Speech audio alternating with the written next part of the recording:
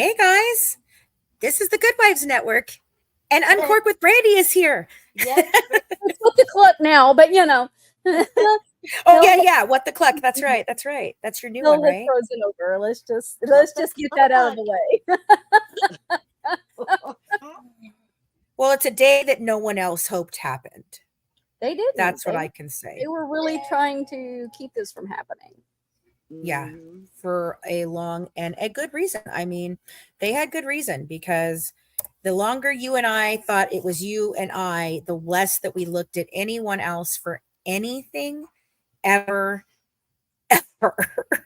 You know?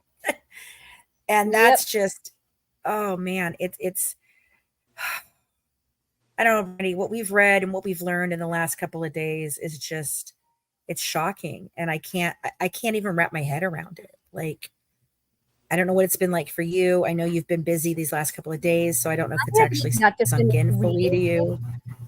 Like, because I haven't even got to finish reading, and I'm like, I'm scared to finish reading at this point, because I'm like, I don't know that I want to learn anything else. Like, it's tough to go no, through. for sure. Yeah. So if you guys don't know, Brande and I have been on again, off again, business partners and friends for the last 6 years. Brande, has it been 2019? Yeah, since 2019. 2019. Yeah. Right. And I guess how did it all happen? Because you I think you were the one that figured it out first, and you went to Ryan. So let's go through how we're here, and then we'll go back to what happened. Huh? Okay. So what was it, 2 months ago? Ryan was live. It was when I called the truce. I called the truce and said, I don't want to do this anymore. I'm over it. It's getting to be too much. It's crossing lines I'm not okay with. Kendall felt the same way. We were done. Kendall is supporting by watching. She is down, guys, so keep her in your prayers. But so Ryan was live, and I don't remember what she had shared, but it was something from Dawn, and Dawn was upset with me for the truce. And I'm like, I don't have a fight with Ryan. I've had one beef with Ryan. She called me a cunt, and I called her out on it. You know, like we're adults, that happens. Like adults do, right? Right. And so then the next night, she showed her phone, and she showed the screen messages, and it had her full name when all of that happened. Everybody remembers. And there, whatever it was, and I don't remember exactly what she showed, but whatever it was made me go, oh shit. And then I realized what had been happening. And I messaged Kendall, and then I messaged Ryan, and I said, and we were talking back and forth, and I said, tell Fancy whatever it was about what I had discovered. And she said, you tell Fancy, you two get over your shit. Right. And then we opened the communication. Yeah, and she came to me and said the same thing, basically. She's like, dude, Brande wants to talk to you, and I think you need to talk to her, and I think you need to stop being fucking just angry all the time about it, because I don't think it's what you think it is. And I'm like, you don't understand. You just don't understand how many times it's always led to Brande. Well, now we know why, you know. Well, even at that point, we didn't have Tori pinned on things. It was just Dawn. And and so it was like, I don't know, as we were peeling back every layer, and then Mack got brought in on the chat so she could start seeing what was happening.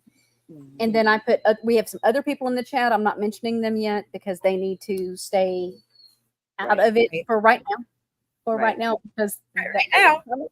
And I'm super excited for that day, just so you'll know. But, and we just, the more we discussed, the more they discussed, the more we were like, oh my God. And then I got the message 2 days ago, said, I am absolutely horrified by what I just read that is being said about you when you've been one of my supporters for years, and you need to know. And I immediately said, Fancy, I just found the mother lode. Because the thing is this whole year we knew what was happening, and we all knew that it sounds crazy when we tell you all these things. Like, it is crazy. That's the problem. Dealing with crazy and Delulu, it literally there. I'm not crazy. She's not crazy. I mean, we're crazy, but we're not crazy. But we sound insane when we try to tell people what the hell's going on. My husband just looks at me like this and goes, I don't even know what you said.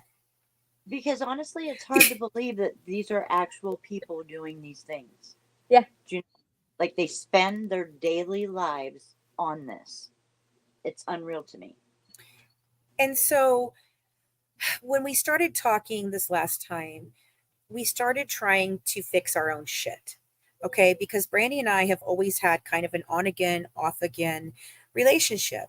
And we're always drawn back to each other because we do like each other. And we're very similar in our thought processes and what's happened in our lives and who we are as people. We're very strong women. We both aren't afraid to speak our mind. We've always had each other's back in the moment, you know, like even when Brande doesn't like me or I don't like Brande, if somebody comes to me and they're talking some smack that I know isn't true and they're trying to put something onto Brande or say that she's doing it, I will tell you, oh, fuck no, I don't think so. I'm sorry. No, I don't. And I will talk about it. And I'll be like, no, I'm sorry. I don't see that as what she's doing. Well, when we started doing this, we began to start scrolling through our old communications. And we started sharing the stories because the other two people, you know, that Brande says is involved in this started saying things to us that triggered our brains to go, wait, that's not how that happened. And both of us were like, no, I have a different story. And you're like, I have a different story. I'm like, well, what's your story? And we scrolled through. I literally went back and went in 2019 from the very first, because when people say it's been back and forth, like I left in September of 2019 for like what, 2 weeks, maybe, Yes. And it was I did not like a direction. I understood the direction. I just didn't like it. I didn't like how we were handling it, and we were just. And I'm like, I'm out. I'm out. Yeah. And then we talked privately, and then I came back, and we were fine, except that we were so stressed, everything happening, because they say I was the bulldog, and I was the bulldog. I went in, I was the only one on the team that could handle any of these people one-on-one. And I could go into the groups, and I could go to the pages and tell them to cut their shit and call them out and do things and hold my own where others could not. But I went to Fancy and I said, so what did Tori tell you when I left that time? And she was like, well, she said blah, blah, blah. And I'm like, that's not what she told me. She told me, and so it was totally opposite stories where she was hitting us then from the very first time. Right. And the thing is I believed Tori full-heartedly because Tori had been with me for 2 years already. Right. Okay. When this happened, long before Gypsy, we had a whole other company, a bunch of shit happened there. And again, Tori tried to take controlling interest of my company back then. She tried to push my sister out of the company and didn't want her in there.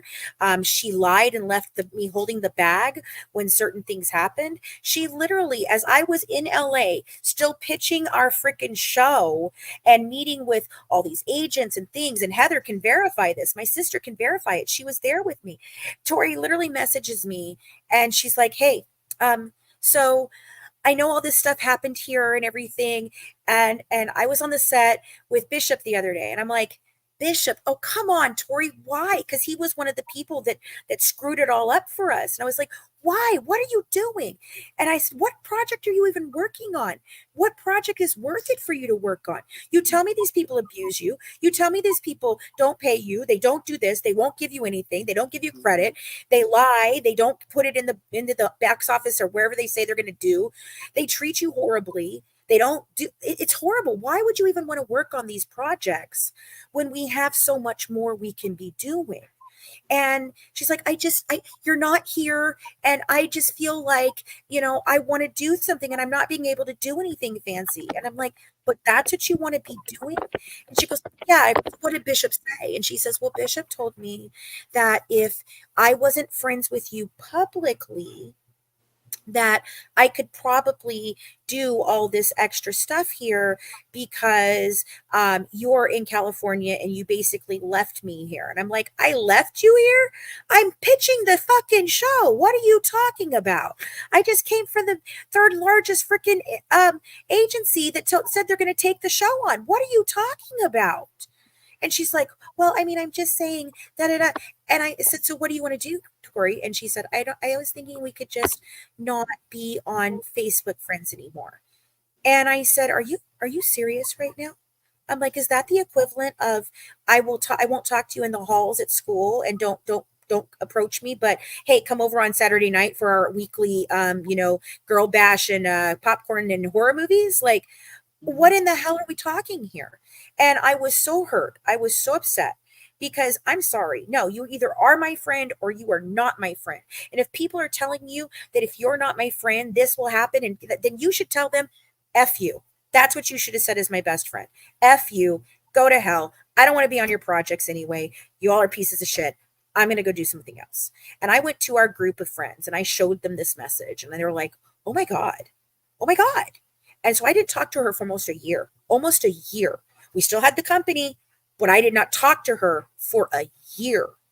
Like, I just didn't want to have anything to do with her. And I was trying to figure out how to start a new company, do whatever. And so my sister and I ended up starting Mad Ginger Entertainment. Tori was not a part of it at first. It was just me and my sister and my daughter. And then she came back because we worked our shit out. And that's when I was still in California.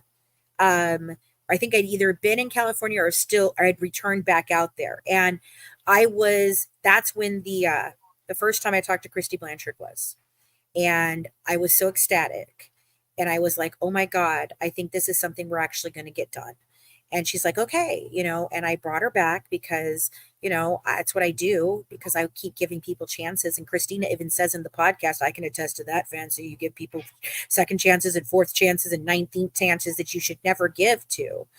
And Brande, didn't even know that there was a point in time where Colleen and Christina came to me and they were like, okay, if you ever let Brande back into this company, we're going to leave because we can't watch you go through this again. But past that, what they had said was, because they thought it was Brande too, but past that, they were the ones that told me, don't you ever come off this 51% of what you own because we don't trust Tori. And my sister told me she didn't trust Tori. And there is literally times where Tori is arguing with us about how the split should be fair and shared, but she doesn't bring anything to the table. She had no projects of her own. She didn't write anything. And the things that she did write, my sister had to go back and rewrite the whole thing. So she's been trying to take controlling interest of my company and push everyone else out and isolate me for years. For years. And from anybody who ever could actually help me. The first thing my producing partner, who's been around for all of this, the first thing he said when I told him what was going on this year, he said, is Tori involved? And I was like, I don't talk to that bitch. No. He's like, no. That's not what I asked. I asked you, is she involved with all of this? And I said, I think so, but I haven't figured out how yet because we didn't know yet. And I was still going, it always leads back to Brande. And now we know it was because Tori basically orchestrated it to lead back to Brande. And then she played Brande to be angry with me. Because over and over. Vocal. I can be vocal. I don't have a problem getting up here and calling somebody out. I don't have a problem going head to head. And they knew I had no problem going, because that was, anytime we had issues, that was what was hard for the team, was because you and I couldn't quietly deal with our issues. We were both. No, so would you. So we were both like, the personalities were just like, and it was hard for people. Mm-hmm. It's a learning curve. We do it better now. We've done it really good in the last month on when we don't agree on how to discuss it and explain why we're not agreeing to it. We couldn't do that before. And I think that's growth. I think that happens. But when you have people in your ear doing this number, it Stella. Hi, Stella. And And Stella was here through a lot of this. Like she went through a lot of this with the last time that Brandy left.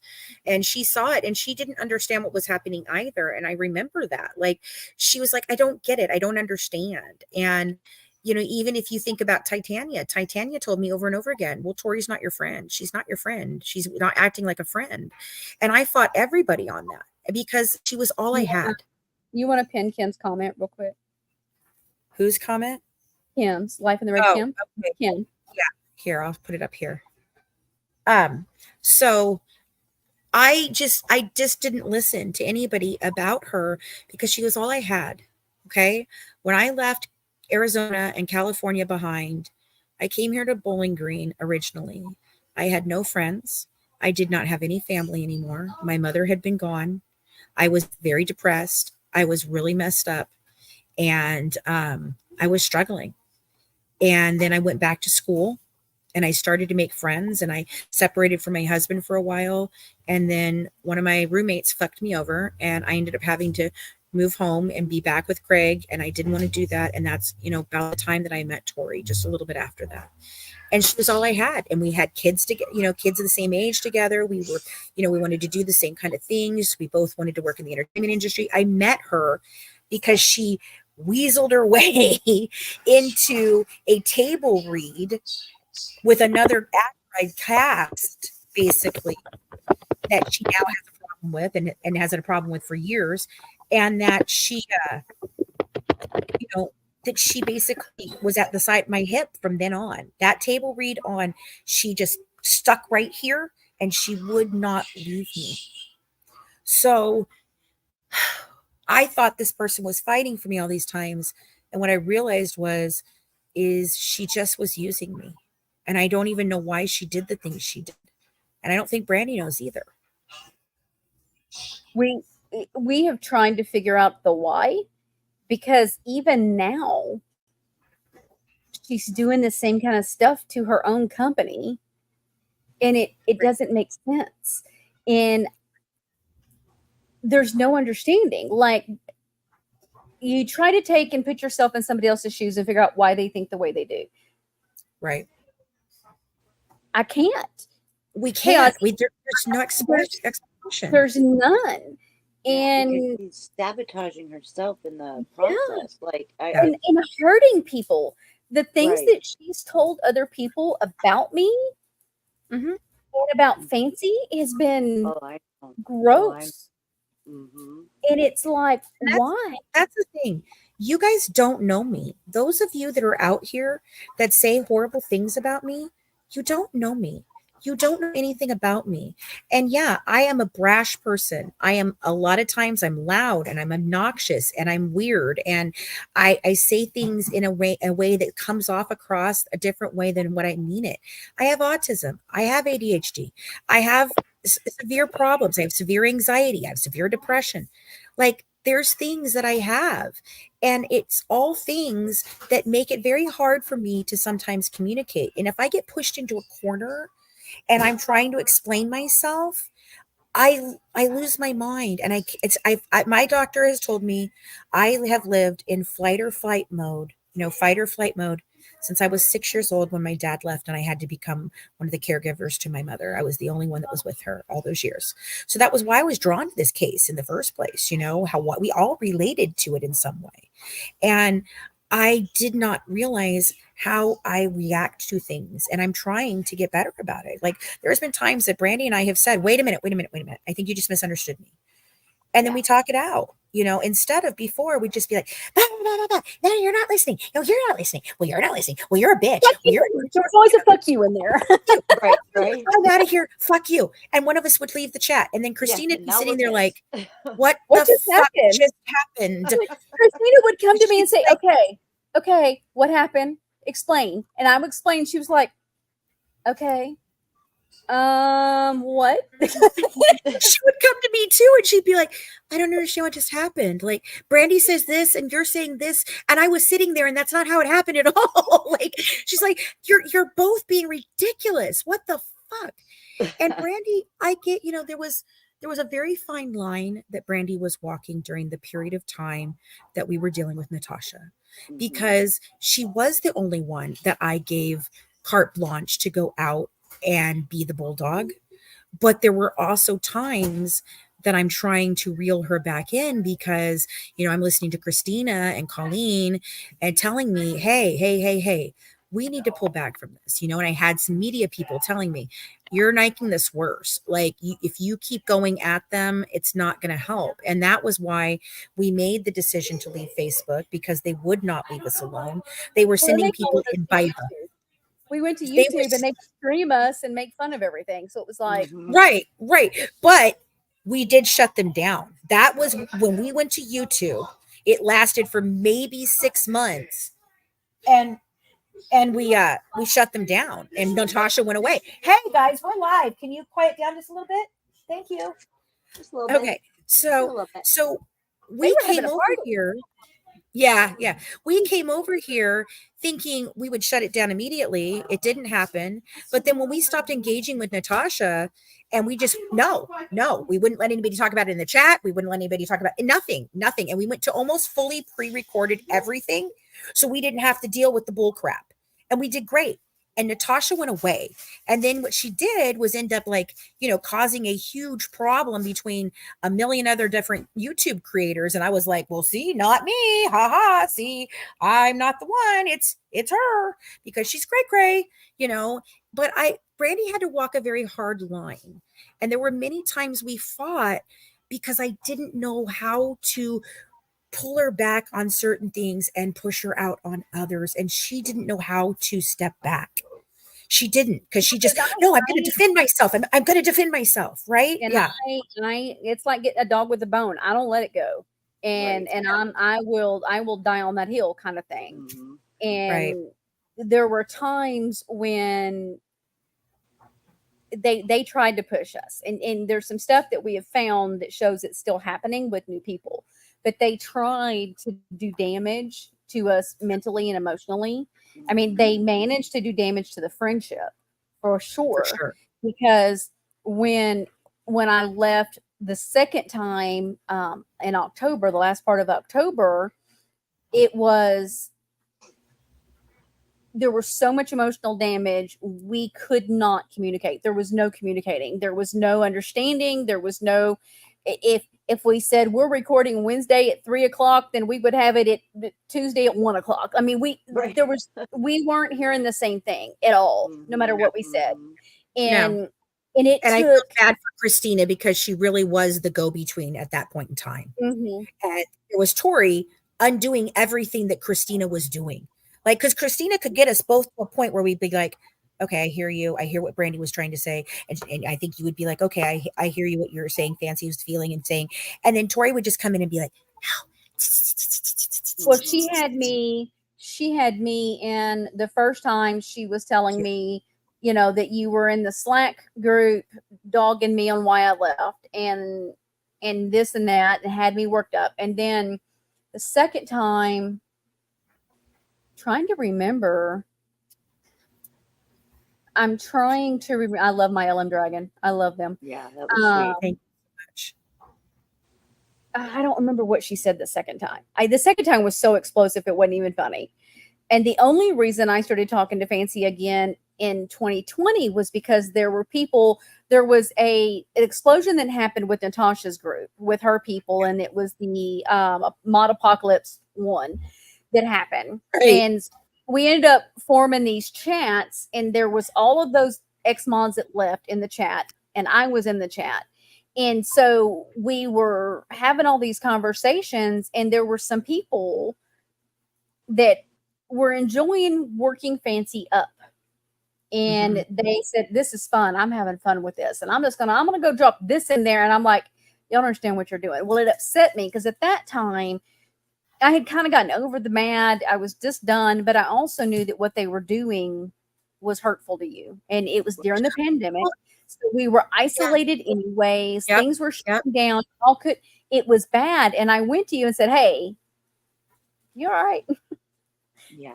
And we have this conversation, and I drank a whole bottle of wine that night. Yep, I had a good old time. Mhm. And it it's opens like, up communication. yeah. And we were doing well at that point. I think that we had grown a lot at that point. We were able to communicate much better at that point. Things were good.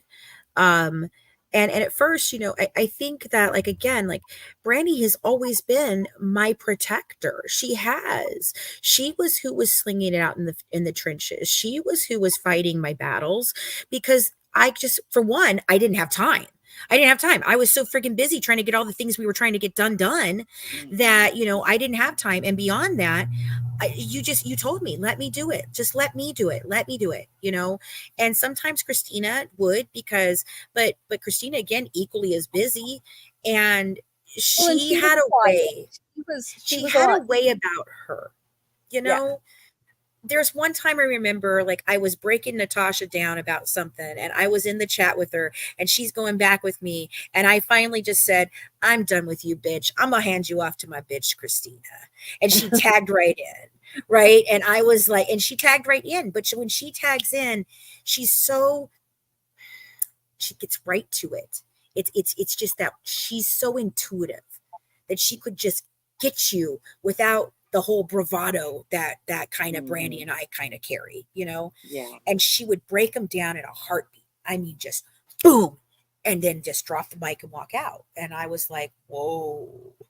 And that's always been the way Christine is. So I feel like, Brandy, you've always been in a position of walking a really hard line. And Well, I'm it sorry. became very personal for me and Christina, because Yeah. me and Christina were the ones when the pages about the coochie pages and the free Craig pages, and Emily had had her surgery and she was not doing okay. She was having a really hard time after the surgery, and they Yep. wouldn't stop. And I'm literally over on Fake Buy Proxy going, guys, I'm begging y'all, stop. Not give us 2 days, please. 24 hours. I'd be happy. I'm begging at that point. And Christina's over on another one trying to get them to stop. And we were literally, if we weren't on Facebook trying to get people to back off, we were on the phone with Fancy, making sure she was okay, because Mhm. And it on was in top a of this, dangerous time. Things we were dangerous. didn't, I mean, this is when I find out that Christy was colluding with Natasha for quite a long time that we didn't know about. And she was giving Natasha information that was false, lies. She knew they were lies. She didn't care that she hurt me. She even admitted to it later that she didn't care. She didn't think about what it was doing to Craig. My daughter is in the hospital, and the first thing, she had a spinal tap because she has a disorder called subotumor cerebri, and it's basically, she has a buildup of fluid on her brain, and it looks like a tumor, but it's not. And so what they do is they do a spinal tap and they pull fluid, and then her head goes back to normal. It affects her vision, it affects her hearing, she balances off, it affects her mood, the whole thing. Okay. And so this is my daughter that I've had a hard relationship with, and all she wanted was her mom. That's all she wanted. She was Well, and she was scared. hurting. She Y'all was had to go hurting. back because something wasn't working right. She's Right. screaming. Mhm. And Yep. literally, we're afraid Craig's gonna lose his shit because of some of the things being said. And so if Mhm. Christina wasn't on the phone, I was on the phone. If we weren't on the phone, had the sister was on the phone. Yeah, and And see, here's the thing. Like, I'm in there, I'm talking to my daughter, and I'm watching Christy do this shit with Natasha, and she's talking about forged documents. And I literally begged her. I called her from the lobby and I said, mother to mother, please don't do this tonight. My daughter is in the hospital. And she's like, then she tries to tell me she forgot. Meanwhile, she'd already messaged my daughter. And then my daughter called her on the way back, because we had to go back to the hospital 2 times to get blood patches done.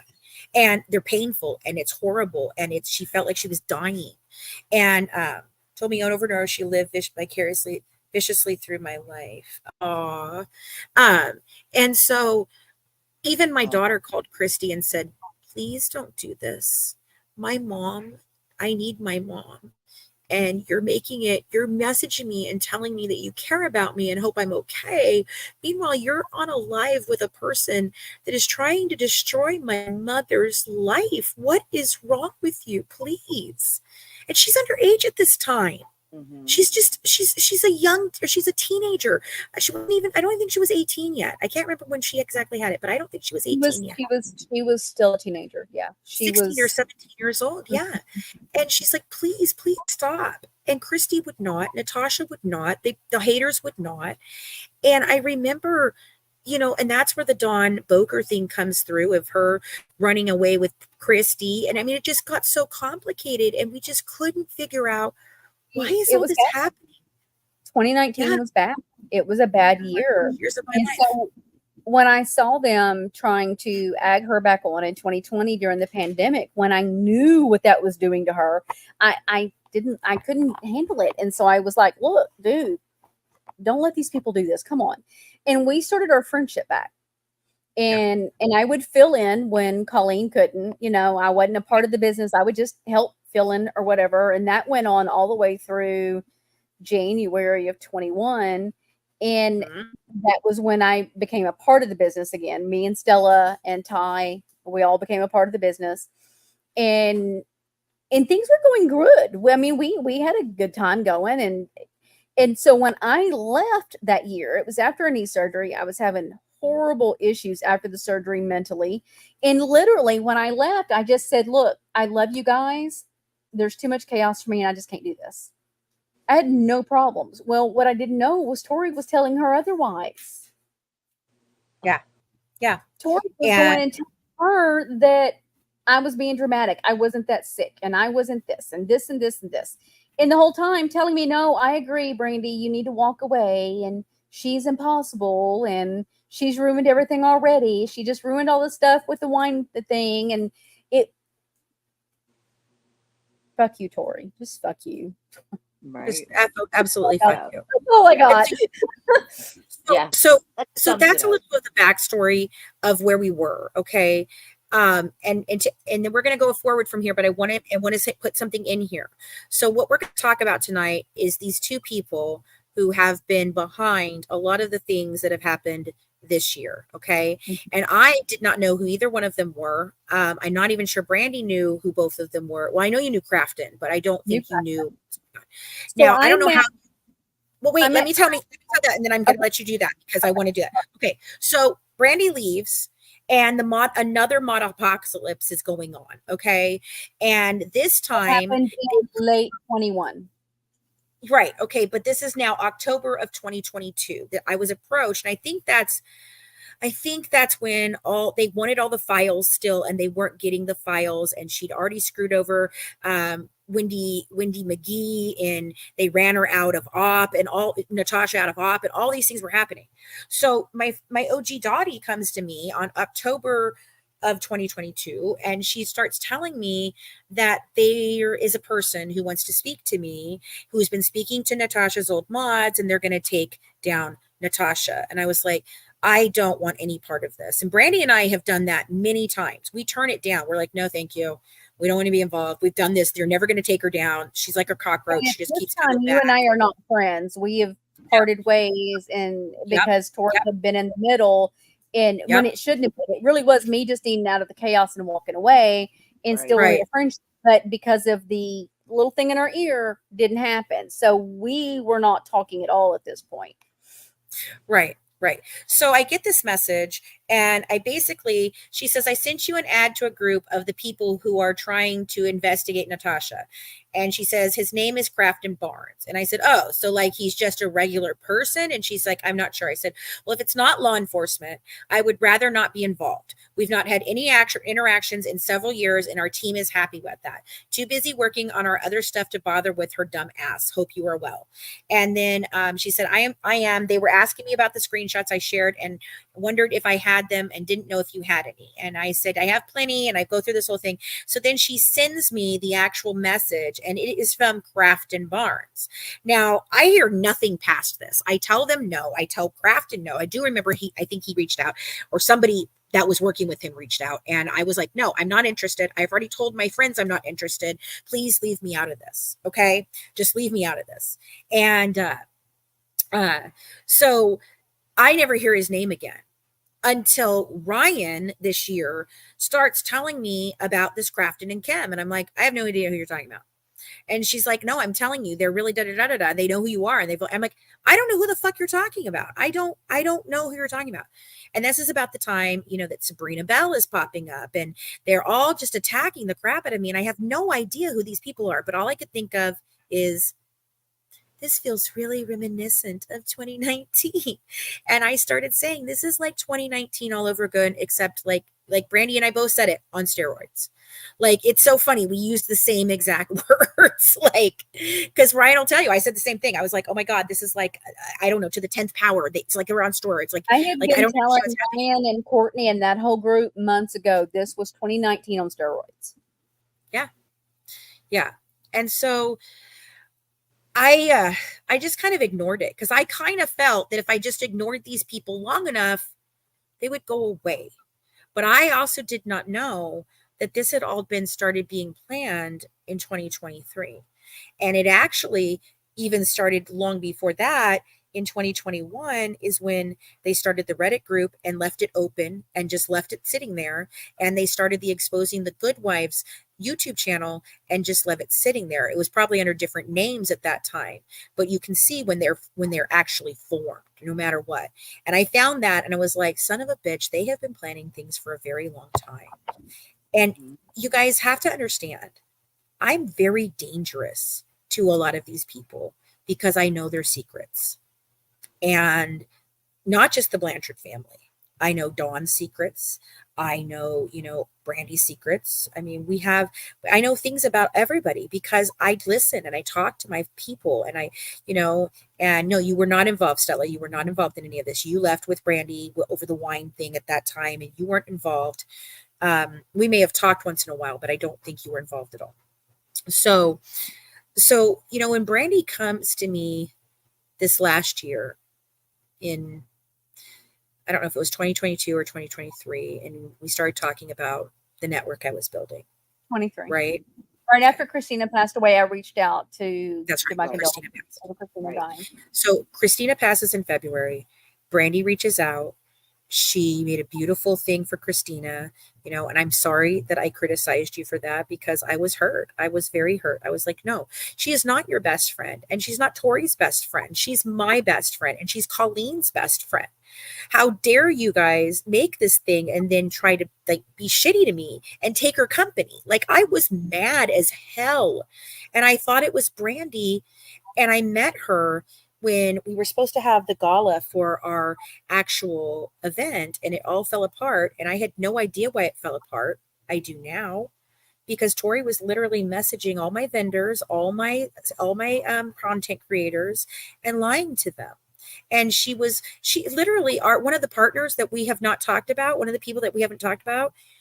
I told her, I go, she wouldn't even bother to print the flyers out that I gave her money to print out for so that my beauty queen could come and pick them up. And she goes, what do you mean? They're sitting in my living room. And I was like, what do you mean? She goes, I've got the box right here. You never came and got them. I was like, I was told that you didn't do them and you didn't want to work with me. She goes, I was told that you hated me and didn't want me on your team. And I couldn't figure out why you didn't want me doing it because I am a fundraiser. Like, that's what I've done for years. And I was like, no, she made me fire the professional fundraiser for you, for you. And caught it. She made me fire this fundraiser telling me that you were going to do all this. And then immediately stopped doing it. And she says it's all over the money that she spent on the fact that she went and took me to Christina's funeral and all of that. That is not at all it. It is not. And you know what's funny about that? It was 2 months after Christina died that she started that story. 2 months. Like, she made it seem like I had not paid her in forever. It was 2 months. And when we went, I literally told her, I don't know when I'm going to be able to repay you. My husband is sick. I am sick. I was in the hospital 19 times. And if I wasn't in the hospital, my husband was in the hospital. We were literally trading off weeks of going to the hospital for months and months and months, and Amanda was living with us at that time. And that was crazy because she was dealing with all of her bullshit. And I'm trying to deal with her bullshit and helping her, her husband kidnaps her son. And I mean, it's just insane amounts of stress. And I couldn't understand it because when I met Brandy, I didn't understand why she didn't want to meet me that weekend because I called her. When the gala fell apart, I called her and I was crying because I felt responsible for her buying a ticket because she trusted us yet again to come out here for the gala. And I was like, and we let her down. And I told her, I go, it's Tori. And she's like, how is it Tori, Fancy? I mean, I said, because you don't understand. I was supposed to handle all the business stuff, all the production stuff. I've been taking care of all the content creators. And we had about, I think, 30 or 40 content creators that we were personally taking care of their shows. They weren't coming to us with produced shows. They were coming with, we filmed this. Can you do something with it? Like, so my editor was doing that, and he ended up having a drinking problem at the time. And so he would like not be there for me all of a sudden. And then 3 days later, he'd call me drunk on the phone. And he's gone through recovery since then. And, he's a great guy, but he was struggling. I was struggling. I was sick. I'm dealing with Christina's loss. I didn't even have a chance to do that. Colleen was not dealing with Christina's loss at all. I mean, literally at all. She was actually just like, nope. Nope. She couldn't do anything. We couldn't even do the show because every single time I brought up a case, she's like, no, that was Christina. It was horrible. It was horrible. And so I'm dealing with all this. And here comes Tori. And I realize she's sabotaging the gala at this point. I realize this. And I'm like, no, she's doing something. I had no idea what she was actually doing, but I knew something was going on. And so I insisted. I got in a horrible fight with my husband the day that I came down to meet you, Brandy. Like, I was screaming at him, yo, you have to let me go see Brandy. You have to take me to see her. This is the only chance I've ever had to be in a room with her. I love her. I want her to know that I did not do this, that I didn't screw this up. And she had been telling me she was sick all weekend and they were out doing whatever the frick frack they were doing. And I didn't know. And I felt it, Brandy. It was so funny. When I hugged you and I stepped backwards from you, did you see the look on my face? Because Yeah. I felt the weirdness in the room. And that was why I did immediately assume it was you that convinced Tori to do this, not the other way around. Mhm. Makes sense. And then you tell me that Dave hates me. You're like, Dave hates you. He doesn't trust you. And that's why I wouldn't sit with you. And I was just like, well, fuck you. I literally got in an knockdown, drag out fight with my husband to come down here and have lunch with you when you were avoiding me. And what? I was like, oh, fuck you then. It's Brandy. It has to be Brandy. And you understand now why I think that. Right. Now it all makes sense. Now every bit of it makes sense. We're like, no wonder. All the pieces fit together. Yep. Yeah. So in 2021, Terrible. I met Kim, Life in the Red Kim in the chat, and Crafton. And they have been notoriously known on YouTube as Crafton and Kim. I'm only going to refer to them as Crafton and Kim for that time. Right. They are no longer Crafton and Kim. Back in the day when Crafton was being mentioned as going after Natasha, Kim was involved. They were saying, oh, his wife's this, she's going to do this, she's going to do that. And I was like, oh, fuck that. It's not going to happen. I didn't know it was Kim. I just knew of his wife. Right. So I met them through Natasha because at that time I had made amends with Natasha. She apologized to me. Things were whatever. She did not like that I would still go on panels if people were talking about what happened and correct the story. Because I'm like, look, it happened. Just because you apologize to me doesn't mean it didn't happen. Mm-hmm. And so, but I wanted people to tell the right story. Let's not lie about it. Let's not change the details. Let's make it accurate. Right. Yeah, and not knowing that neither one of us had the truthful story. Like, that was the problem, is we kept calling each other liars because we didn't understand where the miscommunication was. I was like, I don't understand how this even happened. What the fuck is going on? And Brandy was also dealing with the loss of her own brother through all of this. My brother had died all at that time. Yeah, I come home from Kentucky and had to spend a week with my brother in hospice. My mother is in North Dakota or South Dakota, and she couldn't get here. My mom does not fly, will not get on an airplane, and she's 82 years old, so she could not drive. And my brother was dealing with my other brother, who the one had lived with, because he had a stroke, so he was in a wheelchair or couldn't move, and his wife is extremely sick. Well, her sister passed away that week. And so he's trying to deal with that. They're in Louisiana. And then I said, I got Ray, you go do that. And so I ended up being the, pretty much caregiver and dealing with funeral arrangements. And so I was a mess. And I had come off that year of not being able to walk. Like, I had 8 months. I could not walk from, I have AS. And so my back was just, and the doctor here was a fucking quack and couldn't figure out what was wrong, and $5,000 down the drain. And I go to Houston. Wow. I go to the big orthopedic doctor, and I spend a whole $600 and boom, we have a fix. Guess what? I don't know how that happens, but 5,000 nothing, 600 something. Yeah. Yeah. Well, this doctor here drives from Houston to here in a limo to come to the doctor. It's a 2-hour drive. Oh, wow. So, I mean, he's doing pretty good with his clients here. Nobody's guess getting so, fixed. Yeah. But, it's a whole racket. And so 2022 was a rough year for me. Same. There was a lot happening, a lot of clarity too. It was rough, but then there was some clarity. Come September of 2022, this chick had a game plan and was doing better. But I had met Crafton and Kim through Natasha. They had done some work on exposing another creator that was fucking lunatic. Funny how that happens. Which one is that? Which she's one is that? Oh no, Kim, is she even still around? Could be anybody. It was Brittany. I know who that is. Yeah, I know who that is. I remember all that. Yeah. And then when they had their fallout with Natasha, I had already walked away from Natasha. Well, it was entertaining. I ain't gonna lie, guys. It was so entertaining. She's entertaining. And so we were all in a side of YouTube that we call Crama, which is true crime and drama. Yeah. And it is the most toxic fucking community ever. And I stopped being willing to have any part of the social media in the channel a year ago. Here's Crafton Barnes now. I stopped at fall of 2023. Yeah. So sure. And me and Kim and Crafton have been on opposite sides often. But they've never been ugly to me. They might be snarky, but they weren't ugly to me. Well, we finally kind of become friends, and I was a supporter on their channel. I was a member on their channel. I was a mod. I was a mod in Patreon.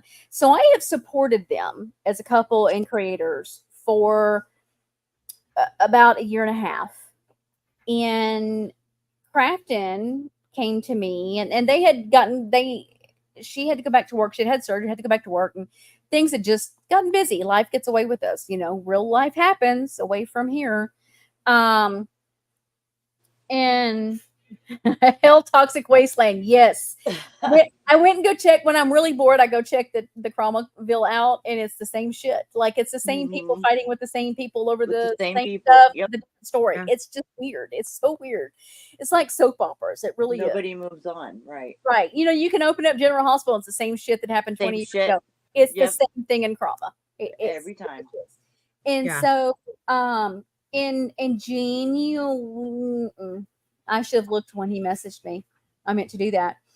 And when all of this was exploding, right, Crafton came to me, and it was either January or February. I do not remember exactly, and that's my fault. I should have looked that up. I apologize. And was asking questions about Fancy. Now, when he would have Misty on and he would try to say, I would try to correct him. Like, that's not Fancy. She was one of Natasha's mods. That's not Fancy. I was there, guys. Hello. And he would ignore me and would go with the story. And it was weird. I never understood why. I just didn't understand why.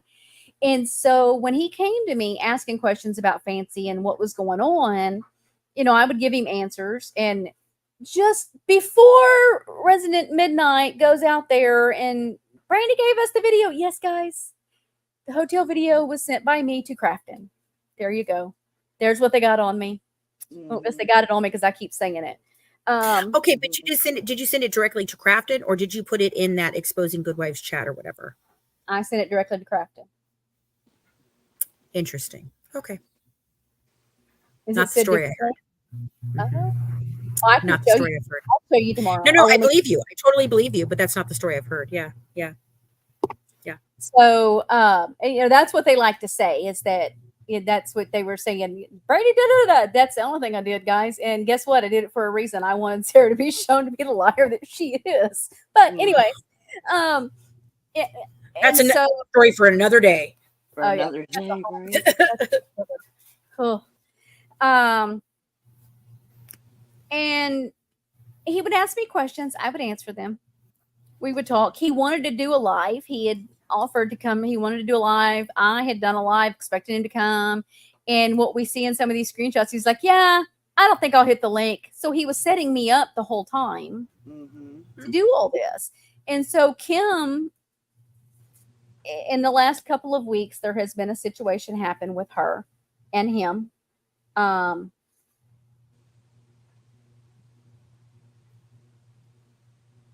don't know where to go with this. He's I a mean, she's dick. talking it.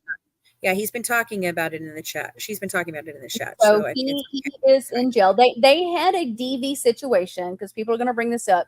There was a DV situation in 2022. Crafton has a brain injury and he does have PTSD and he has seizures. And so there were some physical things that happened and there was an issue in 2022.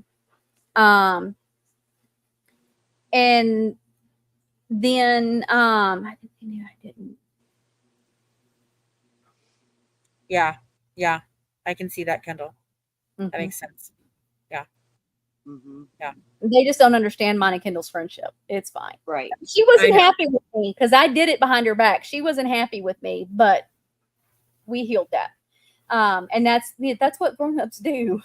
I don't know what to tell people. Right. January of 2022 is when the first one happened. And so through guys, he was on probation through all of this stuff.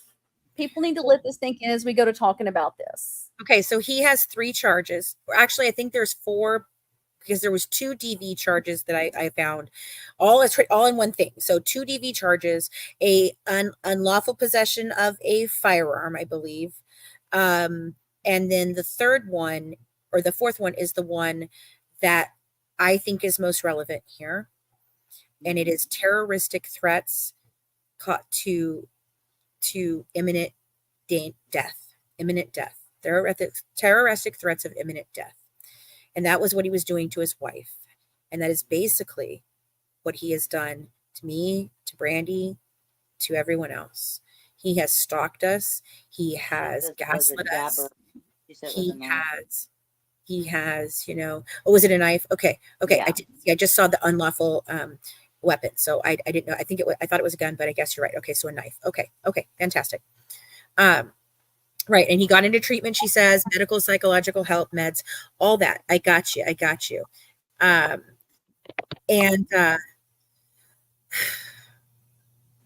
So again, I wasn't listening. Going down. What upset me and Kendall, and this is what's pissed Kendall and I off, because we got lumped in with all of this, right? And it was always Brande and Kendall did it. Brande and Kendall. We were always getting blamed. And we're like, look, we fucking do it from the channel. We the whole chest, man, it comes out. I don't hide shit. For one thing, I couldn't keep up with the lies, right? Because I do this too much, and so I'm gonna forget what I told you. I have to tell the truth because I'm just gonna forget it. Let's just be honest. Right. And you can't forget the truth. So you can have different details that you recall at different times if something triggers something for you, but the basic story stays the same. Right. They tried to do this with like Cat Williams. Like they were like, well, you said it was 20 whatever, and he was like, okay, so I got the date wrong. Like it's still the same story. They're like, well, you said it happened here, and he's like, no, I was wrong. You're right, but the story was the same. And that's the thing. Like with both me and Brande, I think that's some of the things that they use against us because we do run our mouths a lot. And, I may say something one day because I get flustered and say it wrong. And they immediately are like, oh, she's lying. Look at this lie. And it's like, dude, that is so not a lie. Like you're so ridiculous in what you just think your big aha moment, like I'm going to tell you, it's not an aha moment. Like you don't have anything. And that was the thing. Like they do this to me. They do this to her. They do this to Ryan. They take our words, and if we say anything different than what we said the last time, then we're immediately lying, even if it's the smallest thing of like, well, I had the ducky with the eyelashes, or the chicken with the eyelashes, and then in the next one I hold up the wrong eye, the one without the eyelashes. Like, it's still a chicken. It's still the same thing. Maybe I didn't have the one with the eyelashes. Maybe it was this one. I don't freaking know. It was a chicken. Like, you know what I mean? Like, so that's where we're at with all that. Yeah. So, and I'm gonna say this real quick because we're gonna have people watching replays and people doing clips. Anybody that wants to come at Kim, don't go there. Oh, you can all go fuck yourselves. Don't even. Hell hath no fury, and I will go after you wholeheartedly. I am a DV survivor, not my husband, because the man wouldn't hurt a woman ever, but my previous. Wow. And my daughters have gone through DV situations. And let me tell you, the one thing that will make me go to bat is to go after a woman who has gone through what she's gone through. Kim has been hit financially in a way that is unspeakable. Right. Physically, financially, emotionally. She has an autistic son that is having to live this. And this man is mentally unstable as he was played by these women. I do think they played him in a lot of ways and used him and built his ego up and did all these things. And it, in my opinion, was a precedent for the last attack he just did on this woman. Mm-hmm. And she had said that he had tried to strangle her first. Yeah. I mean, that I've been there. I know, I too am past relationships. And it's very scary. It's very scary. And no woman deserves that. I don't care what the circumstance. His phone makes hearts come out of it. I said his phone was. Sorry, I had to get something to drink. That's okay. But because you know what, guys, what Kim is going through right now. And yes, I am drinking half of a wine cooler. You know why? Because there's nothing else in our house to drink because we were at my mother-in-law's today and we forgot to get drink. Go right ahead and drink that wine cooler. But I'm not a freaking drunk. I've never been a drunk. I've never done rugs. I've never done any of those things. I've never seen you I drunk. smoked some pot. Okay, I'm a pot smoker. I haven't even done that since high school. Yeah.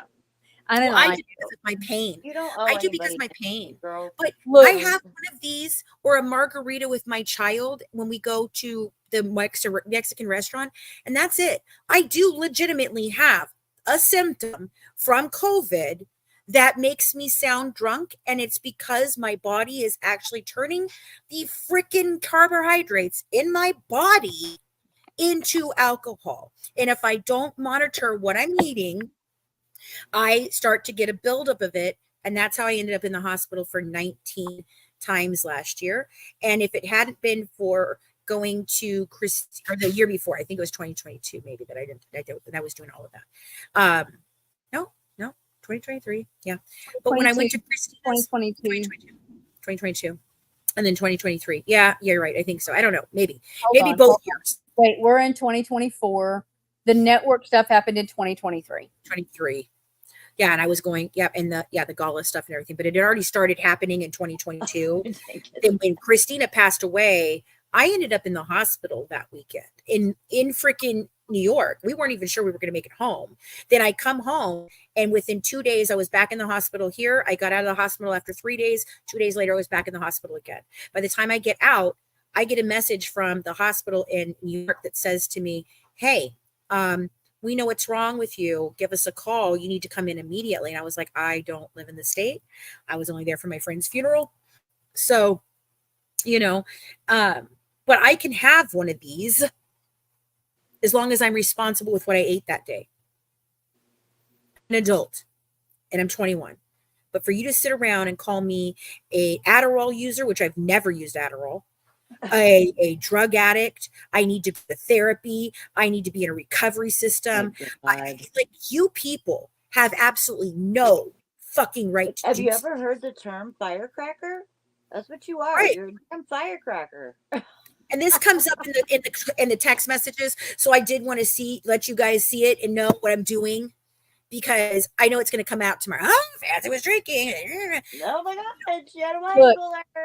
I don't have they love to go there on me. And I haven't smoked weed since high school. And then I did a Wow, girl. gummy one time a couple of years ago. My friend brought me one from Colorado, and she's like, Brandy, you're having so much pain. Try this. And I'm like, all right, I don't know. So I have it. I think I had 2 of them. And I'm looking at it, and my husband says, babe, your system do half. And I'm like, yeah, you're probably right. So I'm sitting there going, it's a gummy. How bad can it be? I took the whole thing. Bad idea. Such a bad idea. It affects you different, right? Oh my God! It about 18 hours. I was out 18 hours. Done. Dude, no, Brandy, when I was in Springfield picking up my husband when they moved there, and I did all the filming in Springfield that time when I went to the property and everything. Oh my God, my husband did the same thing. He had brought some from California. He gave me, I like just ripped it and tore it off because I wasn't even thinking. Like I was like, shoo, put it in my mouth. I thought I was in another room from my body at times. I was laughing so hard and crying at the same time. I literally told my husband, I go, my body feels like it's in the other room. He's like, will you just shut up and go to sleep? I'm like, I can't. So he finally puts headphones on me. And my daughter is, at this point, Emily is like 9 months pregnant. And she's just like, will you shut up? And I was going from crying to laughing to crying to laughing. So they put the headphones on me, and I finally just like passed out. And then they could barely get me up to check out the next day. Look, I'm sitting there. I was like, I need to eat something because I'm feeling really weird. And Dave wasn't home yet. So I'm literally on the couch with a can of Pringles between my boobs going, eating my Pringles. Dave walks in the door, and I literally look at him, and I blink. No, hold on. Who just freaking banned Katie? No. Uh-oh. No. How do we get her back? No. Somebody needs to get her back. How do I get her back? Yes, Stella, I am diabetic. Click on her name. Hang on. May need to go into, you got it? Right, Kendall? I could imagine Fancy on Adderall. Did they fix it? No, wasn't able to. Hold on. Okay, hold on. You can go into your YouTube and you can see who did it. It was me. Oh, you did it? Yeah, I ain't gonna lie, it was me. Oh. I didn't know we were dealing with her. No, I told you she's fine. I don't want her. No. Can I go to YouTube and fix it Honestly, somehow? Can I nothing fix it? To do with her. Nothing. I understand that. But listen, just not tonight, okay? Yes, she is okay right now. We are on decent terms right this minute. And I'm trying to foster that in this community. We all need to stop fighting over a murderer and her con artist family and just be us. Okay? I'm not doing that. I want to fix this. So hold on. Let me see if I can actually fix it. Keep going, Brady. I'm going to see if I can figure it out. Okay? No problem, Mack. I love you, but I'm not mad. I just want to fix it. No, I know. This side story is just a funny moment. I don't like the way she treats people, period. I would rather not have her here than even deal with her. I understand, but that's not what we're doing tonight. I asked her to be here. So please don't do that, okay? Wow, I didn't know that. That's okay. I asked her to be here. I was on her live earlier. She is here for a specific reason. She wants to see some things, and I want her to see them. Okay? So just let me see if I can fix it. Keep going, Brandy. You talk. I'll see if I can fix it. Little funny story for intermission is what we're doing now. So as he walks in the door, all I did was blink, right? That's what I thought. I blinked as I'm eating my Pringles. And when I opened my eyes, he's sitting on the couch. He has gone in, taken his work clothes off, taken a shower, made him something to eat, sitting on the couch halfway eating his dinner. And I went, how did you do that so fast? And he said, babe, it's been 30 minutes. And I went, no, it hasn't. I just blinked. And he said, nah, you were out. So yeah, I slept for 18 hours. Needless to say, I can't do gummies. Gummies are a no. Yeah. Give me a glass of wine and I'm good. Glass of wine. That happened to a guy I dated. We made the brownies and he was gone for 2 days. 2 days. He said he'll never eat brownies again. He got so jacked up. It's something different and affects you different chemically when you eat it, when you ingest it. Yeah. I think it's the process that it My goes. son, because my son's all into all that stuff. And he's like, Mom, don't do that. And he's like, you should done a quarter because you cannot. Okay. She's just timed out. She's not blocked or anything. So I've talked to her.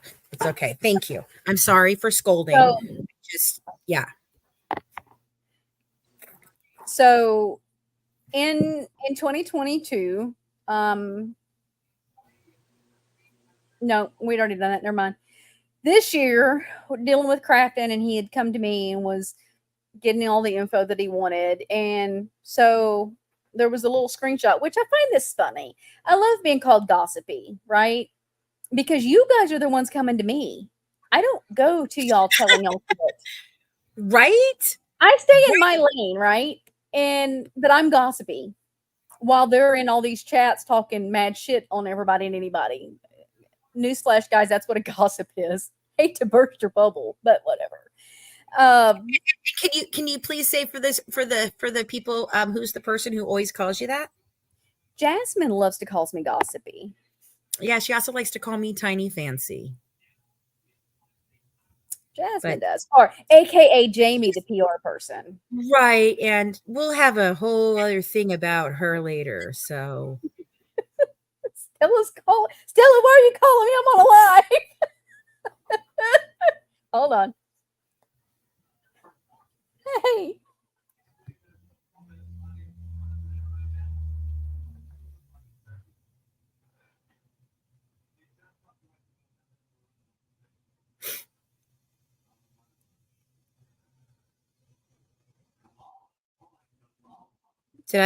did it happen? Did something happen? Oh, Stella's literally calling her on the phone. Hold on. I'm gonna put her on speaker. Hold on. Yeah, I can't figure out how to unhide her either. It's fine. She knows that it wasn't intentional. It's fine. Okay, you might have to mute your, or maybe not. She's like, I want to go on. I want to make some fun. All right. Now you hear me? Yeah. Okay, I muted everything. Why can't I have a link? Oh, another time, Stella. How about that? Stella wants the link.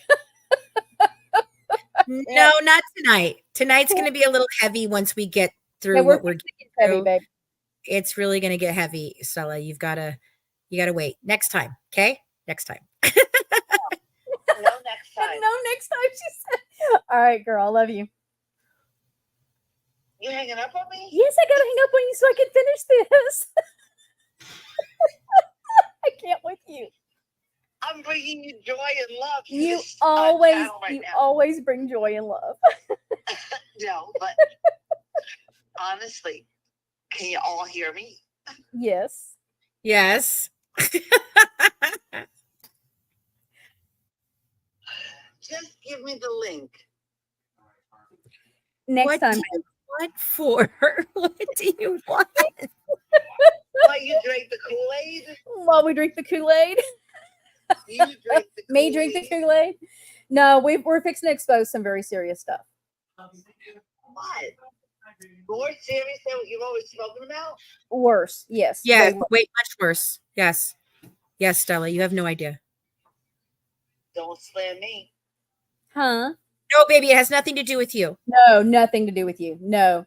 It has to do with these No. people in the last few months and what they've been doing to Fancy and others. Oh, Including Brande. but I am It's very pretty bad. lost. I know, babe. I know. Maybe it'll make a little bit of sense here in a minute. So make it make sense. Okay. Because I'm lost. Okay, we're getting there.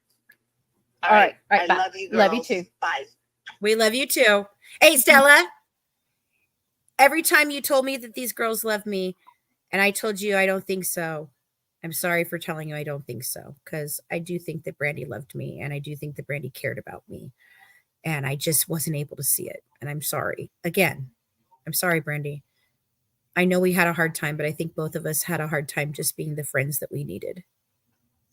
I don't think we were Yeah. ready. I think we just Yeah, had so much right. fun. It wasn't the right spot. And yes, there are actual tears in my eyes, so you can sit there and say I'm not. No, there's real tears.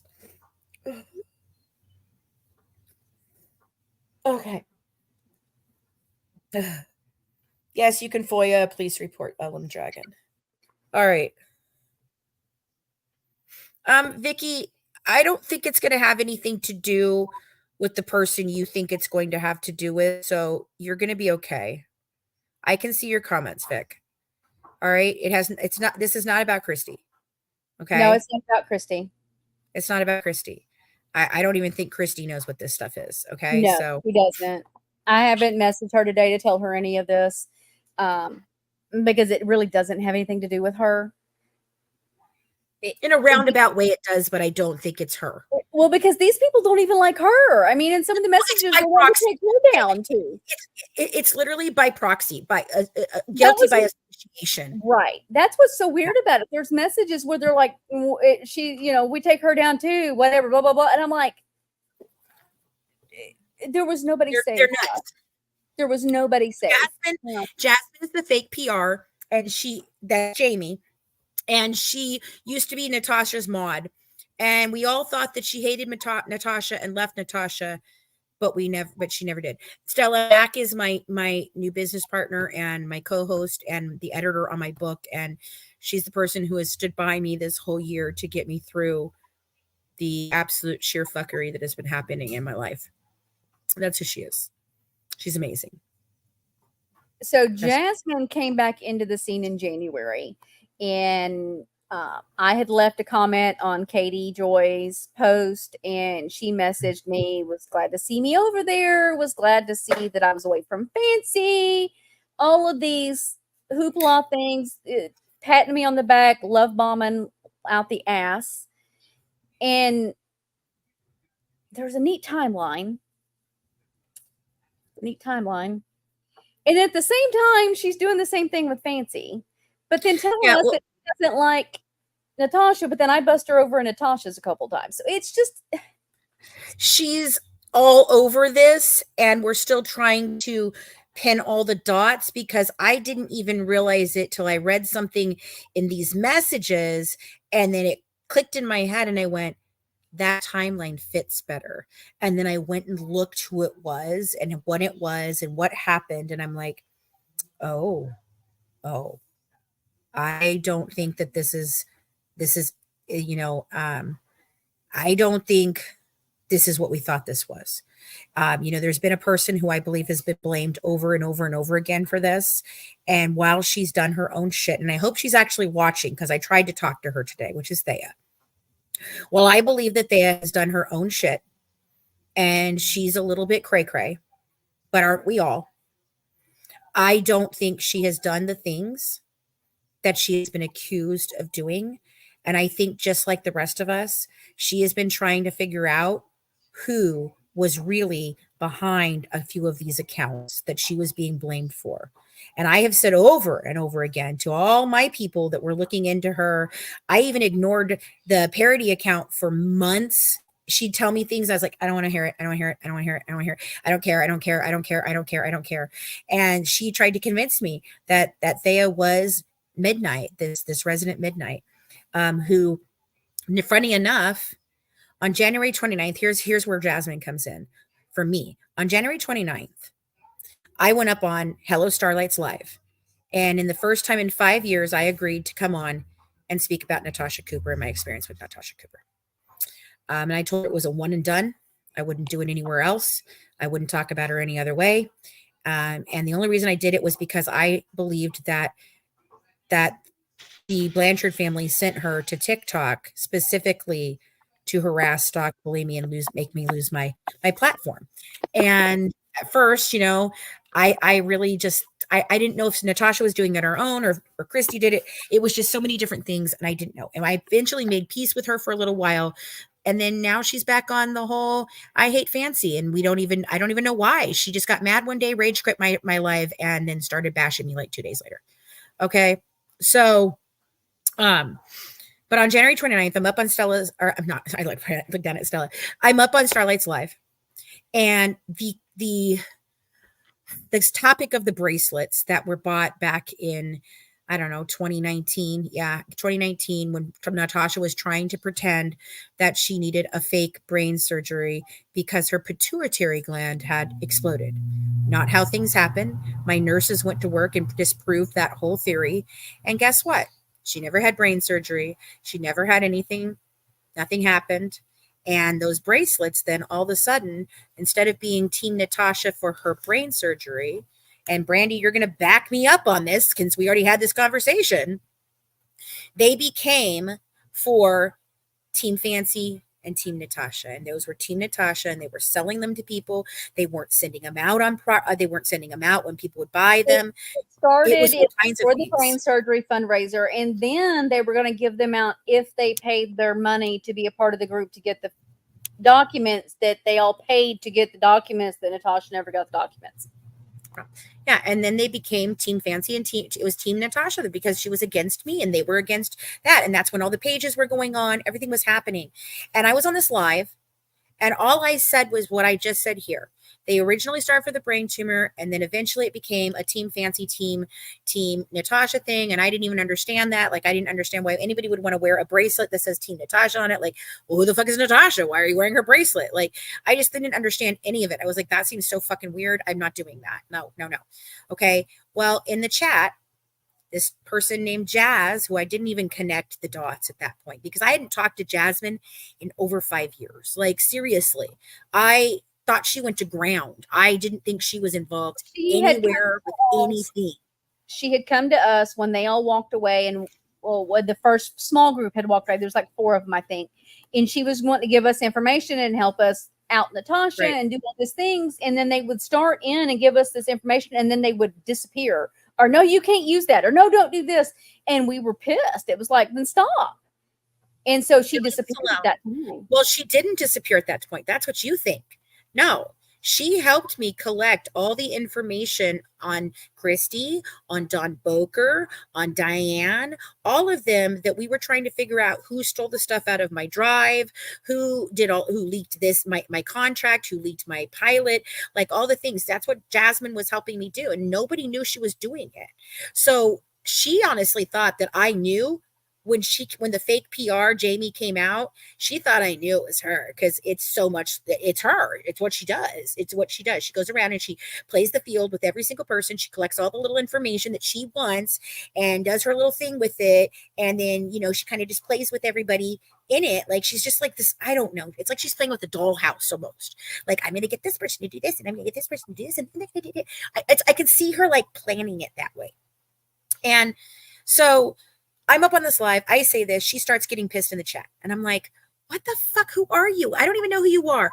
How can you tell me that this isn't what happened when I'm the person it happened? What are you talking about? And so Charlotte's like, I think that is Jasmine. And I was like, oh, well, where the fuck you been, Jasmine, anyway? And if I got it wrong, please do tell. Come on up. Tell me how I got it wrong, because I'm pretty sure I remember correctly. And Brandy, I called her up and I told Brandy today, and she's like, that's exactly what happened. And I was like, yeah. What was supposed to happen? Because that's what happened. So then I get this like long ass crazy message from Jasmine. You're ruining my life. I've had to get a lawyer because of you. But I'm like, what are you fucking talking about, you crazy pant person? So I block her.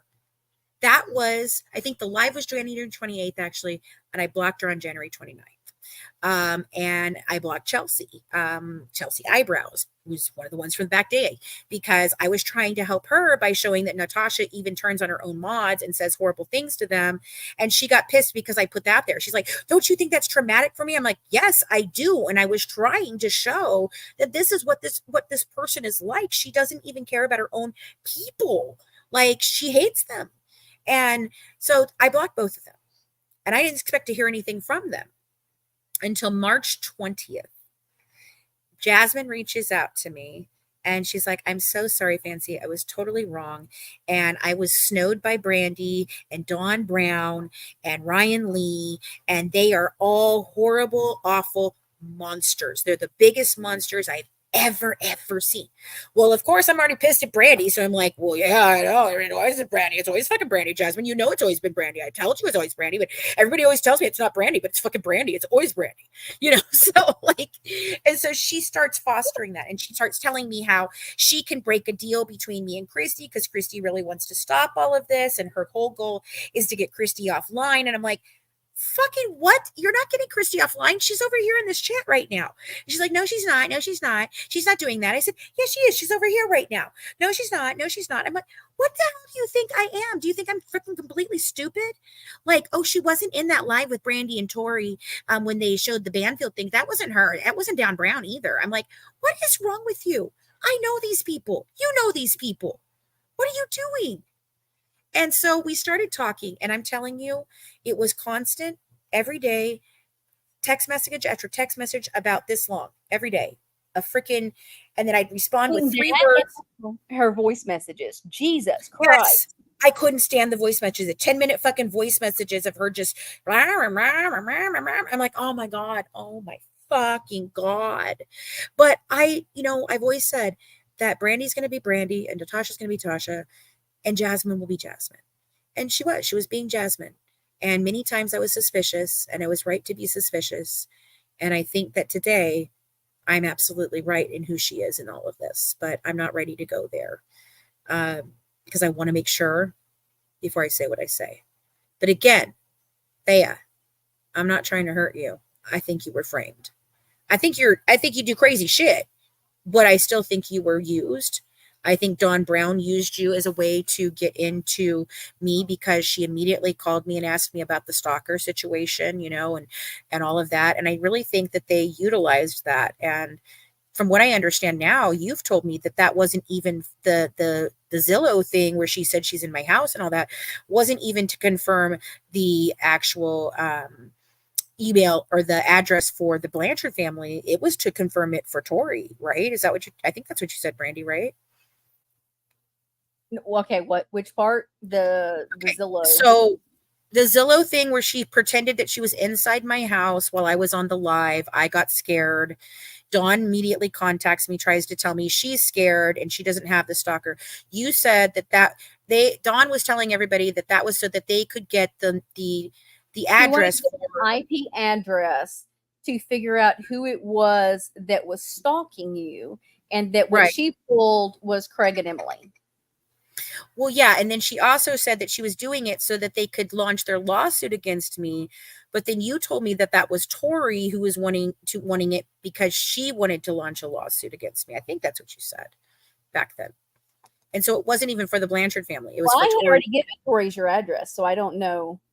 Yeah. So I don't understand. It's all a mess. It's just all a mess. But I don't think that Thea was trying to do what they accused her of doing. And I think that's how they do this a lot. They utilize people who are willing to do things that seem a little off because then it doesn't come back to them. And they can just throw it all in one person. And it's pretty fucking shitty because those people are generally never the people who are actually pulling the strings. So, all right. So Jasmine's involved somewhere in here, and I've been trying to figure it out the whole freaking time. I think I have it now. Like, I think I know exactly where she comes in. But that's where all of the craziness started for me, was I did that Natasha live. I was having problems with the whole little Bree and people like that because of the Banfield show thing and me being on TikTok, but it hadn't gotten crazy yet. But around the time that she messages me and starts trying to tell me, oh my gosh, this is happening and that's happening and blah, blah, blah, and and I kept questioning her, and every time I'd question her, she'd gaslight the fuck out of me. And so I cut her off a couple months ago. And basically she trailed me. Well, I'm scared I'm going to be framed for things that were done online. And I straight up said to her, you're not going to be framed for things that you did online. You're going to be blamed for the things that you did online. I was framed. Brande was framed. Nicholas was framed. Ryan Lee was framed. You, Jasmine, no, my dear, that's all you. And you're going to have to reconcile that. And you're going to have to pay for your mistakes and the things that you did. And then I blocked her. So this all ties into where we're going with the Crafton and Kim thing. All right, keep going, Bran. So in this time that he was coming to me, he was going to MJ Pack. He's telling them that he's going to get me, or somehow or another I can get him with Michelle Dean. I don't know where he come up with that. I've never talked to Michelle Dean. Well, when I read that, I'm like, okay. I mean, I can pull up and we can watch from March to May if you want to, or do you want to just not have them up? It's up to you. Kim's in the chat if Kim's okay with those being shown, I guess. I don't know. I know we're trying to be careful because we're trying to protect her. Because Belle is unhinged. I'm gonna pull my hair up before this night's over with. She's just unhinged. I know she is. She's unhinged, and I don't even know. I don't know this woman. Okay, she is not in our community here like she claims that she's in the Louisville community, because everything that she has about what happened during that period of time isn't even what the community believes happened during the period of time that I was having the falling out with Sens and coping and Tori and all that and everything, leaving the bag, all the stuff we talked about before. She doesn't even have those details that the community believes happened, because I kept my mouth shut and said nothing. And I let it all fall on me instead of the people who actually did what they did. And it was by no fault of theirs either, but somebody brought in fraudulent money and it fell apart because it was fraudulent money, and it wasn't my fraudulent money. I had my stuff all secured, but the beginning, the actual part that needs to go in first didn't go in first because it was fraudulent. And So, I took all the responsibility. I do want to clarify and make sure this is well known. Kim knew none of this. Right. Kim told Crafton shut his shit down a month ago, something like that. But after the incident when he went to jail is when she started looking into things and finding out how deep this all went and how bad it actually was. She's not only doing all her own trauma, she's looking at shit that was being done to me, to Fancy, and she's like, oh my God, this is bad. And so that's what's brought us to where we are right now. So I'm not going to be able to see the chat if I have this up so that I can read these. I'm hearing some rumor that Gypsy may have been. Oh, okay. Not tonight. No Gypsy talk tonight. This has nothing to do with her, please. Okay. And I don't talk about that kind of stuff. I don't talk about the gossipy part of this. I talk about the case. All right. So here we are. Okay. So for the last 9 months now, well, it's been 10, but really 9 months since about February is when it all went haywire and crazy. And that was the day, February 5th was the craziest day. That was the day that this character, Resident Midnight, was born. And they start this whole freaking Reddit community was started to all snark on me, hate on me, post on me. They posted about Ryan. They posted about me. They posted about Courtney. I mean, it was just everyone. Okay.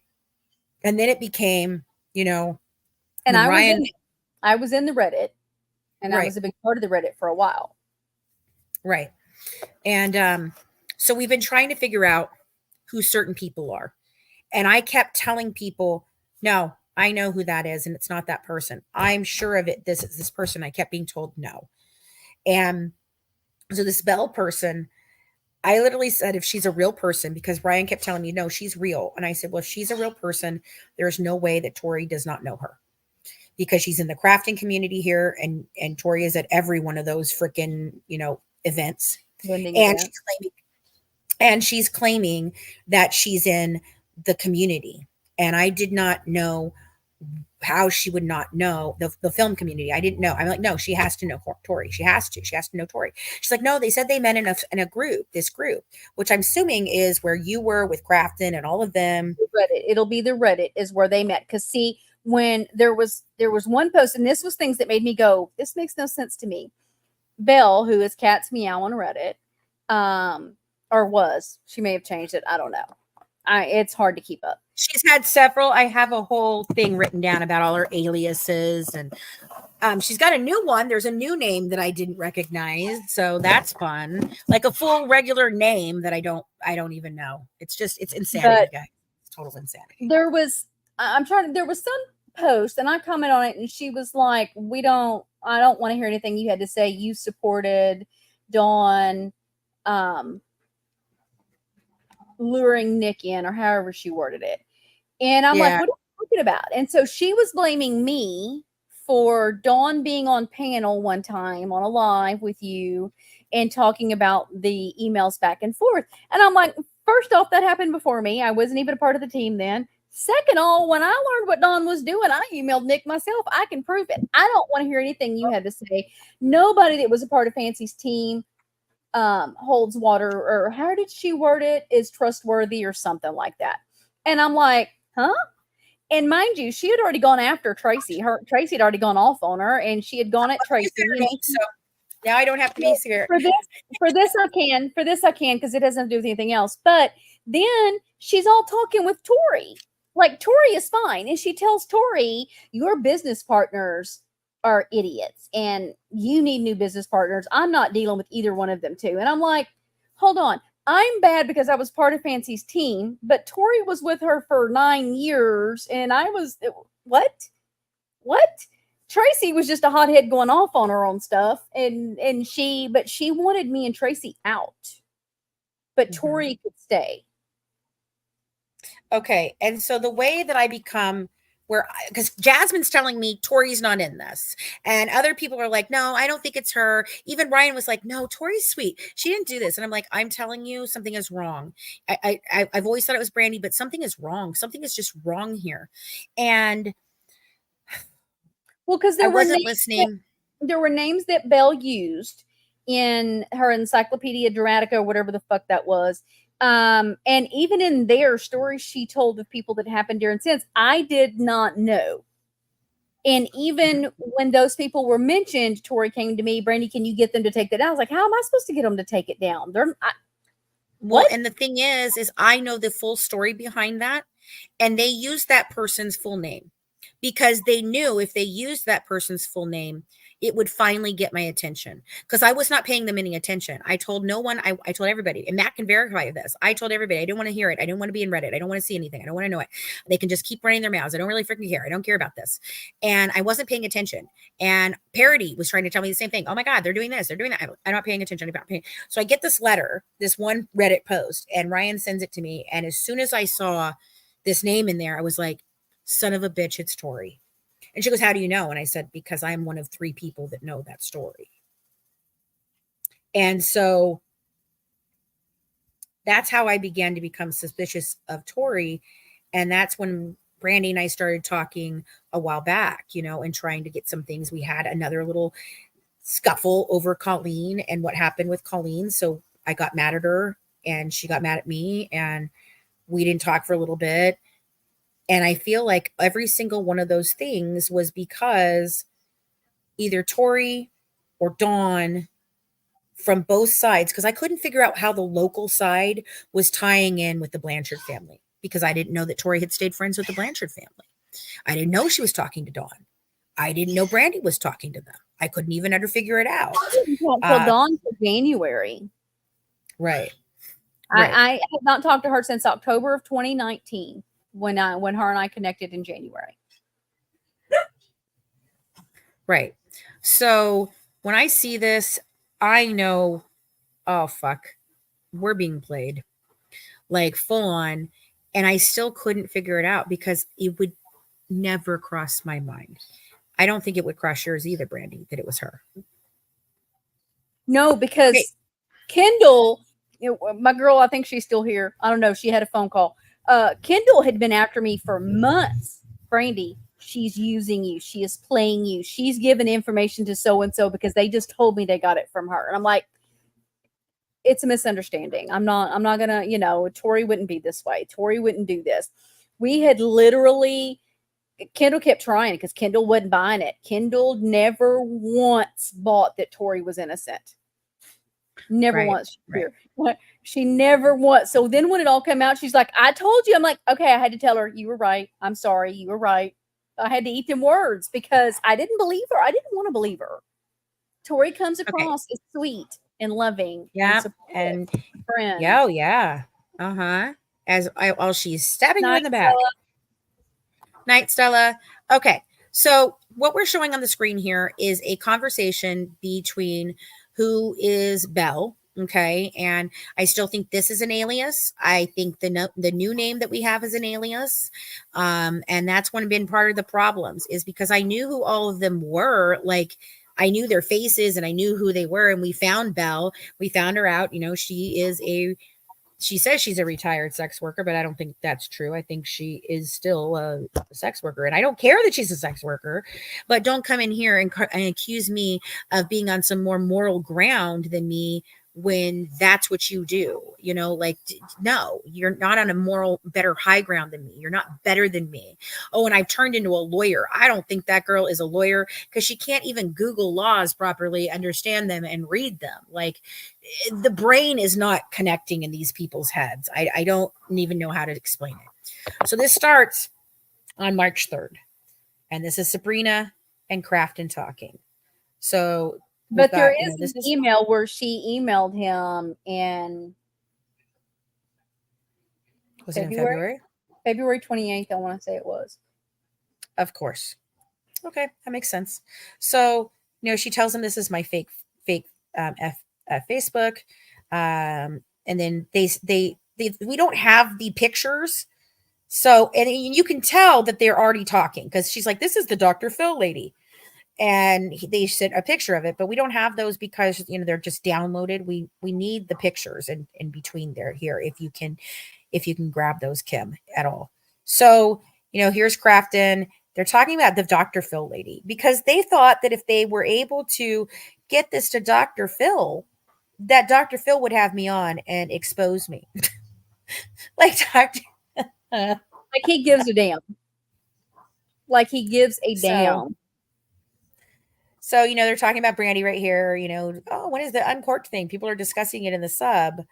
I think this is right when you guys had the "It's all a distraction," right? Isn't this when you had it? What date is that?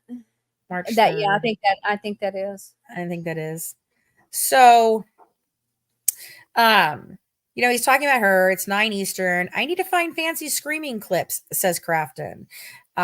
So we go through a little more. And I'm not going to go through everything, but here we go. Resident Midnight made a few comps on the sub. Now, if you don't understand, Resident Midnight and Sabrina Bell run in a very heavy pack together. They're always together. It's always these two doing stuff together. So Bell and Midnight are best buddies, and they're both talking to Crafton. Okay. So they're talking about Natasha here, which makes sense now because I understand where Crafton came from. And they talk about her, they're laughing. She uses spirit boxes, she did all that. So how far along are you knowing about Fancy Ryan drama? Ryan is going to be in that panel. And here's the thing, like Crafton acts like he has no clue who I am. And I don't think that's true because he specifically asked someone to talk to me. Like, so back in 2021, he's acting like if he was in the Natasha drama, he absolutely fucking knows who I am. He knew. I mean, full on.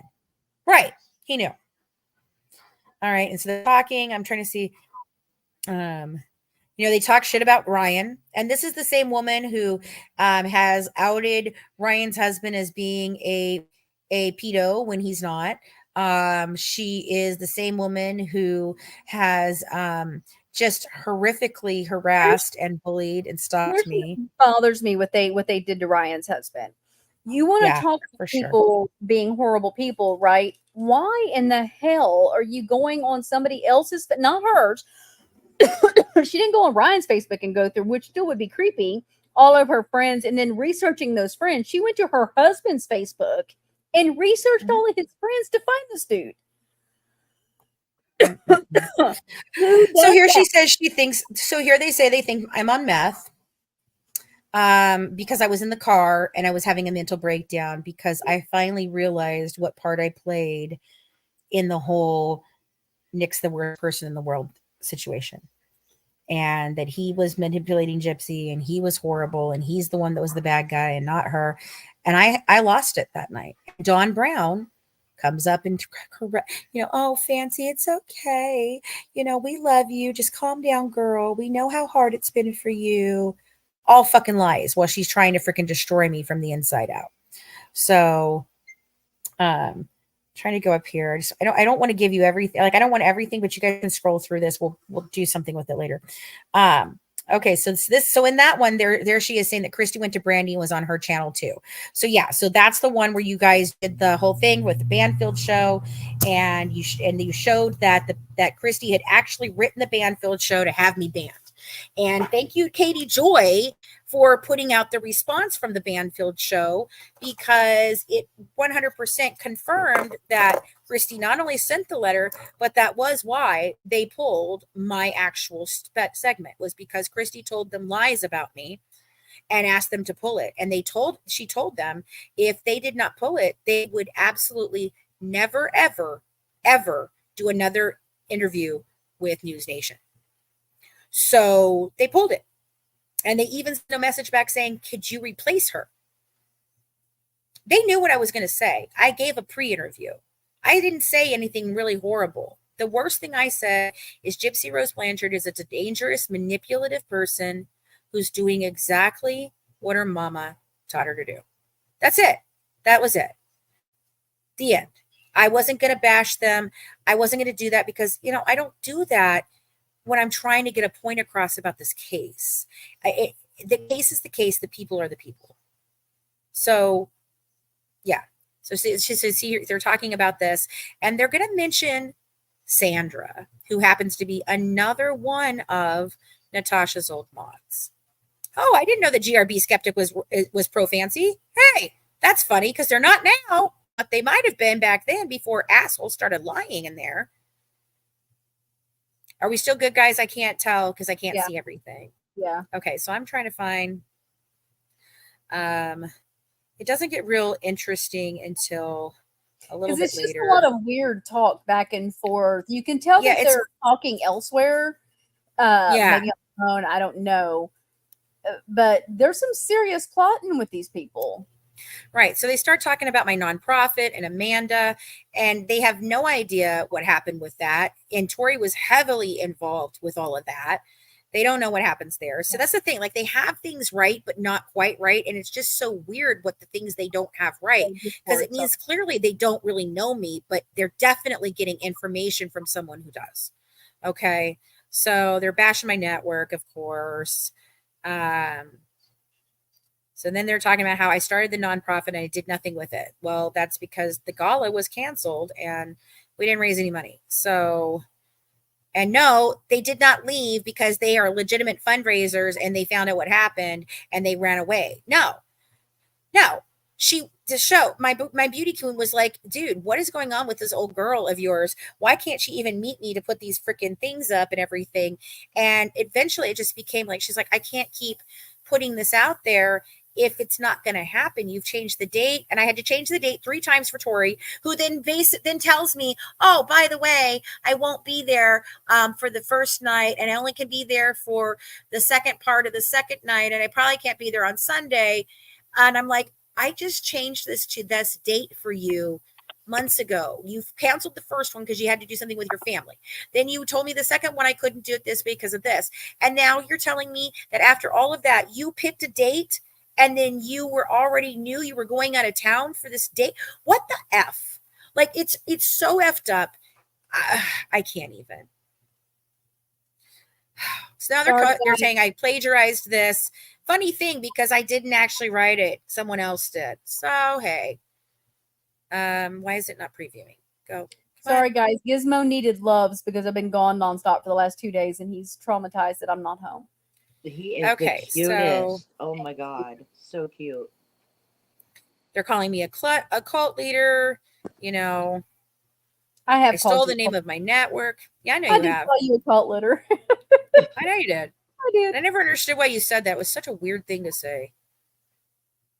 Because there is a link with social media and cult-like behavior and those echo Yeah. chambers, and that's where I went with it. So now they're talking about Titania and Bree here, and they mentioned Tori and Brandy in there. What I'm trying to get to. Oh, and by the way, no, I did not lose the Mad Ginger Entertainment when my sister left. I still own it, for crying out loud. Stupid. And I she's didn't still my understand that sister. either. I'm like, where did they get that information?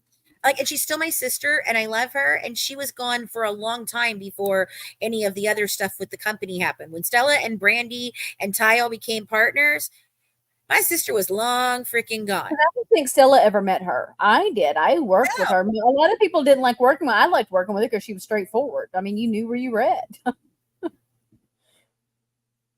Okay. Look, her and I spent all day figuring out Slack, damn it. So here they're blaming Natasha Cooper for getting Crafton's channel removed for 3 months. She did. Yeah. Yeah, that's her style. Why is this not loading? It's getting me really pissed off. Let me see if I refresh it a little better. Oh no, that's wonderful.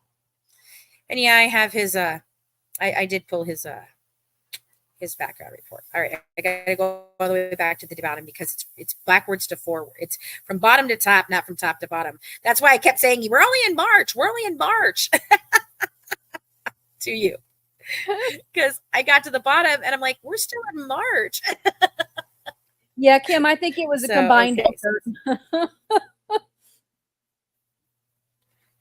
Okay, I'm just trying to make sure I don't miss the part. So basically, she admits to being Fancy Tea Society.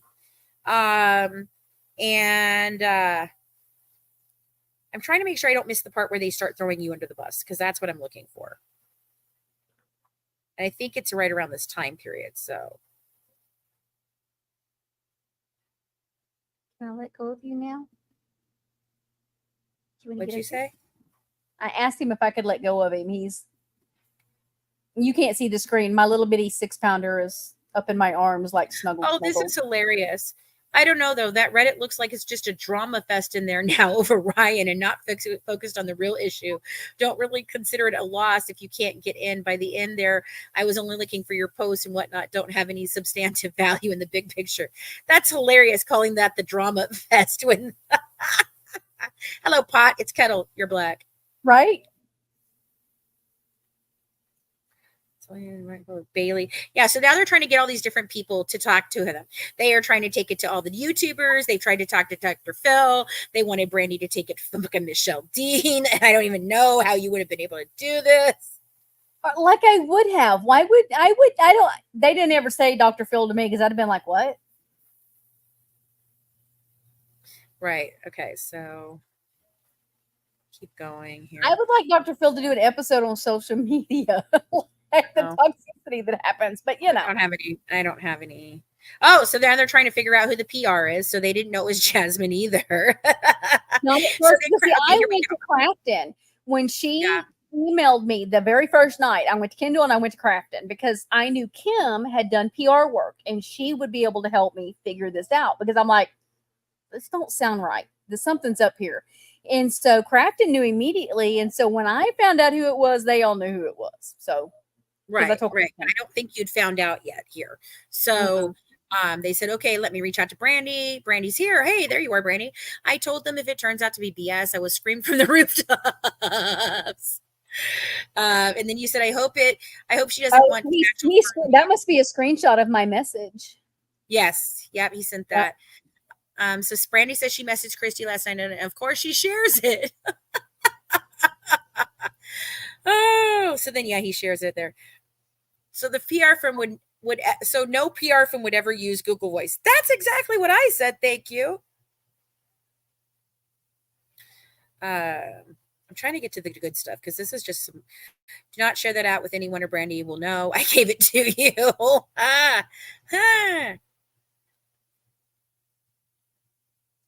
Oh, now was Crafton talking to Christy? Not that I know of. Well, that's interesting from Brandy. Oh, okay. It's you saying it. Oh, interesting. I was concerned Christy was playing me, and this is how I got the convo with Jamie. Now, could it now it could be to keep me quiet and not outing Christy, maybe, but won't pan out well if that's the case.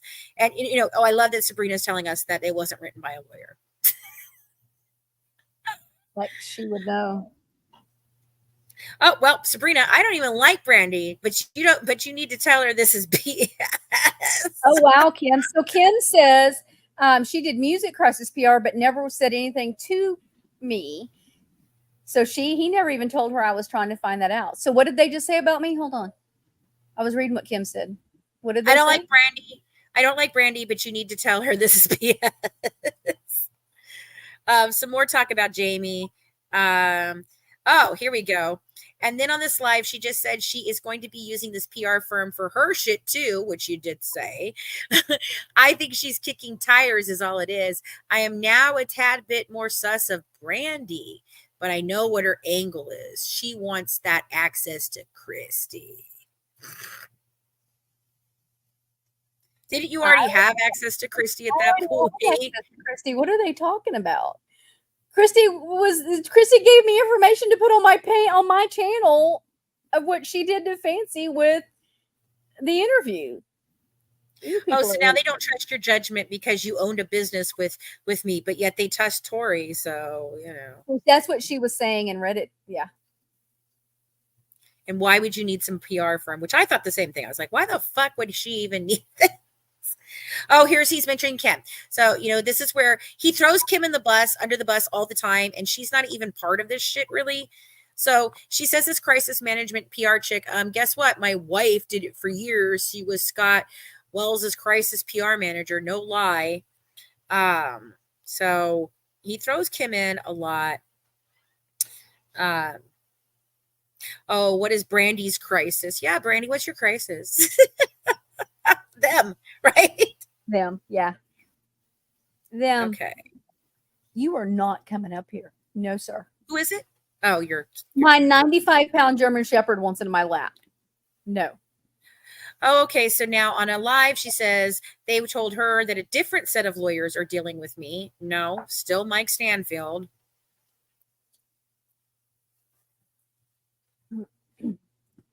He does, Brande. He wants that love too. Oh, you did what they wanted you to do here, Brande. You did what they wanted you to do on March 18th. Okay, I'm gonna scroll forward. What did I do? What does it say? Whether you're a seasoned minister. Oh, hold on. Well, one good thing is that Brande is taking what I say seriously on this live she did today. She's restating my position for my live and my 2 posts from last night. Hold on. We need to go back down to March 8th because a lot of things happened on March 8th. So let me get back down here because I didn't even finish any of this. So I'm like, wait, what did I do? Okay. So no. So hold on. Let me go back down to March 8th because there's a lot that happens on March 8th and I just glossed over it. I forgot the dates that I had up. They're in I did make a video today that has some of these in there. March 8th is in there. April 2nd, I think, is in there because there was something in there. But hold on, I gotta go back down to March 8th. Goodness, they talk a hell of a lot. This is absolutely insane for a married man to be talking with this woman about all this shit. That's what she likes to bring out a lot that she's a Well, she likes to bring out a lot that she's a dominatrix. I mean, oh yeah. He was playing on that male which ego. Is fine, but like, come on now, the guy's married. Like, why are you talking? And why is he even talking to her? Like, not cool. Okay, here we are for March 8th. Okay, cool so let me get Boak over here for March 8th. I did a lot on March 8th. I just remember that date sticking out to me when I was scrolling this.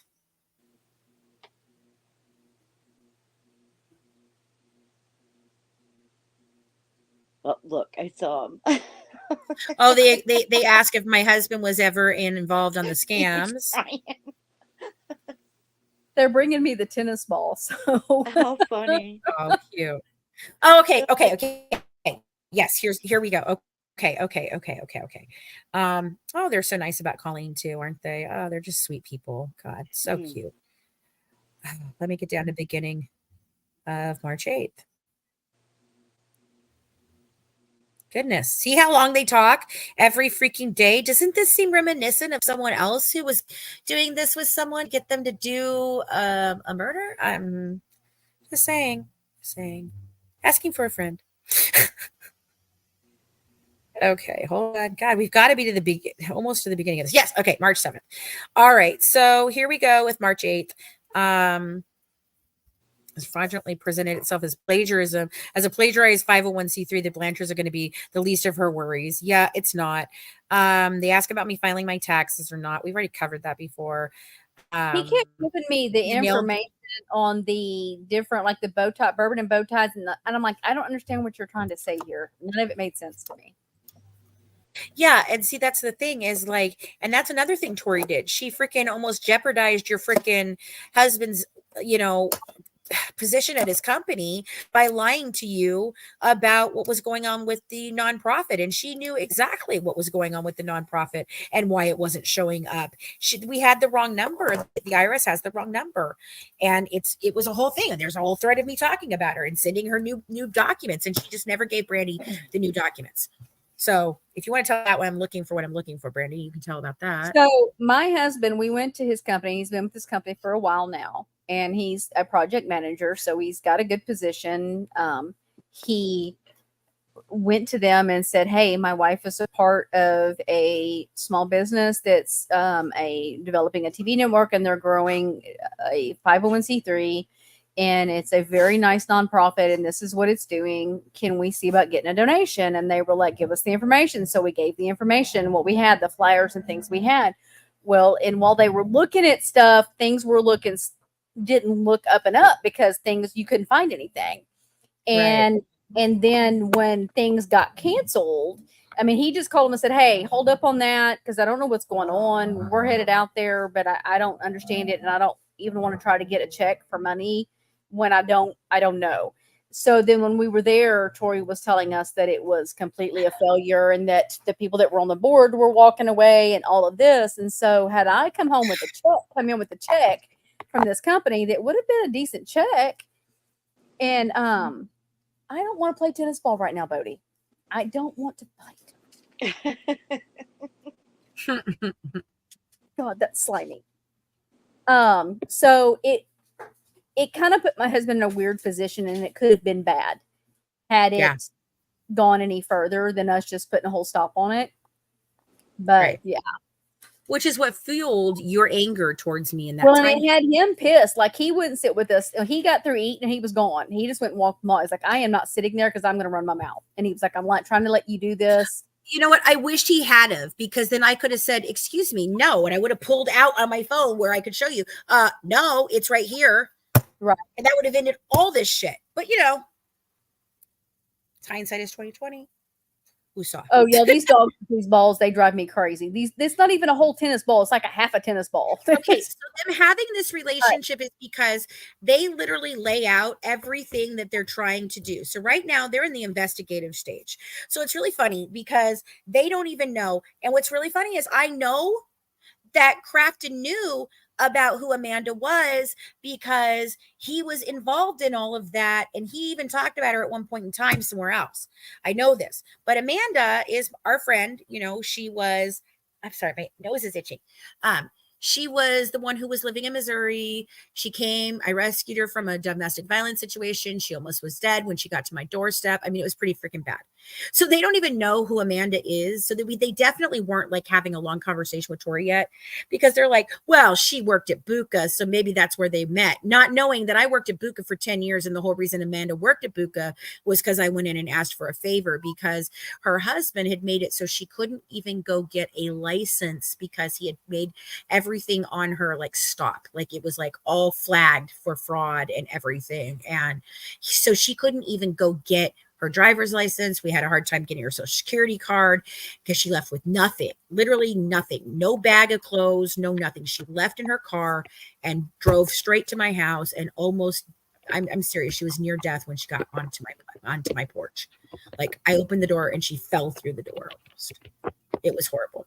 So, and Amanda was originally why we started the nonprofit, because she wanted to name it Nemesis Project, because Nemesis is who makes narcissist kill himself. And she was dealing with a narcissistic abuser. It was all her idea. But then Tori, she's not doing it fast enough. And we're trying to get the gala together. And Tori starts pushing me to do this. So that's when we decided we were going to do scope. And I had kicked Amanda out of my house by this point in time for a lot of different reasons. It has nothing to do with what they have said. It's gross what they have said. And Tori told me, well, we need to change this and we have to change the IEI number. And I was like, yeah, I know that. And we set it up. She even told one of my board members that I forged their signature so that they could be on the board. I'm like, Kim, you signed no. And she's like, you didn't? I'm like, no. Why would I do that? You were the first person I asked to be on the board. You're the first person I asked to be on the network. No. So that caused a huge problem between me and my anchor team, my anchor show for my network. And so now here they're saying we may not like Brande, but we need her. Did they mention MJ yet? No. Okay. So they talk about needing Brande. They need to know what she knows. So this is a second. 501 is fine. I think it's best to work with Brande by email, less likely to go over to drama and more direct. This is a great lead, but it needs to be slid to the right of the chalkboard. This thing is not real. I think there's a chance if you reach the ex-members, they may speak on it. They have gone silent and won't clear their names. There is no nemesis. They talk about the fact that there's never been an Amanda teaching anything, because that's what we were trying to actually put together, you simple idiots. We're just simple, All right, hold on. Okay. So here's where I'm also willing to bet that MJ Pack was aware of this shit and bolted around this time. I have screenshots to dispute the hell out of that. So if that is June 9th in 2019, hold on, let's keep going. MJ That is no Pack was coincidence. gone from your team way before I joined. Way before, because she was on a podcast with Victoria.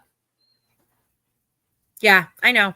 And Victoria's and Victoria's over here on Facebook messaging me. You know what she said to me when all of this started breaking? She literally said, Fancy, I don't understand. I know you have all the goods to fuck over every one of these people. Why have you never done it? And I said, it's called ethics.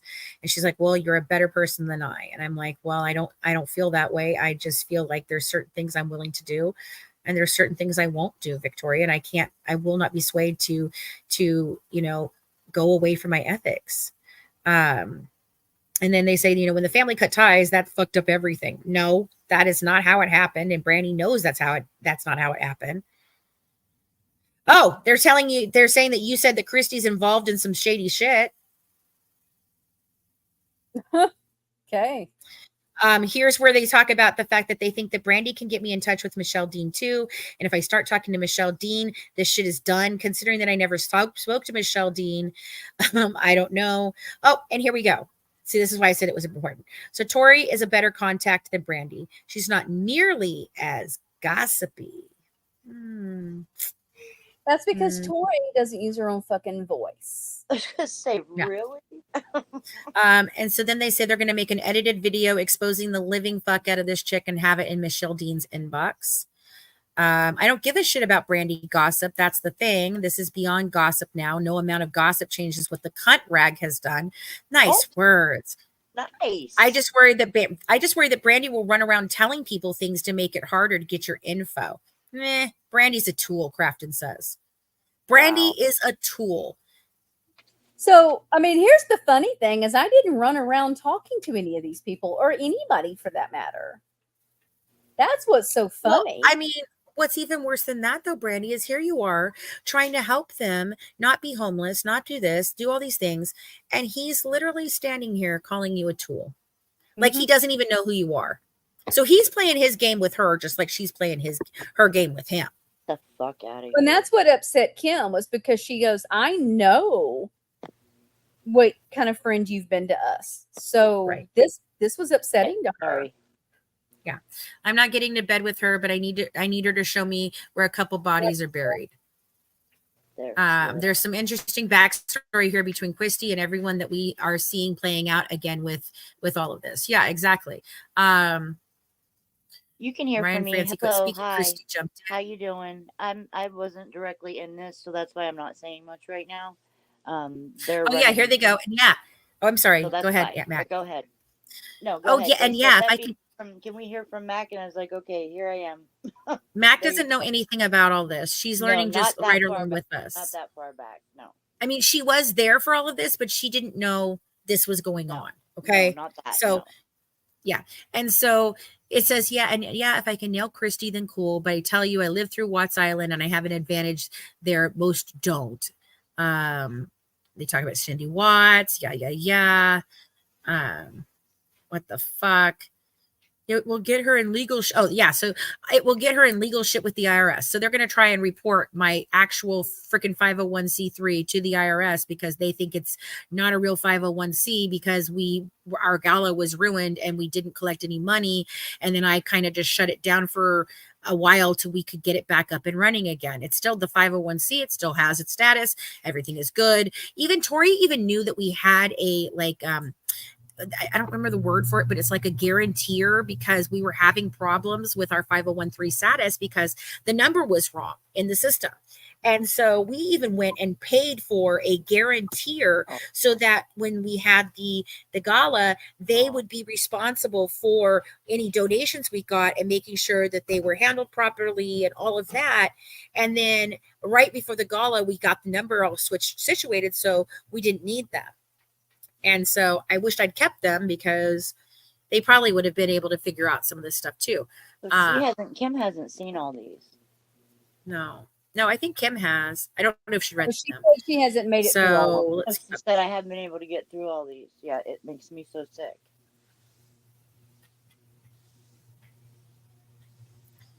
Oh, so now they're talking crap on Amanda. 7. Hey guys, this is what gossip is. All this crap y'all are talking, that's being gossips, okay? Gossip. Yep. No, it sounds like she is allegedly parental kidnapping. Nope, that was what her husband did, and he's still missing to this day. There's Thanks, an guys. FBI search for him, people. Yep. True story, Bo. Tell it again. And she's from Springfield. Why do you think I tell you guys that I know more about Springfield than you guys know about Springfield? Because I dealt with Springfield in 3 other cases, and they're very corrupt. Okay. 1 sec. So okay, so here it is. Here we go. So on the 8th. I don't know if Kim knows just another troll, but just another troll says she does that they are sending you good thoughts and good vibes, and wanted you to know that. Oh, good. Thank you. So here they call Colleen an idiot and didn't know realized what she was funding. Pretty sure Colleen knew what she was funding the entire fucking time, considering that she had all the bills and she had access to the PayPal and she had access to our email and she had access to the bank account. Right. Okay, so yeah, right. I reached out to MJ Pack too. And this is this is the thing. They come in, these people. Tori started a whole smear campaign. She got Kendall to even think that it was true. She harassed and bullied and blackmailed Colleen. And that's why Colleen is gone. And it's not because she's mad at me. And it's not because she doesn't want to be a part of anything. The one thing that she doesn't want is she doesn't want to be a public figure because she realized she doesn't have the backbone for it, that she cannot do this, that she cannot be under that kind of scrutiny because Colleen suffers from severe anxiety and self-esteem issues. And so them doing this to her almost put a nail in her coffin too. Thanks, guys. Good people. Mm-hmm. So I reached out to MJ Pack too for a comment on dates. No idea if she'll even see it, but I need one person to go on record that they knew there was a fundraising gala event scheduled and when that was. MJ been gone. Since what? 2019? 2019. Yep. Guys, the gala was last year in June when I went to Kentucky. Oh, I'm high because I must be high because I post several times a freaking day. No, that's actually the social media like freaking 101. Wow. Like I don't know if you have ever done that. Be any further from the truth. I'm stoned almost all day, and I never post. So what I always said, I never said you were high. I just said she must be manic again. She's posting 9 million times. No, what happens, this is what happens. Okay. So I start scrolling somewhere and I see something and I'm like, Me ooh, too, post Robin. that. Ooh, post that. Ooh, post that. Yes, I'm live, but they can't see me. Ooh, post that. Ooh, post that. And then I get like, oh shit, I need to make a video about that. And then, oh shit, I still need to make a video about that. And oh crap, I need to do this. I need to do that. I have 95 tabs open. One's playing Christmas songs. I can't find it. And the other one is going at all times. Okay. That's my life. That's who I've been my whole life. That's how I describe my brain. So yeah, when I start getting into something, I'll post 6 videos at a time. Because one thought goes, one I'll be thought talking goes to her. to the She'll be like, next. okay, hang on, I'm gonna go post the video. I'm like, all right, talk to you in a little bit. Like I'm It's all actually day, like, every day. Yeah. I'm talking to her and I've already, she's like, did you just do 3 different videos? I'm like, like Yeah. the video. Okay. So the thing that I made for the promo for Carly Gregg, I hadn't told Mac at all what I was doing. I just kept telling her, I need this clip and that clip, and I need this clip and I need that clip. And so it was about an hour's time that I was working on it. I'd already pulled down all the music I wanted. I had the crow thing going. I went and figured out I wanted to call it the Gathering of the Crows. I hadn't told anybody what it was yet. Panel discussion thing. I put it all together. It's fucking amazing. I'm sorry. I did some good work that day. Okay. And Matt goes, that's what you've been working on for the last hour? And I was like, yeah. She goes, how the fuck did you do that in an hour? She did a really good job. Like she's like, that's what you were doing? I'm like, yeah. She goes, I thought you were just pulling stuff for the show. I did. I had no idea. And I posted it. And she's like, oh my God, how did you do I was like, I help with that. I helped with that. recording. So you really did a good job with it. You really did. Thank you. I really am proud of that. That's one of my favorite ones I've ever done. So MJ Pack responded and just asked not to go on record, but willing to assist. Assist with what? She wasn't involved with any of the things that you're thinking that she's involved with. So are you talking about the fact that Christy and I and everybody had a meeting because she was going through a crisis and she needed to 12-step some, and she did that supposedly this last year? Yeah, okay, MJ. Why don't you go talk to Victoria? Why won't you talk to Victoria and 12-step with her like you've tried to do with everyone else? That's a good question. Asking for a friend. So MJ's going to help out here. And Kim did verify that they were talking a lot and they were having phone conversations. So, and the second that I mentioned MJ, because I'm trying to show that Christy has been horrible to MJ this entire time, she literally pops in my on my video in 14 seconds. And then I went live and she was immediately in my live telling me all this shit. And I blocked her. And I was like, and I told Victoria I blocked her, and I went off her. And she's like, good for you. You know, don't just I'm just reading these. I just cannot. Oh, she loves the stage. Facebook moms. Okay, so what if they are? Yeah. So who cares? I love the stage of an investigation. You find out who their friends are. So this is where they start targeting Ryan and everybody else. You know, this is the whole thing. Like that's exactly what that means right there. You know, and they're wanting to know if my husband was involved. We're relying on the pandemic assistance, but against government hand. For Christ's sake, what does that have to do with the price of beans? Nothing, and it's not even true. Here's where they talk about Crystal and Amanda not paying Crystal. I never agreed to pay Crystal. Tori sprung that on me as we're standing in the freaking thing. And I said, I did not bring $100 with me from the company. And this isn't even my photo shoot. And so Amanda says, well, I'll pay for them. And then it took Crystal so long to get them back to us. And I know she was going through some things. And then Amanda did not like them. And Amanda was the one that said, I'm not paying for this. And I have those text messages too, by the way. Yeah, I was told it was Amanda that it was you that didn't want to pay, not Amanda. Nope. I blamed. Here's where she blamed Natasha the first time. Excuse me, Mr. Crafton. Like, right, Ayla. That's their whole life. So again, here's where they still can't figure out who the hell Amanda is or where she came from. Here's the thing. I had explained it to Crafton. So why can they, is it that hard to understand? He doesn't listen very well, I guess. Evidently not. Yeah. He's got selective hearing. Wrote one gal on a website, fraudulently claiming a non-existent nonprofit founded by him. Yeah, that's because of Tori again. For Christ's sake. Just insanity. I'm looking for specific things. I'm sorry. Christy Blanchard will be going on Bunny XO podcast. Is that So- like Jelly Rolls Bunny? No, that is Jelly Roll's wife. That's what I Oh, just said. Is that Jelly Rolls Okay, Bunny? here's Jelly Yeah, Rolls. yeah. So I had not heard this.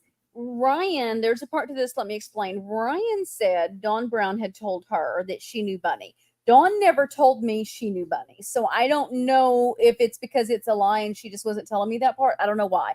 I had never heard that. So I asked Christy, did you ever say you were going on Bunny's podcast? And she was like, Dawn had said she wanted to get me on the podcast because she knew her, but that was as far as that went. So they were talking to Dawn here too. Yeah. Somebody was anyway. Somebody was, and they're also talking about how they're hoping that Natasha and it's Natasha and Fancy versus Ryan, the battle royals. Oh my God. They talk about Nina here, even. I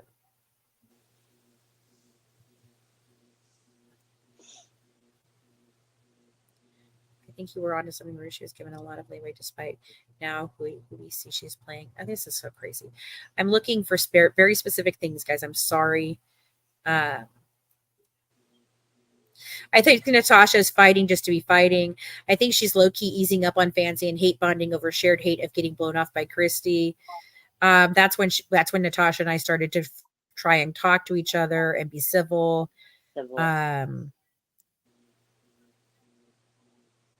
But you can't. Oh, it's totally normal that I civil. befriended a Fancy is not normal, so she thinks it's totally chill to befriend the family.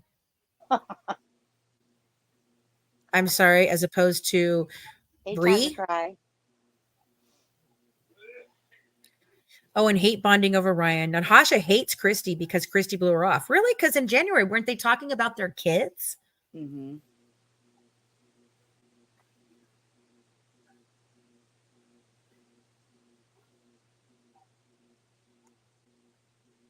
And you guys are hate bonding over Fancy. So what the hell are they even talking about?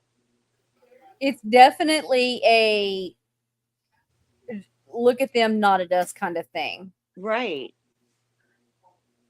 Like, it's okay for them to sit in these chats and talk all this shit about people, but it's not Right. okay for me or Do anybody as I else say, to not speak as up. I do. Right. Yeah. And I never said that Dawn was the original leak. I never said that at all. I know who was the That's original why leak. it Christy sucks. fucking gave them directly to Natasha. I'm sorry, she did. There's a whole conversation with me yelling at her, like, why the fuck did you do this? I wasn't even talking to them at that point. And I'm like, are Well, you fucking Christy kidding me? even admitted that she did it. Yep.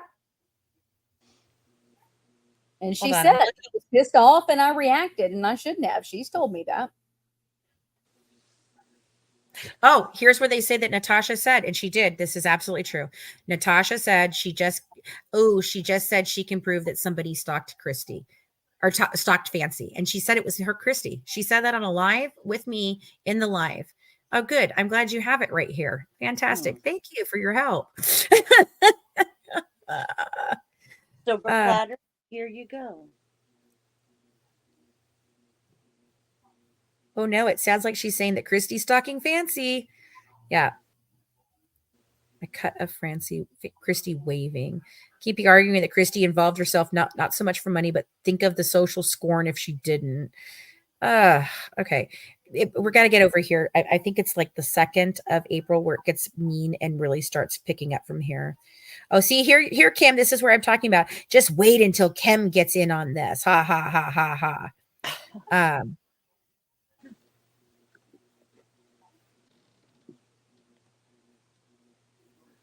So see, she told Kendall the same thing about Bunny. She had never said anything to me about Bunny. Let me ask Midnight. So that's where they're talking to Midnight. I'm avoiding Reddit. Apparently the news today is Christy and Gypsy are getting some kind of restraining order on Fancy. Yeah, they didn't come for a fucking whole long time after that. So, you know. Hold on. So they're gonna go to Runkle and Bailey, whoever the fuck that is. Another YouTube channel, I'm assuming. They want in. They want to do it. That's how I'm feeling because what's on my notes. Oh, okay. Belle, I'm going to say it I'm going to say it really, really, really, really clear for you. I didn't look at your fucking notes until someone sent them to me. And then I laughed at them because you're so fucking wrong. So are you a lawyer, a medical expert? Are you a failed writer, a teacher? Which one is it? Because a dominatrix. I don't believe that in any of those things qualifies you to know anything about medical records. And you might say the same about me, but you forget I had a team of nurses. Brande, do you remember how many nurses we actually did have at one time? I don't remember. They're like 12. Yeah. Okay, good number. Yeah, good number. And Colleen has a master's degree. And oh, by the way, I have a doctor working on it now, an actual doctor who oversees all the holistic programs in the country.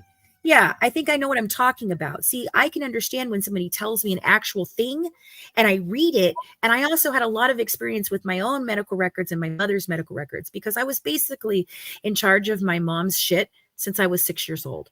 I was the one who went in with her to every doctor's appointment. I'm the one who did all of that. And I've talked to tons and tons of experts. That's why I know.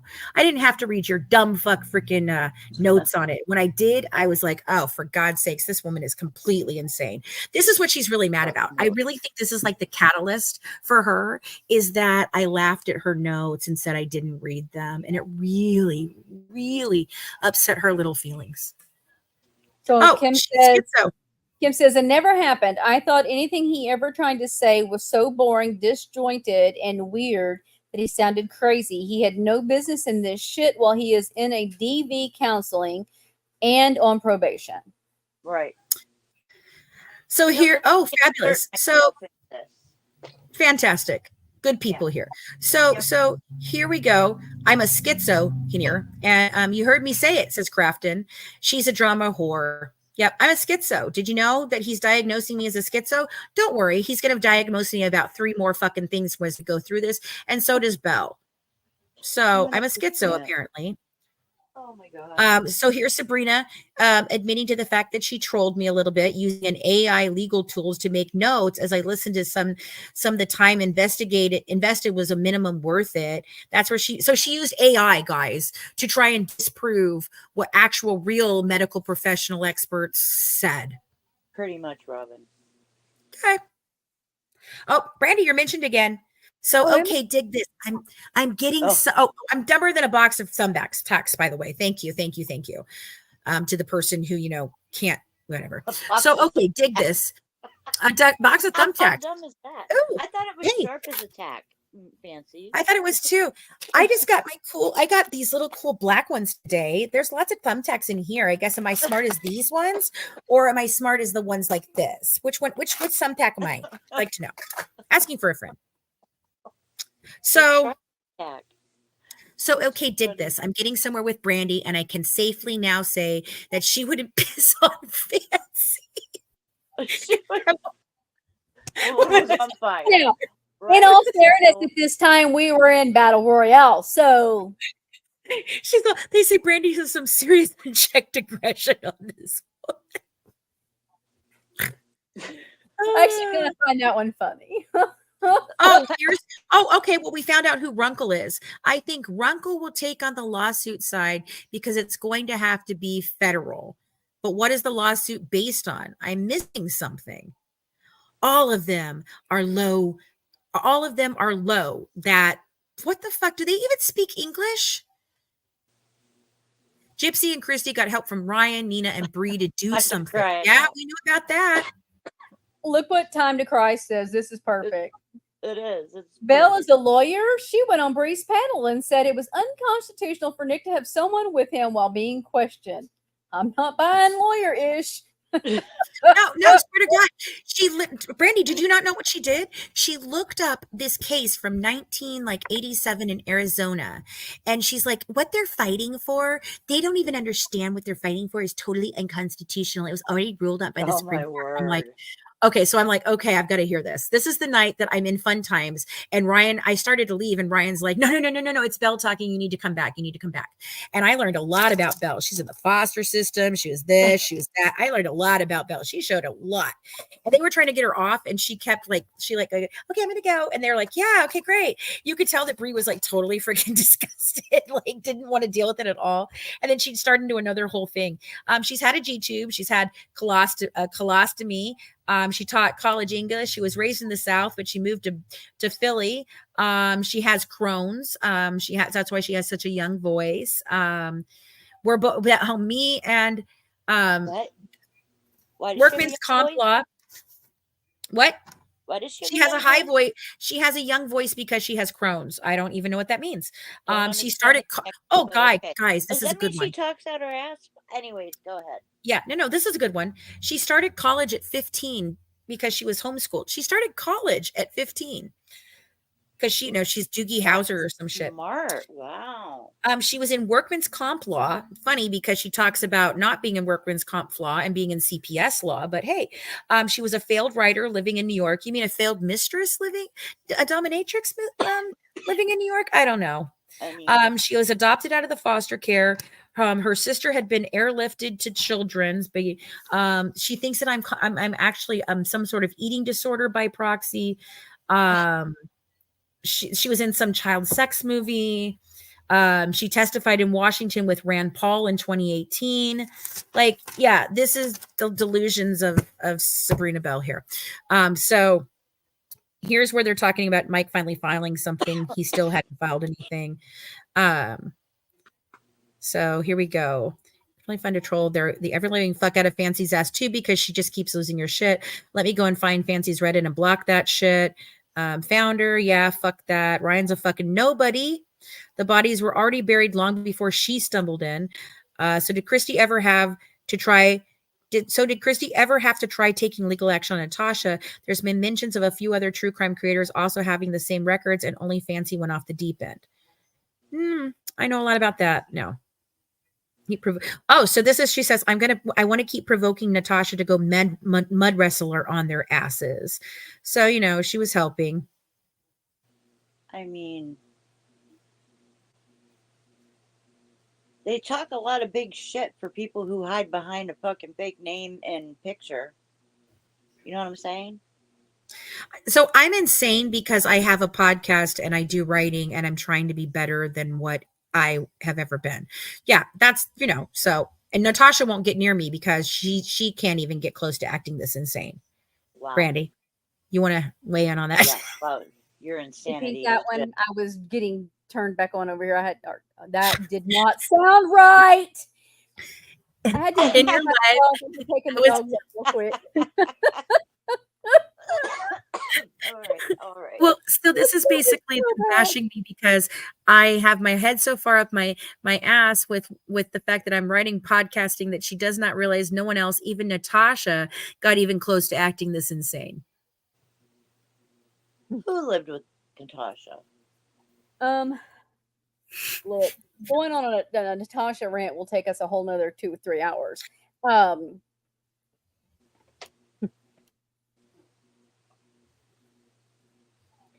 They just don't know. They're like, oh. Yeah. Who's this Abby? Because that's not my daughter. So who is it? Abby is you remember Linda? Remember the one?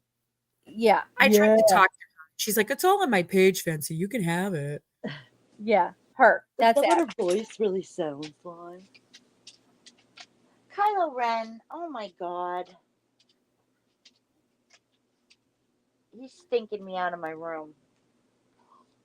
Who is that? Let's see. Oh, we're still only on March 17th. I'm trying because there's certain things I'm really looking for. I'm sorry this is taking so long, guys, but so now they're talking about how our editing skills, and there's far better tools for editing than what I was using back in 2017. Oh my Lord. Narcissist is one of the nicest things they've called them.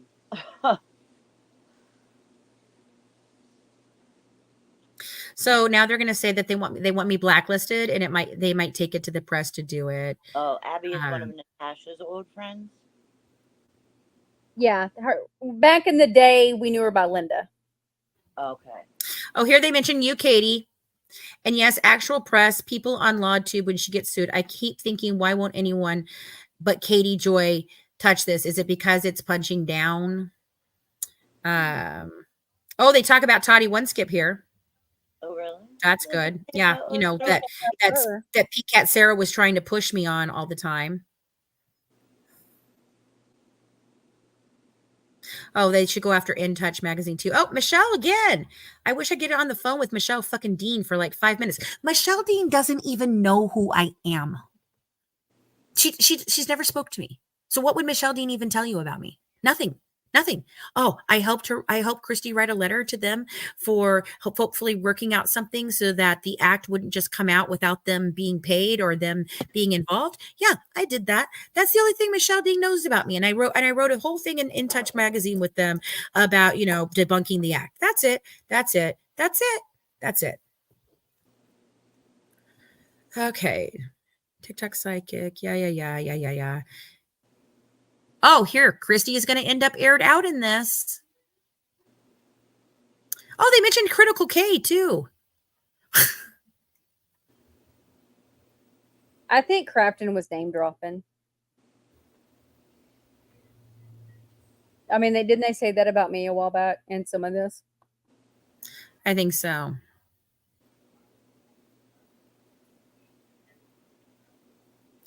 Okay, I'm trying, guys. I'm so sorry. I think there's a bunch of stuff that happens on the 18th. So let me look through here real quick. I'm trying to go, but I keep missing things if I don't. Go on. For drama screenshots. Go on.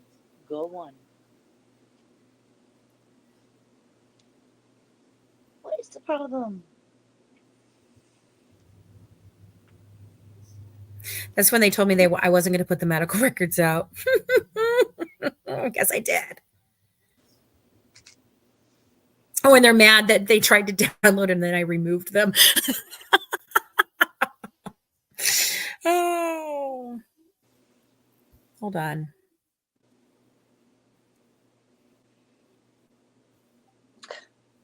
I'll tell you what, he ain't impressing me if he's showing off.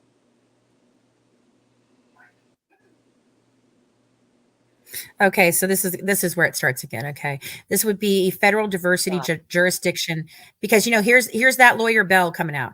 This would be a federal diversity jurisdiction because all the parties are located in separate states. So if this is a lawsuit going to be either the nail in the coffin for Fancy or a slap, which is anti-slap for Gypsy, and that would have been what it was if it had been thrown out. It would have been an anti-slap for Gypsy. Night, Kendall. I love you, girl. I'll talk to you tomorrow. Sorry, Kendall. I'm trying. Good night, Kendall. Good night. What time is it? 11:30. Jesus. I'm trying to get to the Goosey shit, but fuck. I haven't been able to get this sent to her, and she's been working like crazy because I wanted her to read through it, and I hadn't got to do that yet. Oh, here, Kim. They mention you again because you basically told them that selling the medical records, blah, blah, blah. Oh.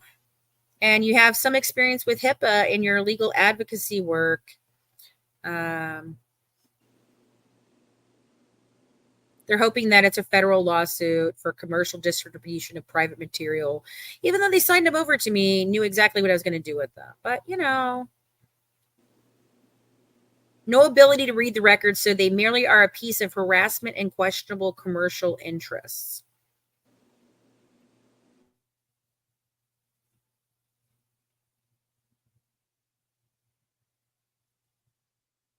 You need to get to the part where they talk about gaslighting you. Yeah, I'm trying. That's what I'm actually looking for. I think it's on the first, or I think it's on the second, but I'm trying not to miss it because I know I had something on the 18th that I put up. Runkle of the Bailey said he will cover it. Hold on. Oh, here's where they're mad because they let me in my own snark. I was so pissed at them for letting you in there. I was like, why? Because I deserve to be able to make fun of my own self if I wanted to. Oh, here's more from you, Brandy. Brandy Jelly, I hope she doesn't want the actual firm name so that their clients won't be harassed. And it's more about something away for the family to get some peace. I told them if it turns out to be BS, I will scream from the rooftops. So Brandy says she messaged Christy last night, and of course she shares it. Oh, wait, hold on. Incoming message from Brandy saying this is the full message. I think I covered this once before when we were trying to go up here. So hold on. Molly, stop. Yeah, yep. This is what says again. She shouldn't tell. She didn't own. Yeah. Okay, I'm trying. Here we go. I just don't want to miss anything. I should have gone through and pulled the right ones, but I didn't have time for all that. Okay, so that's where they're telling you took it seriously. Show this to Brandy. This is what a real one looks like. I have Brandy ask her if she can send over proof of liability insurance. What? Huh? What do they want? Liability? This isn't her, but I have it. Hey, have Brandy ask her if she can send over proof of liability insurance. He never What are they asked. talking about? Maybe for the firm, the PR firm. Was that during the Yeah. PR time? Yeah, that was during the PR time. Oh, this is where they're asking you to sign an NDA. I guess. Did they ever ask you to sign an NDA? No, I was never asked to sign an NDA. I wouldn't have signed it.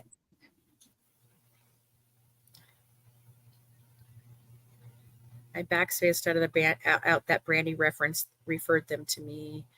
Okay. Literally, all the PR stuff, them going on like they are with the PR stuff. I was asking Crafton because I wanted Kim's input. Of course, she said, "Well, ago he never even went to her." I wanted Kim's input because Kim's done PR work. I was trying to figure out how to go about figuring out who it was. So here's where they're talking about Jamie and that her name is embedded in the email signature. There's no website. The IP was masked by Google too. So, oh, and Ryan says live right now saying Jamie is legit. All right. Keep going.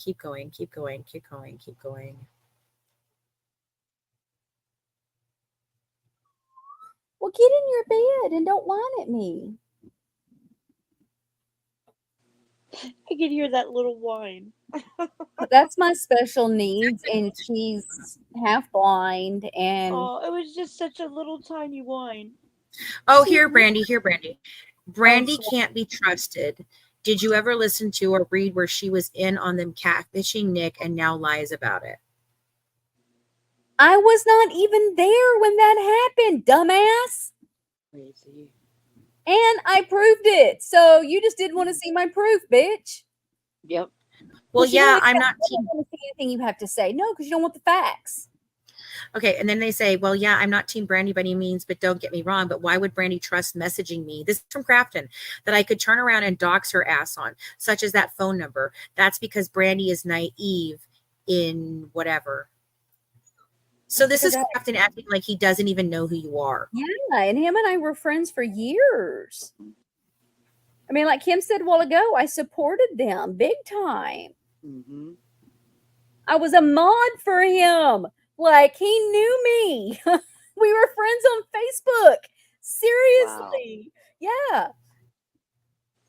Okay. I'm trying. I hope I don't miss anything because I'm looking for something very, very, very, very specific, but I think it's on the second. So let me keep going here. If I have to go back and look later, I guess I can. But what we need to get to is up here. Let me see if I can get to April. Here's your blanket. There. Here's your blanket.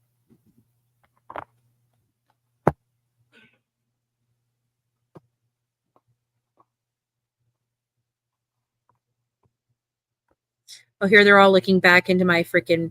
Now, this is where they start stalking my MySpace, where I lived when I was a kid, all of that.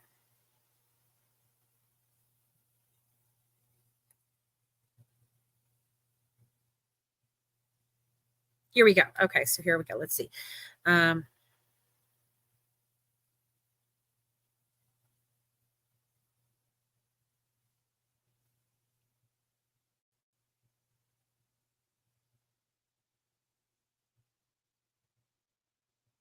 So here they're taking all my songs and they're altering them to make them look like they're me singing them when they're not.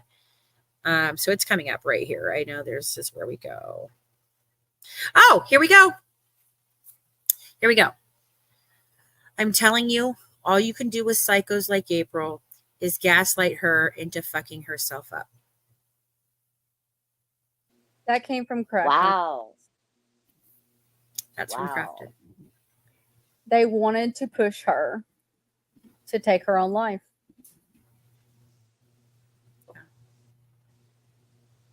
That is so sick. Those are such good people. Those are Wow. such.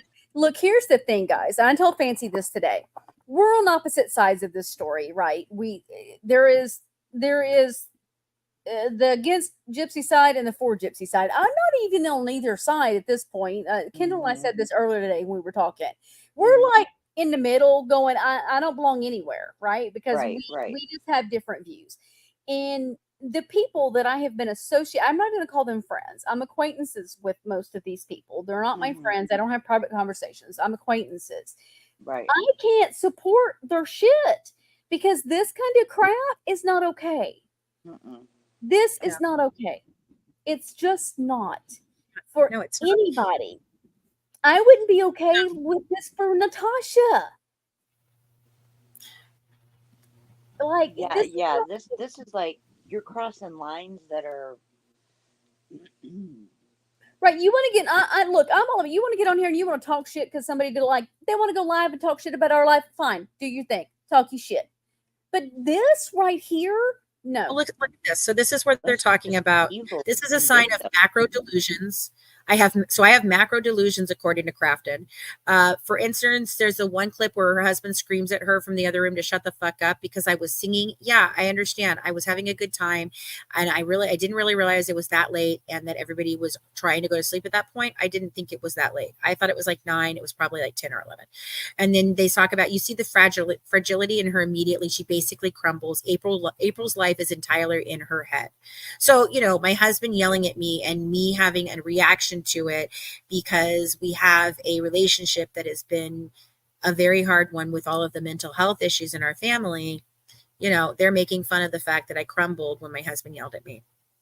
So then they go on to say, I didn't realize she was really was this fragile until I started evaluating the claims of being stalked and harassed. None of that was done to her was that bad. I'd say she dealt with maybe 1/10 of what your average online sex worker sees weekly. Really? Because you know nothing about my life. But okay. I'm more afraid of failure than of success. Hold on. Oh, here's where they're talking about okay, so here we go. So they're going to start off with doing copyright strikes and they're going to get me demonetized. Then they're going to start Facebook communities making fun of her, but not contacting her in the process. Mean Girls group chats discussing her. Wow.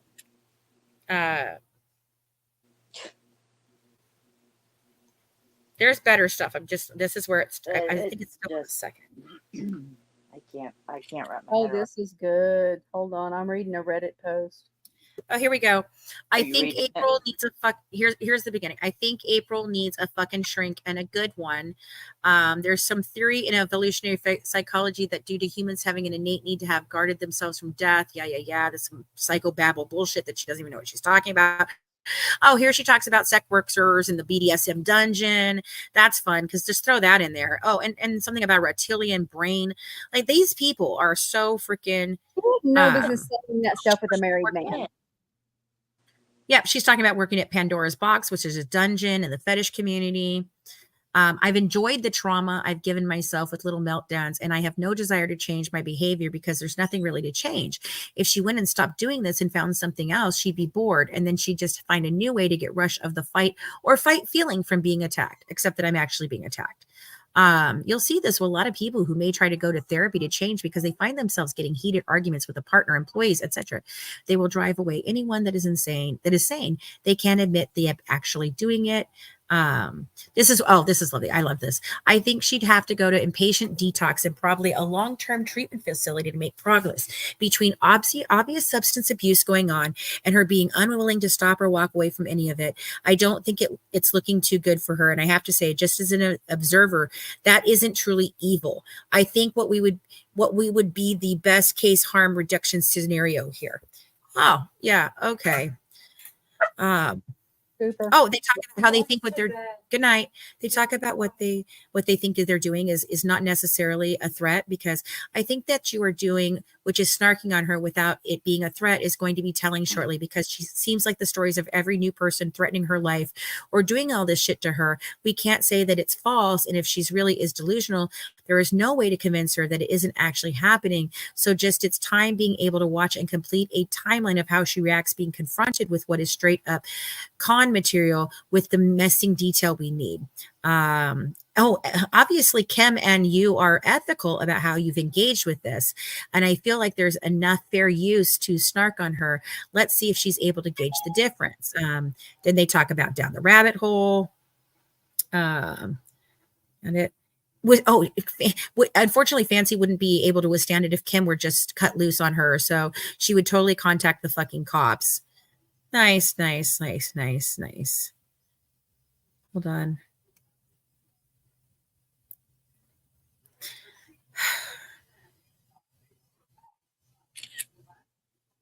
What are you screenshotting? Reddit. Okay. So I know something happens on April 2nd, but I don't want to miss anything. Yeah, now they're making fun of my channel and being on Roku and that it's not possible. That's funny. Oh, okay. So here he admits to changing his name to now he's the Gypsy's old nose. They haven't talked in ages, yet they've been talking this entire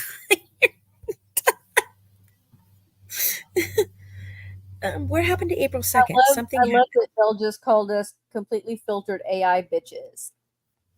There's no AI on me, bitch. I don't know how to do any of that. Hold on. I'm going to grab my phone where I posted I'm going to look at the actual screenshots that I pulled up. And by the way, Cat's Meow, I'm going to send this to you. Cat's Meow says she's not Belle. She doesn't even live in the USA. Okay. Oh, really? Is her name Sarah Jane Anderson? Right. Because I'm just asking for a friend, because I need to know who that bitch really is. Hold on, I have to go all the way back up here where I was taking screenshots of other conversations. Let me find my TikTok. Oh, I'm sending the wrong TikTok. Hold on. I'm sorry, guys. I know this has been long. No, that is the right TikTok. Damn it. Why was I in that one? No, go away. Thank you for whoever let me know that was going on.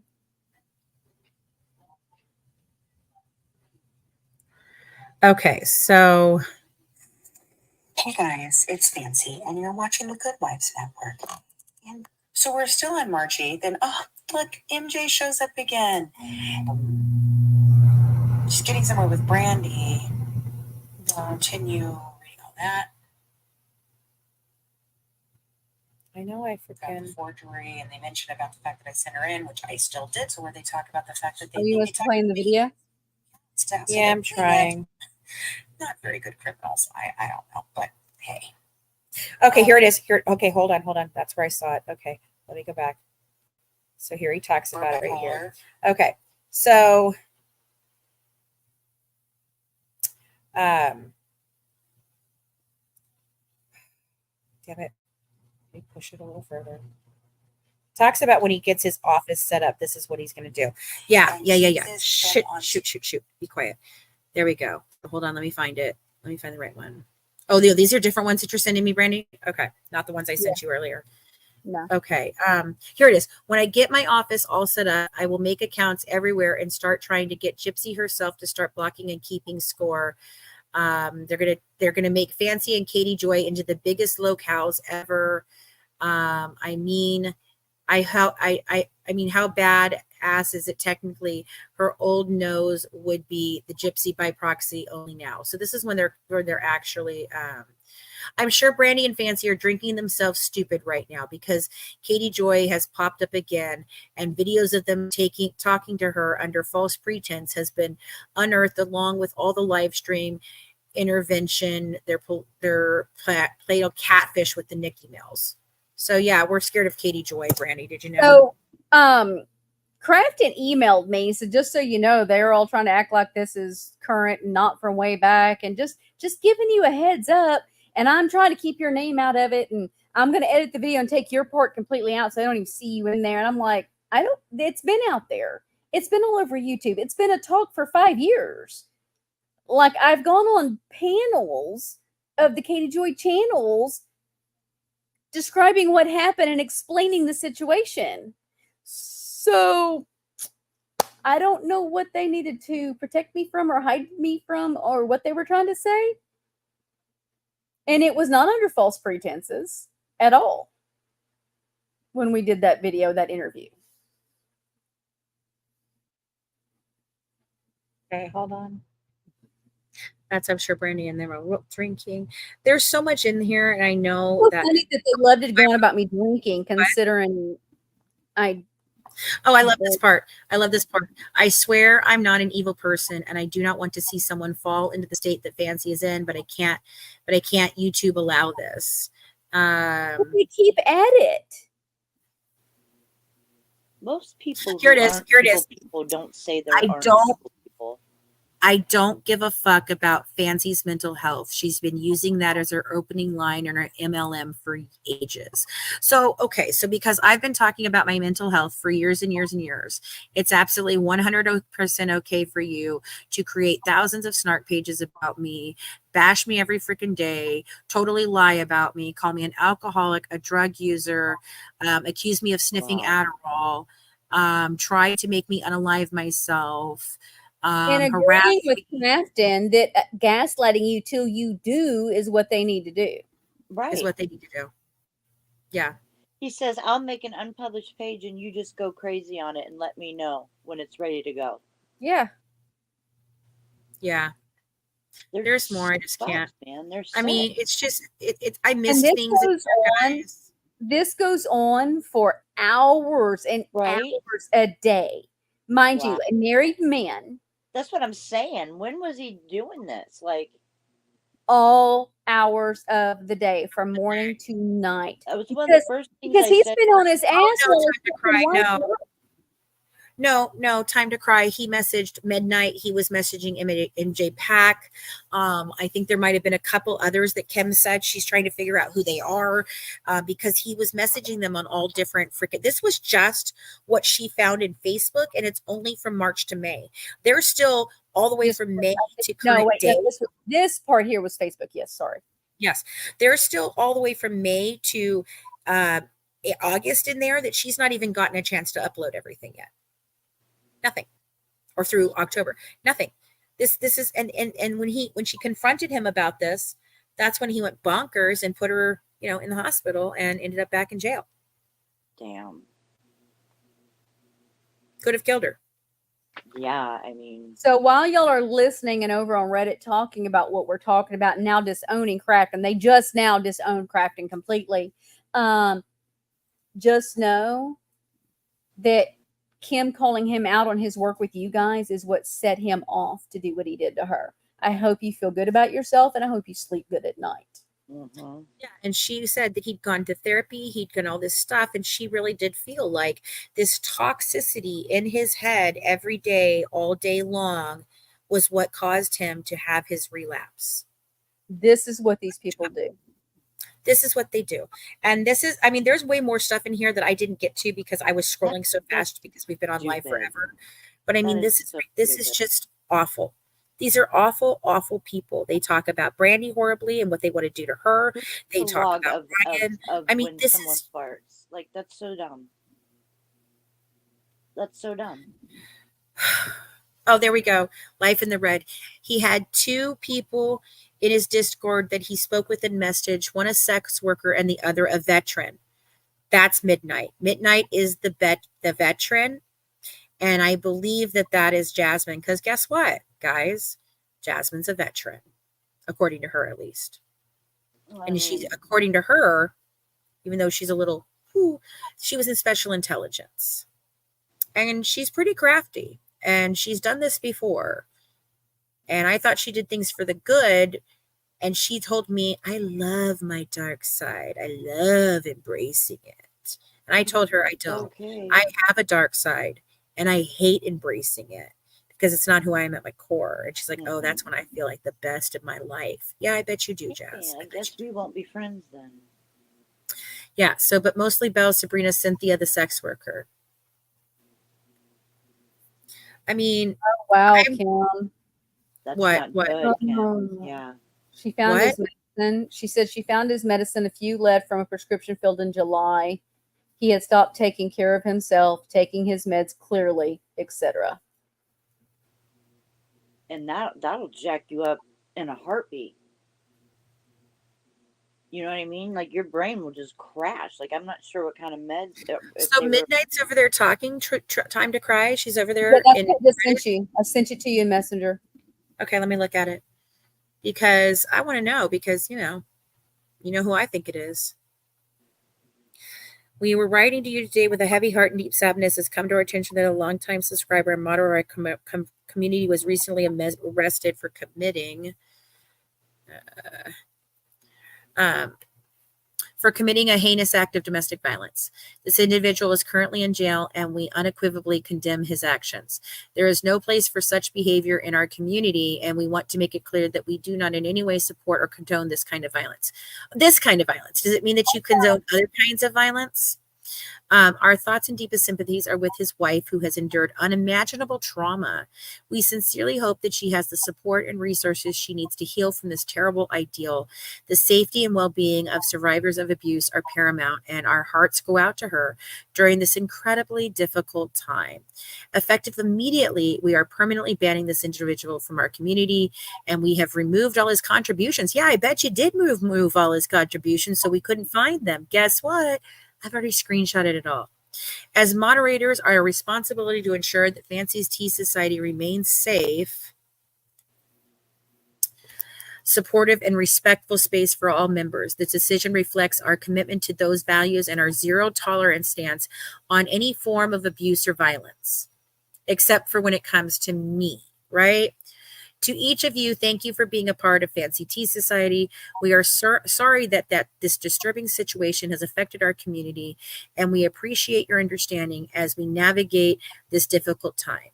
Please join us in keeping the survivor in your thoughts and prayers. Thank you again for your continued support and trust. Sincerely, the Fancy Tea Society moderation team. Oh my God, I want to vomit. So then they come in and they say, thank you for being vigilant and turning away I'm not buying it either. Sorry. Yeah. Thank you for being vigilant and turning away people that abuse others. Maybe April is April owned her behavior and actually made a change. There would be no need for a community exposing her. She really never learns a thing from her actions. I'd really love to know what those actions are, because what the fuck have I done to any of you? So then thank you for the compassion and transparency you showed with this post. Resident Midnight, This is what you should do when you find out someone is a disgusting human being. I am sorry I ever knew him. I apologize to this sub. Thank you for addressing this so thoughtfully. Your words show strength and empathy of our community. And I'm grateful for the transparency and support for those. And then the Cat's Meow, who is a deprogrammed cult member, says, this is why I love you, and this sub. And then Resident Midnight says, love you more. Remember how Belle says she's not the Cat's Meow? Funny. No, you really are. We know it. That's the other one that I sent you, where she makes a post and claims that she doesn't even live in the USA. Mm-hmm. Here it is. I don't know if dumbass brains can handle this, but for the 100th time and for those in the back, I don't live in the USA. I'm not Belle. Thanks for the compliment, though. You heavily filtered AI bitches. Wish you had even a quarter of the brains and beauty. I don't know any of you mentally unstable content creators personally. I don't. Who the hell is this? This is Cat's Meow? Yeah. This sounds like Sarah. Pink Cat Sarah or Sarah Jane Anderson. I don't have a TikTok account. Stop tagging a woman who has nothing to do with me. Jax and Sax are my only fur babies, and they're Siamese Burmese. Please refer back to the chart that was created to help you out with ownership of everyone's cat. Calling me a liar doesn't make your delusions true. This is Sarah Jane Anderson. So they've given that account to Sarah Jane Anderson? I'm thinking so. I mean, Emma, come on, Amy. Are you reading this and seeing this? What do you think? I'm listening. I'm listening. Speaking the truth doesn't make someone a bully. You literally make content and money off the backs of murderers. I don't. Oh my God. It eats you alive that none of you know who Midnight is, and I love that for you all. You're all in twisted parasocial relationships and wouldn't know how it feels to have true friendships. Nah, this might be Jasmine. Have true friendships. It's not Sarah Jane because she hasn't said anything in her, But she doesn't live in the US, with people in your real lives, and that's actually kind of sad, but it's your own doing. It'll be interesting to see the inevitable explosion of karma that's coming for all of you in different ways. Fancy's life is embarrassing. No one cares this much about her life. Yeah, I mean, so mean. What the fuck, man? So who are we tagging that is not her?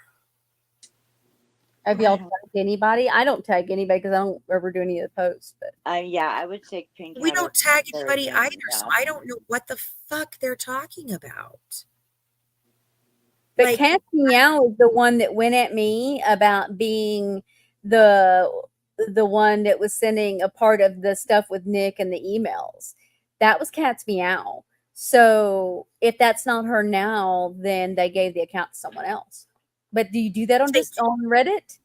Well, they do if they have the login, just like they did with all the Facebook pages back in the day, Brandy. They did that before. I mean, they've all been doing this, and that is definitely a Gene. Yeah, okay, so they mentioned Gene in here. They mentioned Sandra in here. He talks to Sandra all the time. He knew October 2nd because Kim reached out to them and told them off on October 2nd. So they've known. Yep. This is so sad. They waited to make that post because we're doing this live calling it out. Right. Damage control. Because she said they just did it a bit ago. It's like, okay. Yeah, it just happened.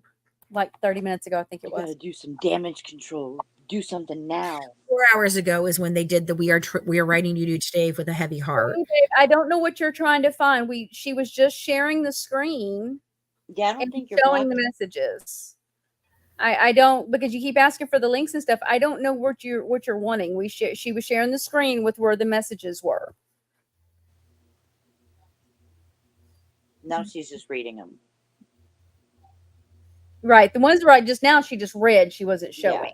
That happened on that stuff she just read was on Reddit. Yeah, that was on Reddit. And I mean, Kim hasn't even finished going through all of this. She's still got a Discord to go through. She's got all of his phones to go through. Her court case and her mental health. And right, that's what I'm saying. She's finding all of this stuff, and it's it's a mind fuck for a woman that's gone through this kind of stuff. Yeah. And I can remember when I went through this and finding out that the person isn't who you thought they were.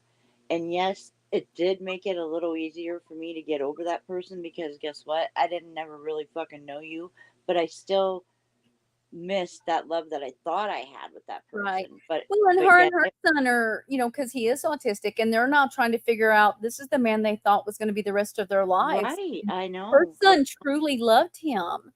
And so now they have to pick up those pieces and they have to start over. And yeah, that's the first thing I said. You guys should be ashamed of yourselves. He's married. What the hell is he texting this chick for? I'm like, does she know about this? Yeah. She sent him money too, and I don't know if he sent her money, but I know she sent him money. Well, and they want to say Fancy needs to take accountability for what she's done. You guys need to take accountability for the role you just played in his mental health. He is, granted, he is responsible for his own mental health. I am not going to take that away from nobody. We are always responsible for our own. But yes, you guys, toxicity fed that. Right. Right. And you were okay with him actually driving me to kill myself. You were okay with that. You didn't matter Right. to you. You You talked about how I needed to be in a recovery home. I needed this. I needed that. So if you thought all those things, why in the world would you continue to keep fucking with me and hurting me and pushing the fuck out of That's me? what's Because you wanted me to upsetting. kill And myself. they kept pushing it. Like, why would you do that? I mean, why would you really do that? Like, What is it that they want me to take accountability for? What have I actually done to any of them? I don't even know these people. mm-mm. Well, they don't even know the Oh, story because they talking to either. the wrong people to get the truth of the story that weren't even there. So, Right, yeah. Right. Like, I mean, they have me as part of the email stuff. That shows they didn't know nothing because I didn't like Dawn at all. I didn't like her before I joined the team and didn't like her after I joined the team.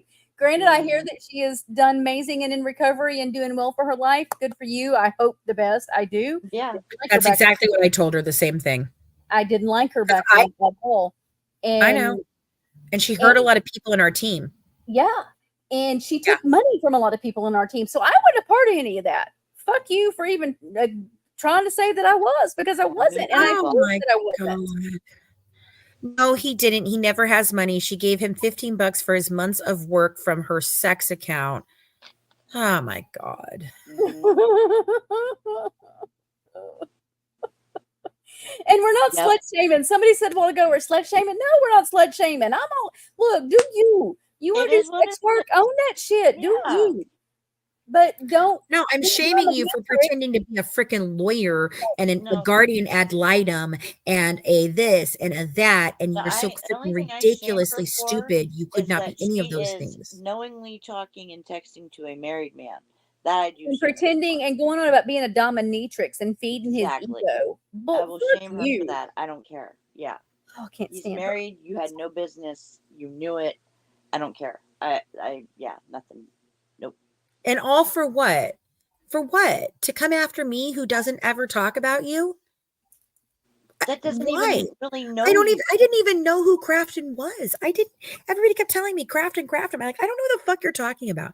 I have never said one actual word about him at all because I didn't know who he was. Had no clue.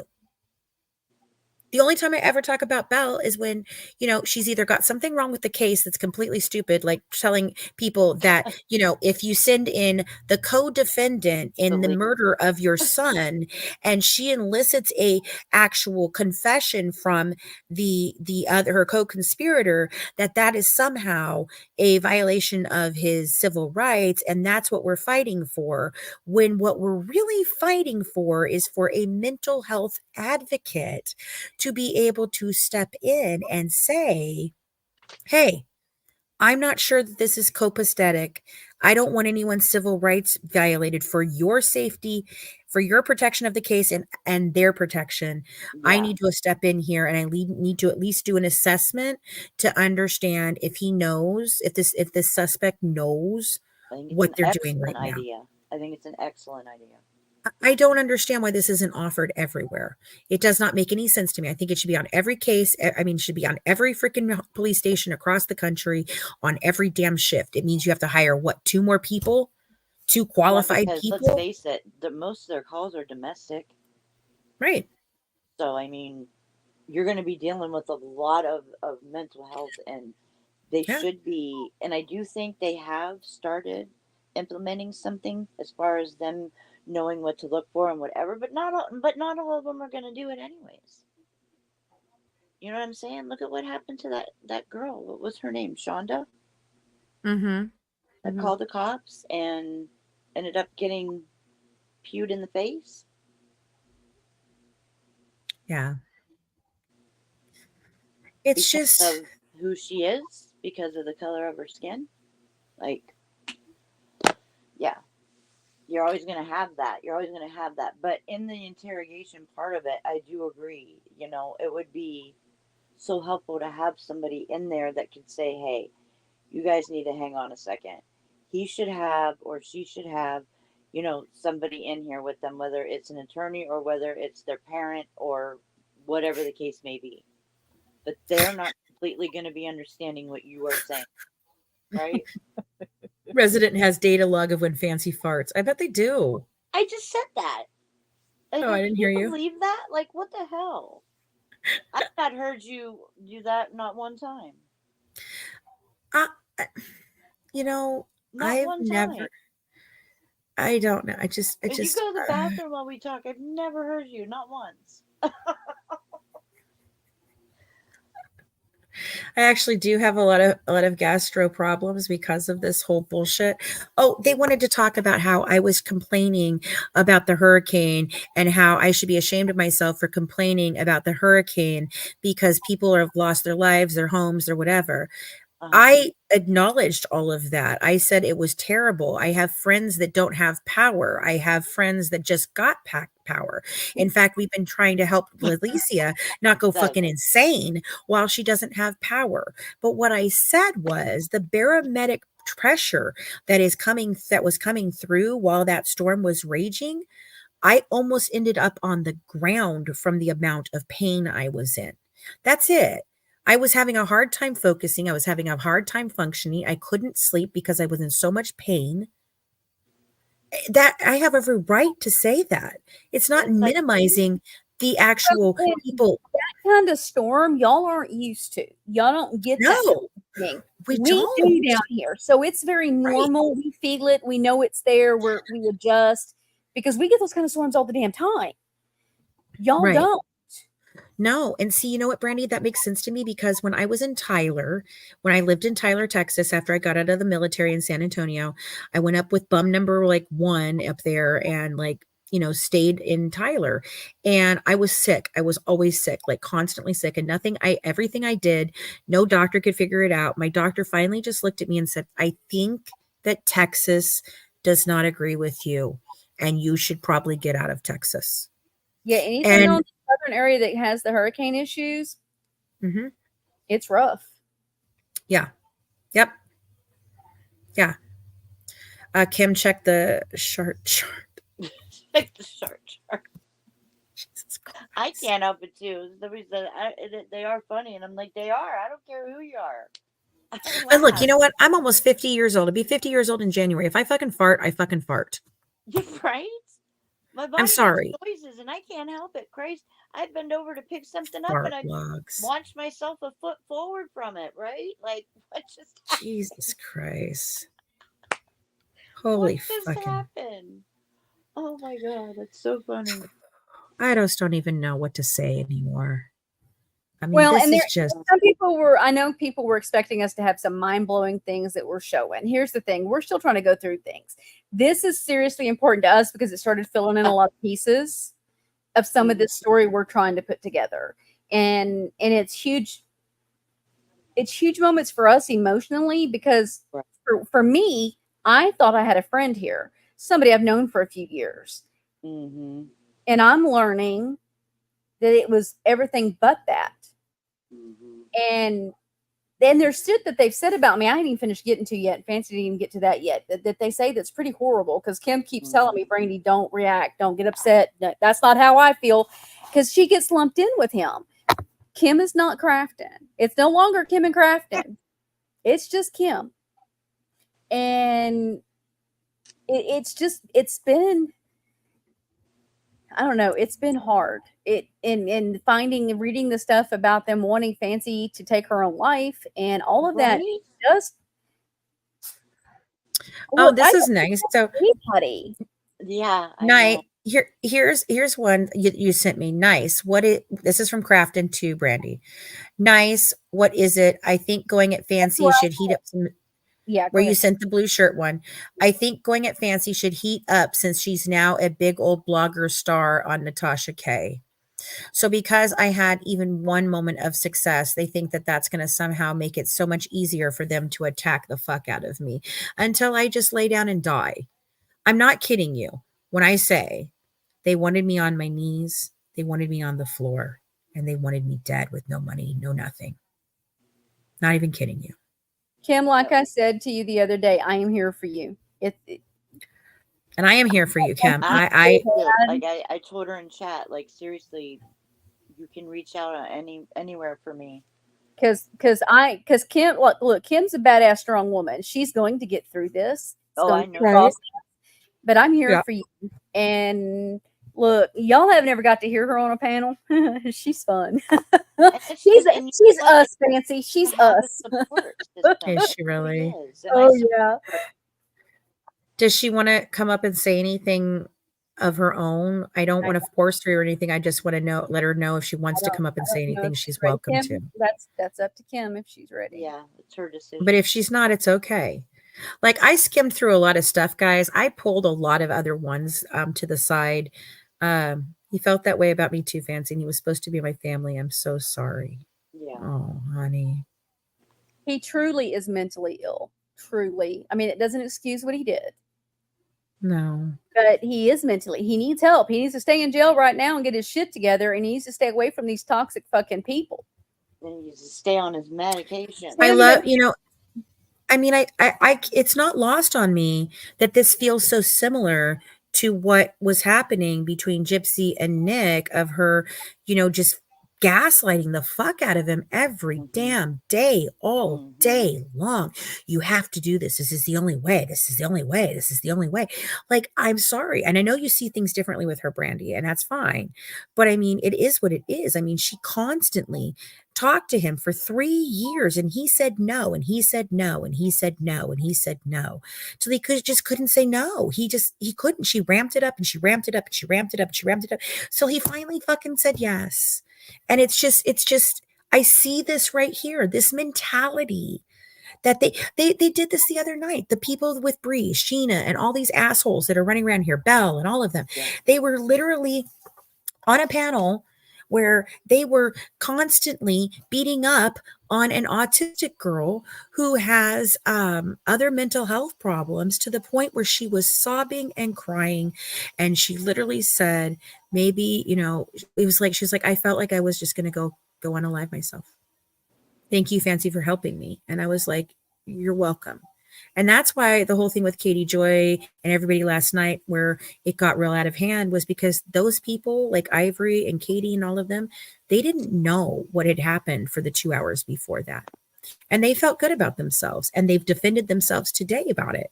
And then on top of that, they want to sit there and tell me that I lost my shit because Katie and Jackie were telling me to calm down, which I have told repeatedly, the words calm down is a trigger for me. And on When top has of it that, I ever told, worked and for anybody, when does it ever work? at any time? Never So works it's for a okay. woman. Any woman that doesn't No, work. no. So they Calm so they down sit one more there. time, see what happens, right? Right. Like, seriously? I'm like, dude, if you tell me to calm down one more time, I'm literally going to punch you in the throat. Like, it doesn't work. It's when a Well, let person me is in ask you this. crisis. Let me ask you this, because I heard part of that today when they were Yeah. talking. And part of it kind of made sense to me. So let me ask this. Devil's advocate for a minute. I'm not taking a side because I didn't watch any of it, so I don't know what happened. No. Okay. For one, we aren't responsible for somebody being autistic and being on social media. No. They were full on going at her over and over and over and over again. The whole entire panel was telling them she is not fun times. She is not this person. She is, stop doing it. You're harassing her and it's her trigger. And they were purposely doing it to trigger her into that type of response. And I went up there and I literally told her she needed to relax. She needed to take a deep breath. She needed to get off social media for a little while. Smiley called her. I said, because Smiley sent me a message, said, hey, I'm trying to call her. Please let her know. I did. She got off. She's done very well. She's back today. She was on a live today. I saw her dancing, being happy, and she was doing good. The thing that I'm really upset about is, okay, so they did that. They do all that. Then they tell me that telling me to calm down, my response was ridiculous, and I made Ivory Rose quit, blah, blah, blah, blah, blah. Well, then today, while they're on Skippity's freaking panel, all of them go up there, which I don't even know why Skippity entertained this shit, but whatever. Wow. She lets them all up there. And so apparently, and I wasn't there for it. I caught the tail end of this part because I was at my mother-in-law's all day for my daughter's birthday. So I was hopping in and out of that live, but my team was telling me what was going on too. And so apparently they did the same thing to Dreamer. Our side supposedly did the same thing to Dreamer by telling her to calm down, which is Dreamer is the, the one I call human ashtray. And I own that. I call her a fucking human ashtray. I'm sorry. She looks like a human ashtray. She looks like she smoked her life to death. She she steals her own mother's freaking pills. These are not good people. Okay. I'm sorry. And if I break one time and I call somebody a human fucking ashtray, fuck you. After everything you've done to every person I know that I love, that I care about, you all can go fuck yourselves with your righteous bullshit. But then they tried to attack our panel and tell the panel that they were in the wrong for telling Dreamer to calm down because it's a trigger for her. And she and how they're dismissing her feelings. And it's not a good thing to do. But yet it was okay for you all to do to me the night before and make fun of me because I literally said to you, telling me to calm down is a trigger for me. But it was okay for Dreamer, but not for, pretty sure it's it's okay a for me, trigger but to a not lot for of Dreamer. people. Then that does fit with what they said, because they said that if it was one of them reacting the way that the other girl did, y'all would have said, then get off the internet, is what y'all would have said. And that I agree. I do think that's what people would have said. Then you need to get off the internet, because that's what people say all the time. And so if that is what should happen for one, then it should happen for the other. I don't care if you're autistic. I don't care if you're purple with green polka dots. I don't care. However, we are responsible for deliberately Is pushing. that where it came? Oh, Okay. Bree said Oh that. my God. Someone told Bree to calm down and she said, would you say that to a person of color? What does that have to do with What anything? does that have to do with anything? Because they started the other night with this whole thing about, would you, they came up on Starlight's panel. This is what they were saying.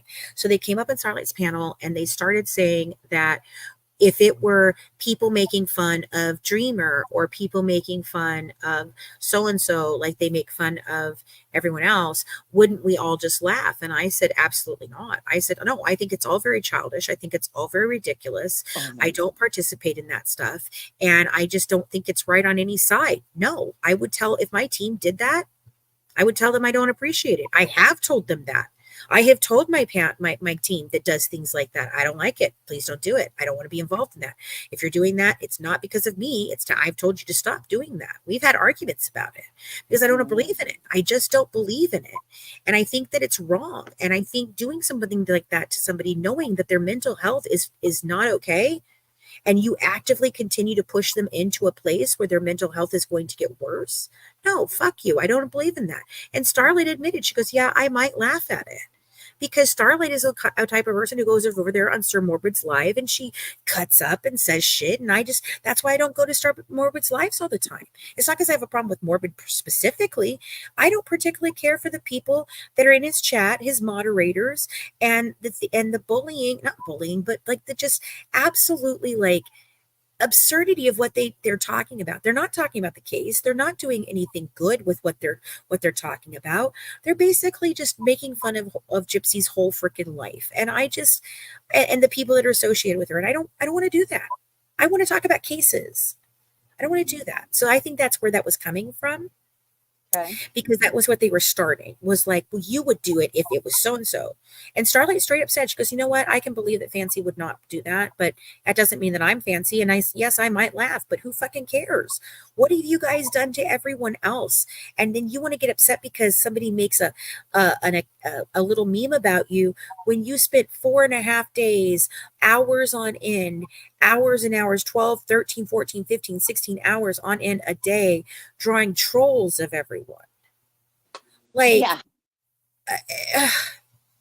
And then they tried to make it about me doing the one time that I freaking did something like that was with Ryan.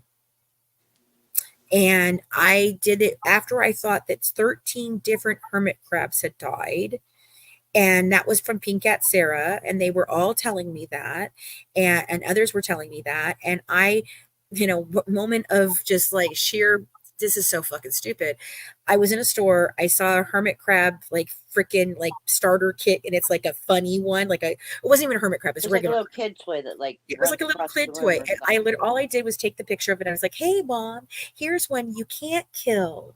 That's it. That was it. That was my whole thing. I apologized to Ryan. Ryan apologized to me. But you have to understand that was after Ryan had talked about my miscarriage, my hysterectomy, all of this shit. We were mean. She was mean, and I come back with one little fucking thing, Mm-hmm. and I'm the bad guy. You push people to points that are just unbelievable, and then you laugh at them or criticize them for breaking. You're pieces of shit.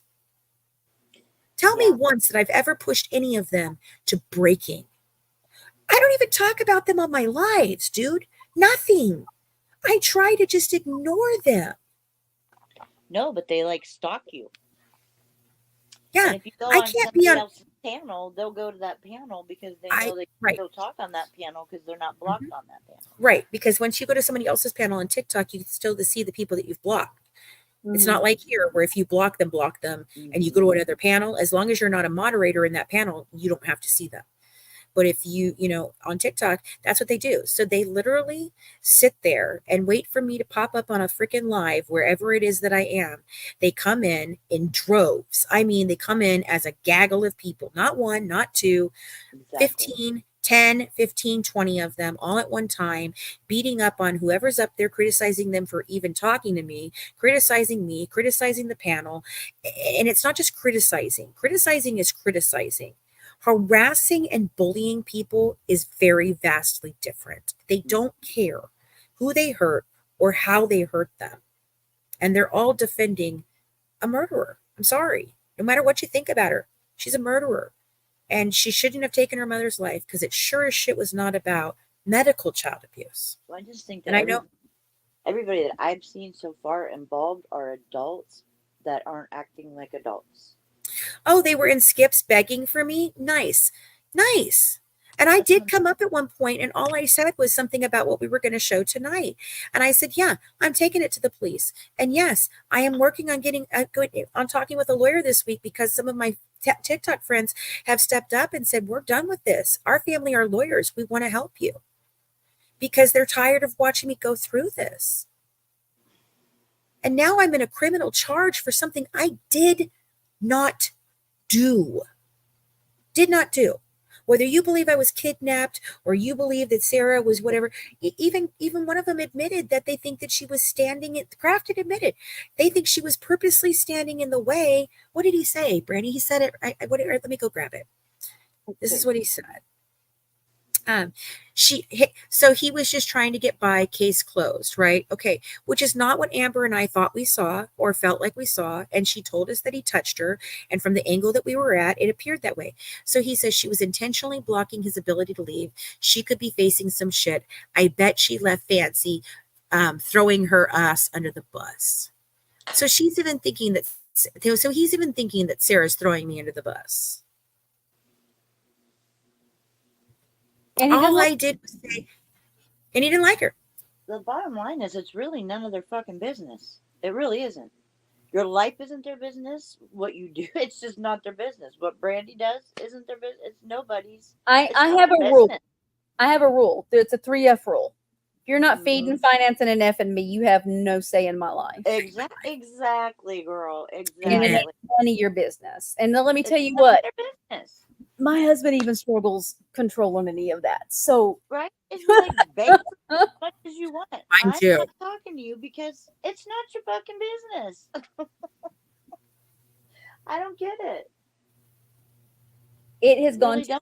You owe them nothing, Nancy. You owe them nothing. You owe them no explanation. You owe them absolutely fucking nothing. Nothing. When Kendall and I called the truce a couple months ago, for us, we were completely done. We were done with watching for one, there were people hiding behind fake profiles because they don't want anybody to know who their real name is, while they blame all of us who are putting our faces out here for doing the shit that they're doing. They allow us to get blamed. They go around telling everybody that I was behind shit that I wasn't behind. For one, Fancy, in the last 2 weeks, do I have time to do any of that shit now that you've seen what my life is? No. No. Mac, can you attest? I don't either. Mac is on the No. phone with me all day fucking long. No, I wouldn't She have the would time know either. if I was None of doing us. some shit. Always. Forget about it. Like, Yes, I Uh-uh. did. I did just fart. You're right. Time Who to cry. I farted? did, Who so they should farted? check it off. No, I didn't. But hey, unfucking Sniffy, real. sniff, They sniff. they literally came in there and Festering Fancy or Mrs. Fancy Pants. I don't know which one, or Wigs. I'm sorry. No, it was Wigs on fire because I blocked her and I'm not responding to her anywhere else. She was literally spamming the chat. April Leanna Johns, please unblock me. April Leanna Johns, unblock me. Like, Using your who full are name? you? What the My hell? mom is the only person who used my full fucking name. Right? And I don't like my name. The whole reason why I changed my name is because I didn't like my fucking name. Sorry, I didn't like it. I never thought actually it was like an that. April. I don't I like like it. the Leanna in the middle. I like that. Yeah, I know, and I don't. And there's reasons why I don't like my name. I There was can a see very it good being a reason why. Leanna. Yeah, well, I was adopted and my mother gave me a name and I never felt like it fit me. And then I'm named after some people I didn't want to be named after in my middle name. So no, Mhm. I don't want to go by that. Right. And you have no right to take my anonymity online and put it out there for everyone just because I'm not paying your ass a fucking enough attention. Fuck you. Right. Go away. Right. I don't want you around me at all. I'd rather never have to say your names or talk And about I'm you or not hear gonna about you give ever pass again. to the people Yeah, who 'cause- say things like, you need to put some, you need to put that in your applesauce. You know what I'm saying? You need to put that medicine in your applesauce. Okay, that's not fucking funny either. You're still making fun of somebody who has mental health issues. Some Just people think they can ridiculous. get around it by saying that, but you know what? You're still being rude about somebody who has a mental health issue. It goes well past rude. It goes You well need to past put that rude. in your applesauce. Okay. Thanks for that. Appreciate it. Thanks. I'll let her know You've that. gotten my platform shut down purposely when I didn't do anything to you. You have tried to make it so I can't have any money. Tori even said all that. She wanted to make sure that she took me around slowly and methodically. Mm-hmm. She wanted to make sure that I never had a business ever again, and that anytime if I ever put a content out anywhere, she would be paid for it. For what, Tori? Yep. I'd like to know. For what reason would you be paid for my content? You've done nothing to ever give me anything for content. No. Heather changed every fucking scene you ever wrote in Sins because it was shit. It was shit.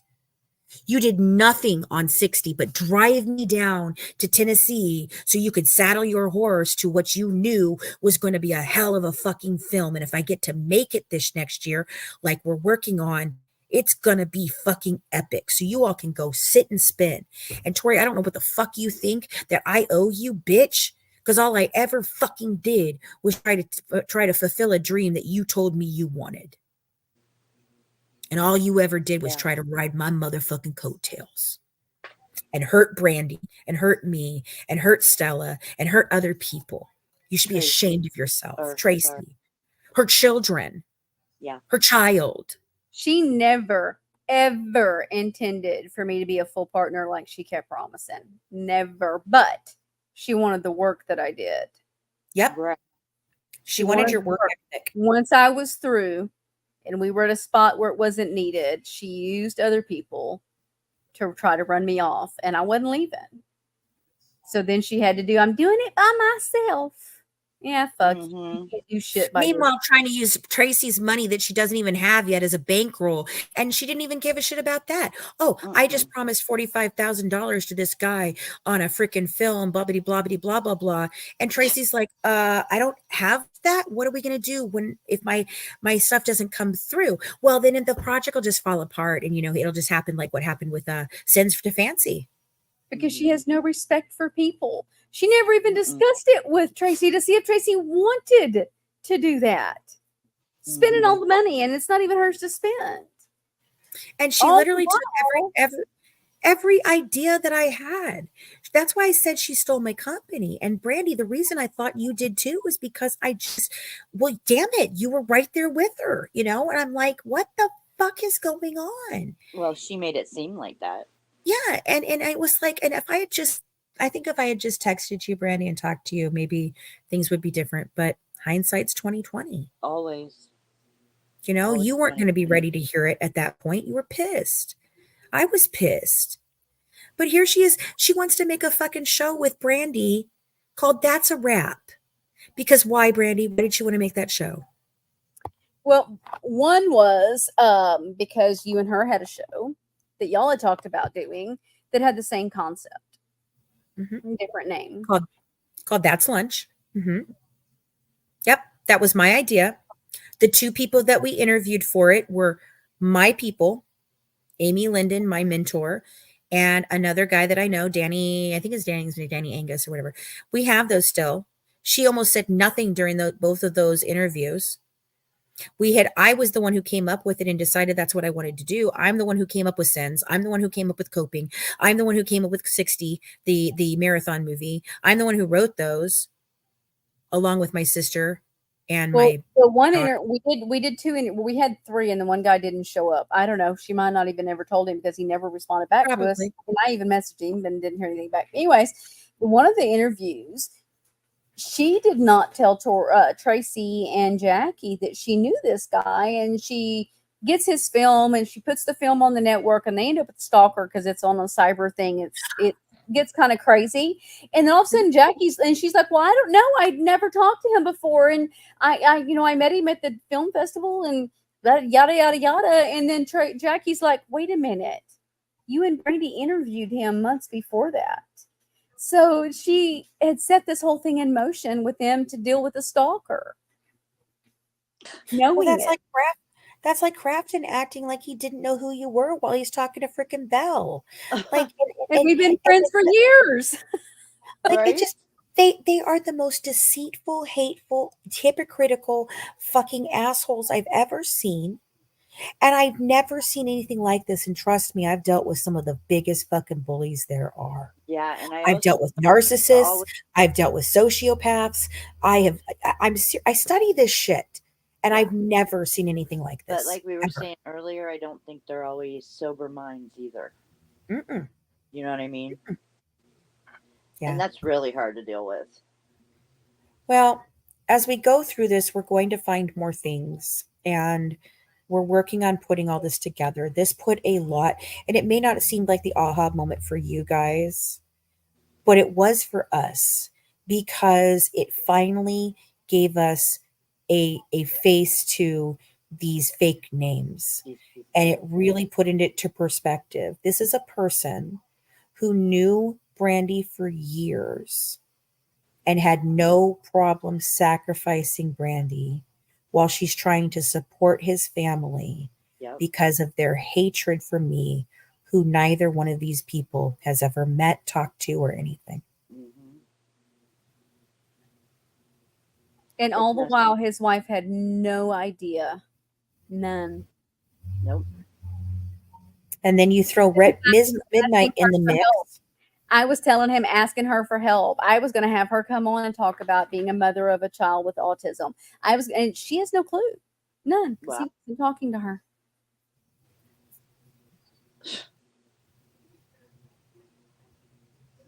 It's just sad.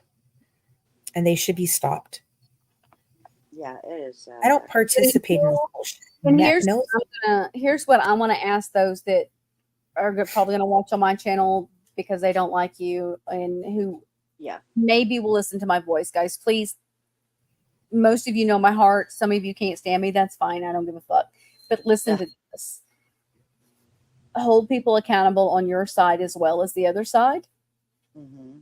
And until you hold them accountable, they're going to continue. When you start saying this is not okay, then they don't have no place to run.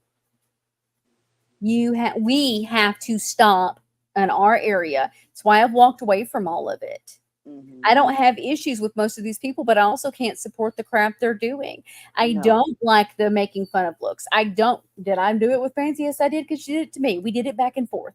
Mm-hmm. But when they continuously do it to be mean, it just stop. When they're wanting people's mental health, stop. Right. And you never know what somebody's truly going through in their life. Like, I don't know. I don't understand it. I just don't understand it. Because it's just not, I don't know. It's not who if I It's not don't my like somebody or mentality. care about somebody or I'm done with somebody, I don't want to be around them, talk about them, nothing. I burned No, the motherfucking bridge. I burned the motherfucking bridge with my certainly own not father. to devote my day, time, anything to doing anything to them or, I can't, that's why I think I can't understand it. Like, it's just baffling to me because what are you doing? What are you doing? Well, like You're an Kim said, adult. Like, what are you actually doing? they haven't missed a beat since Crafton was arrested a couple weeks ago. They have Nope. not missed a beat until See, today when we did this live. Have they even expressed to, before this, had they ever expressed to Kim, oh my God, we're so sorry this has happened to you. We're yep. supporting you, Kim. No, nothing. They didn't give a flying fuck about Kim. She's just collateral damage in their bullshit. I'm just collateral damage. Brandy's just collateral damage. Ryan's just collateral damage. Katie Joy and I don't see eye to eye on lots of things. And that was, Mac, I should have told you I invited her because I wanted her to see these things because we sat and talked about these things today. And, do I agree with things Katie does? No.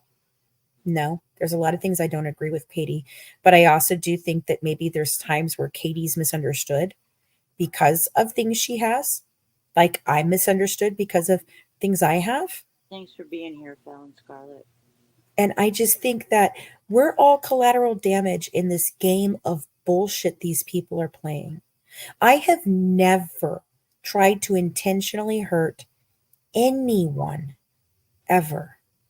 Not Amanda, not Brandy, not Tori, not Ryan, not Bree, not Sheena, who I don't fucking even know who the fuck you are, bitch. Not Belle or Crafton. Like, I don't even know you. You are spending every waking moment of your day following me around, stalking me, harassing me, Mm-hmm. pushing me, making content about me for no fucking reason. Me making content about a Why? case is not the same thing as you making content about just me for no reason. Well, at least you have it in writing that what their aim was. Mhm.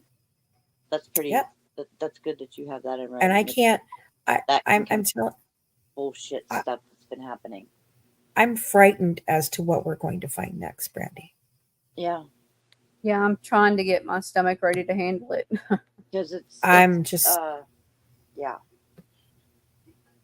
My stomach has been sick for 3 days. But we got a lot of strong women around us, and we We are do. all going to support one another. That's what we do.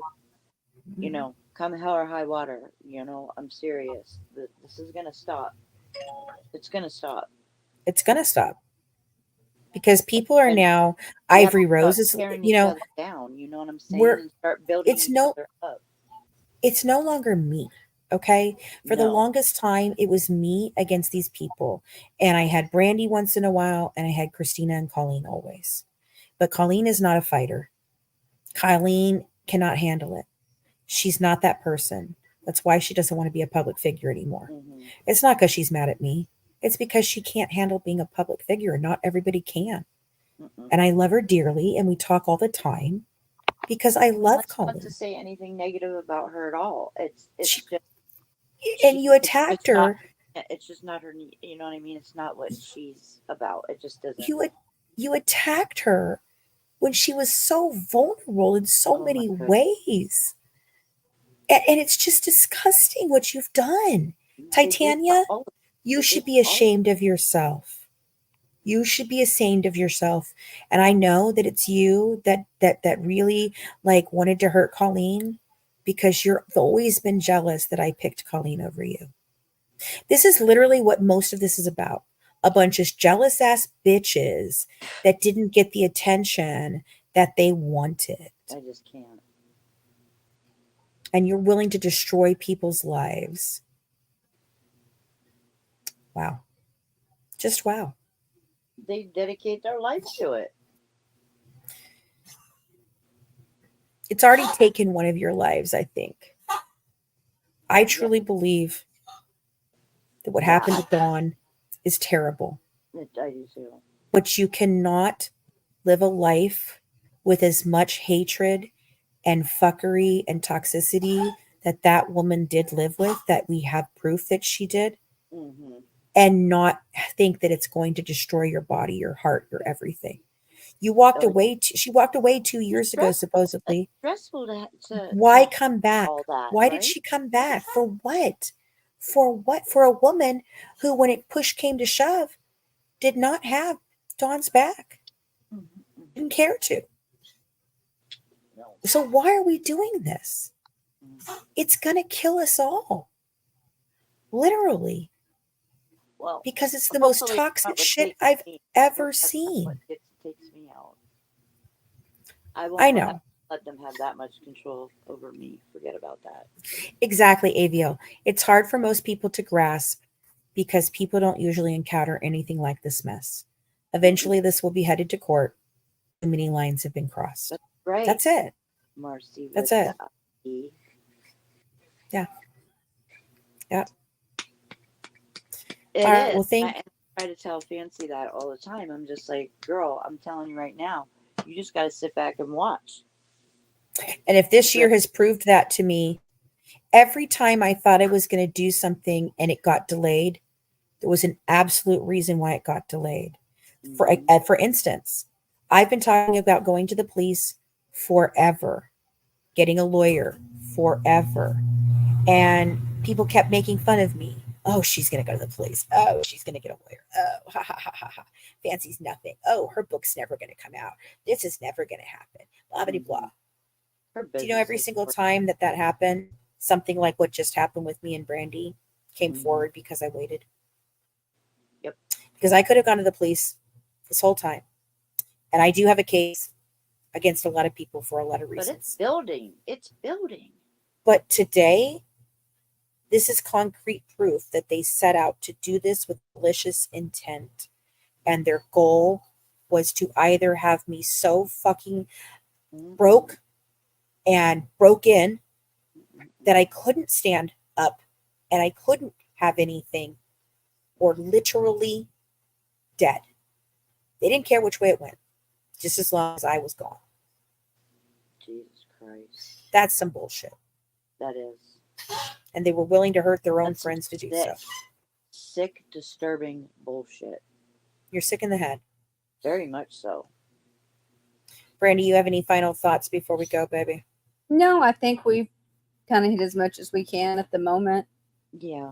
I'm just I'm over. glad I'm glad we finally did this. Yeah. Yeah, I'm glad. We're not done. We're not done. Oh, no. Oh, no. Because I can't wait for the other one we got to drop. Trust me. Mm. There's going to be some fun in that one. It's coming. It's coming. That And I house never of cards, man, that house of cards is looking a little bit delicate. I'm just, I never wanted to have to do this. I asked you all to leave me alone 1,000 bazillion fucking times. No, It's the same thing that I said in 2019 when I walked away from Facebook and hurt my friend Brandy because we were doing. I did it. I did it in a split second.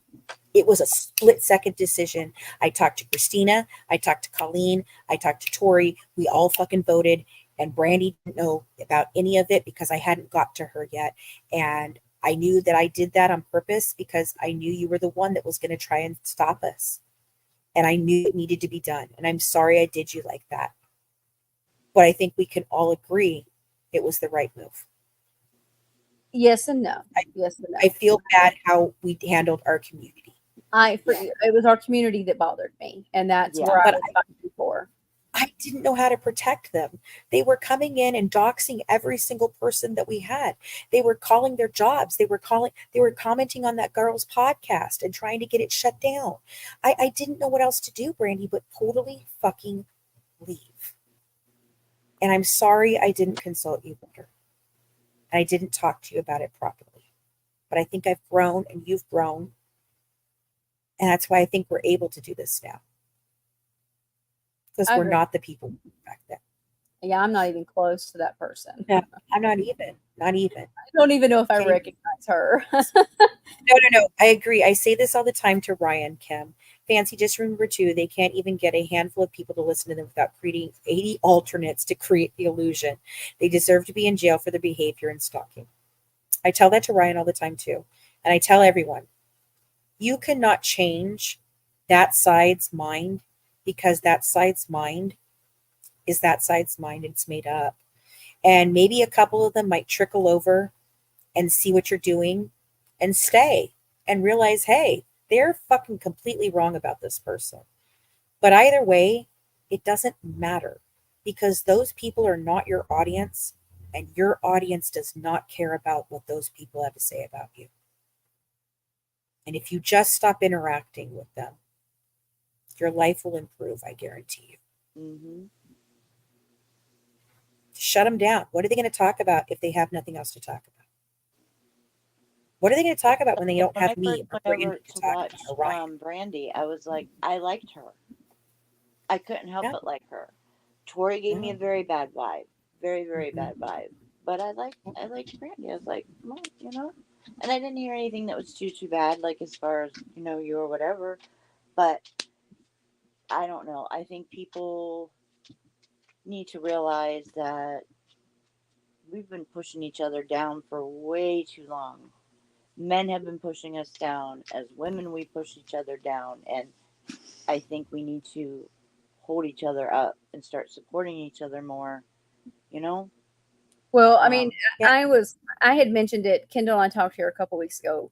I mentioned it to her that, us taking our truce the way we did. We're taking a Mm-hmm. truce. We're done. We started losing support quickly. Mm-hmm. And the more that truce grew, the more Fancy and I talked, Mm-hmm. the more my support has dwindled. And Mm-hmm. that says a lot to me. That Mm-hmm. says they were only there for the For the mouthpiece, drama. for me to be a Mm-hmm. mouthpiece. And because they knew they could, if they wanted me to go off with something, they could bring it up and I'd go there because I ain't Well, scared Right. to go Jasmine straight up said that she told you she gave it to you to come at me for what? Because she knew that you would there. get under my skin the most, which is hilarious because it didn't fucking bother me in the fucking least. I just thought they were stupid. I'm like, a PR team? A PR team? Really? That doesn't have a fucking website, that has a Google Well, Voice I number, was like, has no my letterhead. PR team that's getting her away from the content creators and helping her navigate social media a little bit better would mean she's not talking to content creators and giving them stuff and communicating Right. and going on lives. And I'm like, but Mm-hmm. she is. Well, we can't control what she does online. No. That's No. your job. That's Right? She literally she is so delusional. Do you know how many times she told me all over and over again that she did a great job and that she did exactly what she wanted to happen and that she's so glad that it all came forward so we could all begin to heal. Bitch, you fucking caused it all. Yeah. I read Get on the her fuck dragon, out of her here. whatever that group is on Facebook. I'll go read every once in a while. And I'm Oh, like, the dragon shit. bitch, pot meat kettle. Like, seriously, you did that. Mm-hmm. That was you. Mm-hmm. So stupid. So I stupid. I gotta read you the last thing I said. Girl. I gotta read you this last thing I said. All right. Go. Um, so this is where I asked her, I said, so I was watching a live and I started just making things. I said, RV friends, like actual vets, disabled persons. I asked her who she knew. I said, you're making no sense today. Cause she was on one of her rants again, one of her crazy fucking weird ass rants where she started looking at me and talking to me. And she said something about the fact that but my friends from my MI friends from the army are all tracking and have been helping a lot. So if they see it and understand and believe me with all the proof, I'm okay. I'm just a lot, and I don't think it's related to anything with you at all. And I was like, what do you mean, army friends? Like actual vets, disabled persons? Like what are you talking about? And so I'm like going on and on. She goes, yeah, I'm a vet. Hubby is a disabled vet, and army friends are vets, and one is 30%. and one is 30%, I think. The other intel person I'm close to was Navy, and he's married to my best friend from the Army. We went to basic and AIT together. We were all in intelligence. My classification was the oddball one, but makes sense too. It's a lot. When I felt insane, each are my military people and others who shadowed me during some weird ass bullshit here with the washer. She's trying to say that somebody was trying to communicate with her through the washing machine and Wi-Fi, etc. Now it's just another day. So I'm like, cool. And then I was like, you know what? I'm done. Because she had said to me just a little bit before that she was worried that she was going to be framed for things online. And this is the day I realized I thought she was Rez. And I even asked you that day. I said, Brandy, do you think that Jazz is Rez? And you said, no, I don't think so. Maybe. I asked Ryan. I talked to Mack about it. And then I sent this message. Funny you think you'll be framed for online things. I was framed. Nick was framed. Brandy was framed. Ryan Lee was framed. But you, my dear, no. Just remember you chose to be the dragon. You'll have to reconcile with that because today was the expiration date and everyone failed. This is where I say goodbye, Jasmine. I wish you well, and I hope you get the help you need. That was September 1st when the autopsy report came out, and I knew I had been right about so many things. And that's why they want to be silenced this year. I'm convinced of it. And they just threw Tori in as a bonus. They just threw Tori in as a bonus. Mm-hmm. She's just as honestly, she's probably just as much as their pawn as she uses everybody else. They're all using each other all the time, and that's all they're doing. They're not real friendships. They're not real people. They don't have real interactions with people. They don't have hearts that they care about people really. They may cry with you and listen to you cry, and then they hang up the phone and they talk shit about you. Mm-hmm. They call 3 of their closest friends Mm-hmm. and talk shit about you, or go on a panel and make fun of the fact that you were just crying to them. Right. And that, I was so good at pretending to be her friend. That's a Dawn Brown sentence. Who does that? That to me is so sick. I had her convinced, and I went in and I was, who wants to do that to people? For one, I don't have that kind of time. If I'm your friend, I'm your friend. Right. If I'm not, I'm not. It was Jasmine's friend because I was checking on her after surgery, and I'm thinking we're friends. I had no idea all this. Just fuck you. Right. And if she's not Rez, fine. But she's definitely involved in all of this. 100. I know every single person now that has been involved in this. Yes, time to cry. That's what you heard. Yes. She's the one who also said that her daughter was talking to Christy, and she thinks that her daughter is Belle. Like, it goes on and on. When you see my conversation with this woman, you guys are just going to be like, what in the ever loving fuck? And Ryan and others were always like, why the hell do you talk to her? And I said, because in all the crazy that she has, there's some information in there. Mm-hmm. And I don't know why she does what she does. So I'm trying to figure this out. Well, see, because I truly believe. She told you that she was getting a lawyer in January or whatever it was, because you said something about her on the internet. I mean, they're going to laugh at her at that for one thing. She did that 2 other times. One was, I think you would put stuff on Patreon. And then in the end, when she became the PR person, like a day or 2 before that, she told me the same thing, that your stuff and your antics on Facebook, putting her name out there, she has people contacting her, she's getting a lawyer and she's deleting everything, she's leaving social media and she's done with this and blah, blah, blah, blah, blah, blah, blah, blah, blah. I heard that. Yeah. Do you know how many times I heard about you guys? And then she literally told me I put her life in danger by saying something about fucking bracelets. Right.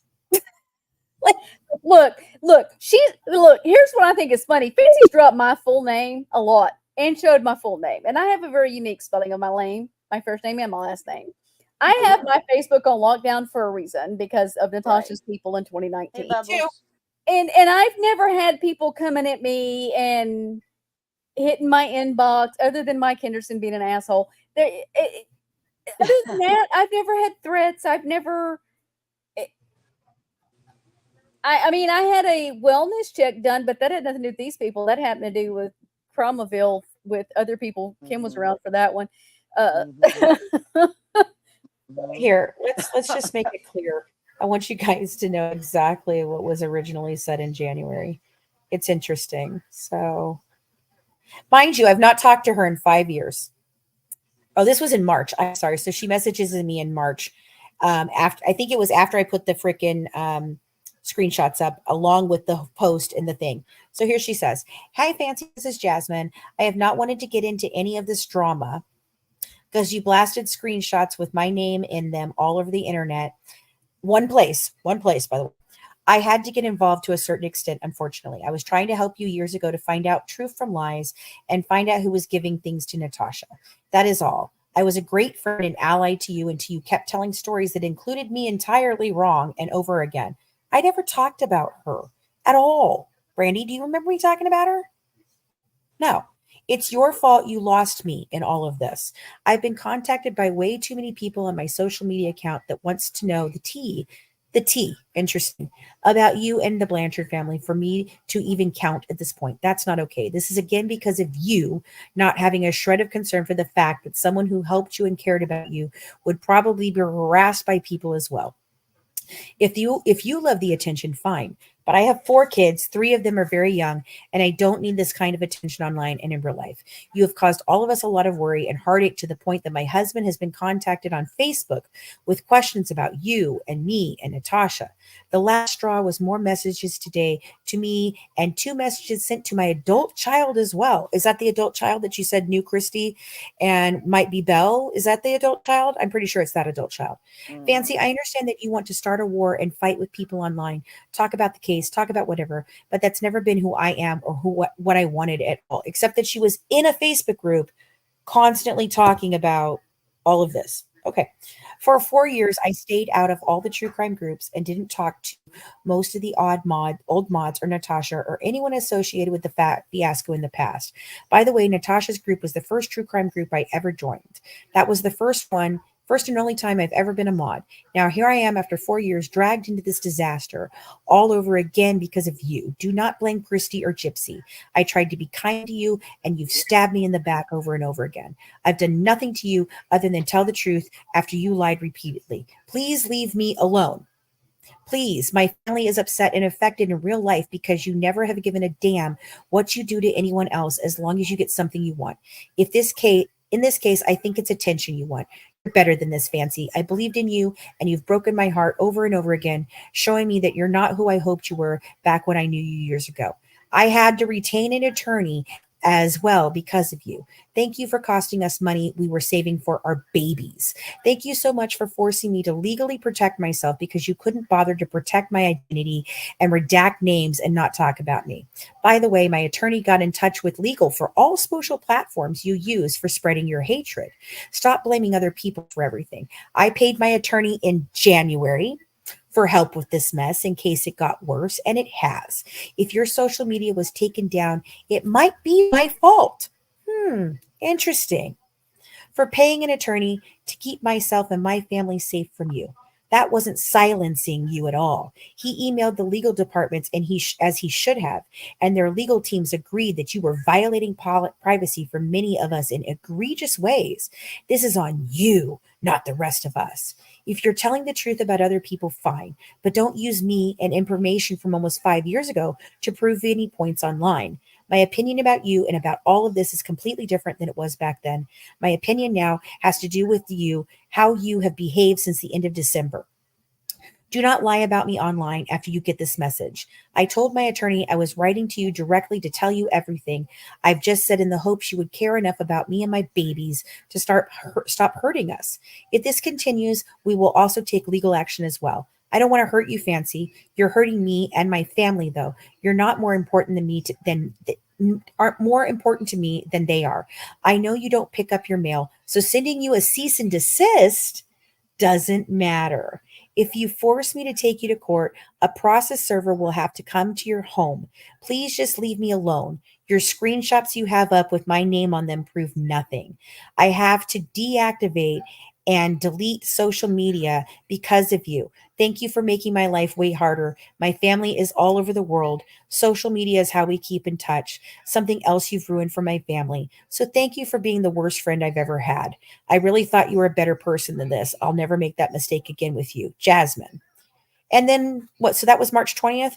By April 4th, you're unblocked, and what I found out is actually good stuff. Might help you. Matter of fact, I wonder if you'd figure out it was me. You're the only one who has seen me do this kind of stuff. The mind fuck here. Mm-hmm. Yeah, the guilt trip. I don't understand these kind of games. I just I don't. don't either. I really don't. Nope. I don't either. All right. Well, I think we put everything out we could put out at this point for right now. We'll be doing this again. Thanks for joining us, guys. And Any last thoughts? depending on what Go ahead. law enforcement tells you, they may tell you to not say anything else right now. So Mm-hmm. Yep, exactly. That's why I wanted to do this, because I wanted you guys to know I was serious and that I see you all. And I will do everything in my legal power to make sure that this never goes on anymore. And you guys aren't standing alone. You've got a team of people standing along with you. Both of you. and that's a first. That's a first. It's never been like this. It's never been like this. Even the people that we had around us all the time with the Natasha stuff, it always just seemed like everybody liked the drama. That was the thing. Like, they all just wanted the drama. And like Brande said, since she stopped the drama, her following went down. Mm-hmm. Her support went down. Same for Kendall. They only want Kendall for if she'll make the videos and Right. the things. Yep. And Which she was good at. I gotta give her credit. She was good. She's at it. hella good. She's wicked Really good, talented. yeah. I love And I my didn't girl. think- She gave me a And chuckle those a couple words times. taste real fucking strange coming out of my mouth. She did make me laugh a couple times, I gotta say. Alrighty. But yeah, we all have to stick together, and no matter what, they need to know we're a solid front. Period. Have fun with that, because it ain't happening again. Oh, and she was already talking to Natasha at that point in time. I'll call you. Let me send Natasha these screenshots, because I messaged back and I said, call me Jazz. I have no issues with you. Never have. I never meant for anything I did to hurt you at all. And then she just starts sending me tons and tons of freaking text messages from you guys. All the text messages she had collected from you. Oh, guess what? Look at this. Brande, the first one I pull up. Hi, Brande. This is Jamie Morgan. I was actually conversing with Christy Blanchard when you messaged her. I'm reaching out to you to let you know that I'm available to speak with you about this matter and anything else if needed. I do understand that several people who Christy considers to be friends have not received communication from her as of late, and that was my call. And it goes on and on and on and on and on and on and on. Yep. How funny is it you're the first one she sent me? Because you were a monster, Brande, and you were the worst one she's ever seen. She couldn't decide whether you were the biggest one, or Dawn was the biggest one, or Ryan was the biggest one. She couldn't figure out who was the biggest monster. It changed daily. I immediately called her out on the PR, or the PR person out on the PR, because I was like, I know I'm going to know who it is. I just got to figure. I just got to take a minute. And she literally thought because I wore a Maleficent shirt, because that's my favorite freaking character, and apparently in whatever she used to do where she was a PR crisis person, they called her Maleficent. She thought that I wore that shirt because I knew that it was her. I've never heard her tell that story. That's why when you were telling me that, I'm like, Quick, I mean, I talked to her about my dragon fetish that I have, because I have dragons tattooed all over. I love dragons. I've got a business for dragons. I've got dragons in my house.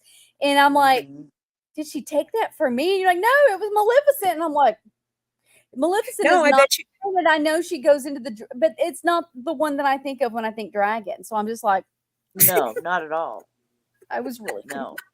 I see why you say that now. Like, when you said it and I thought about it afterwards, I was like, maybe, because they like to steal stories.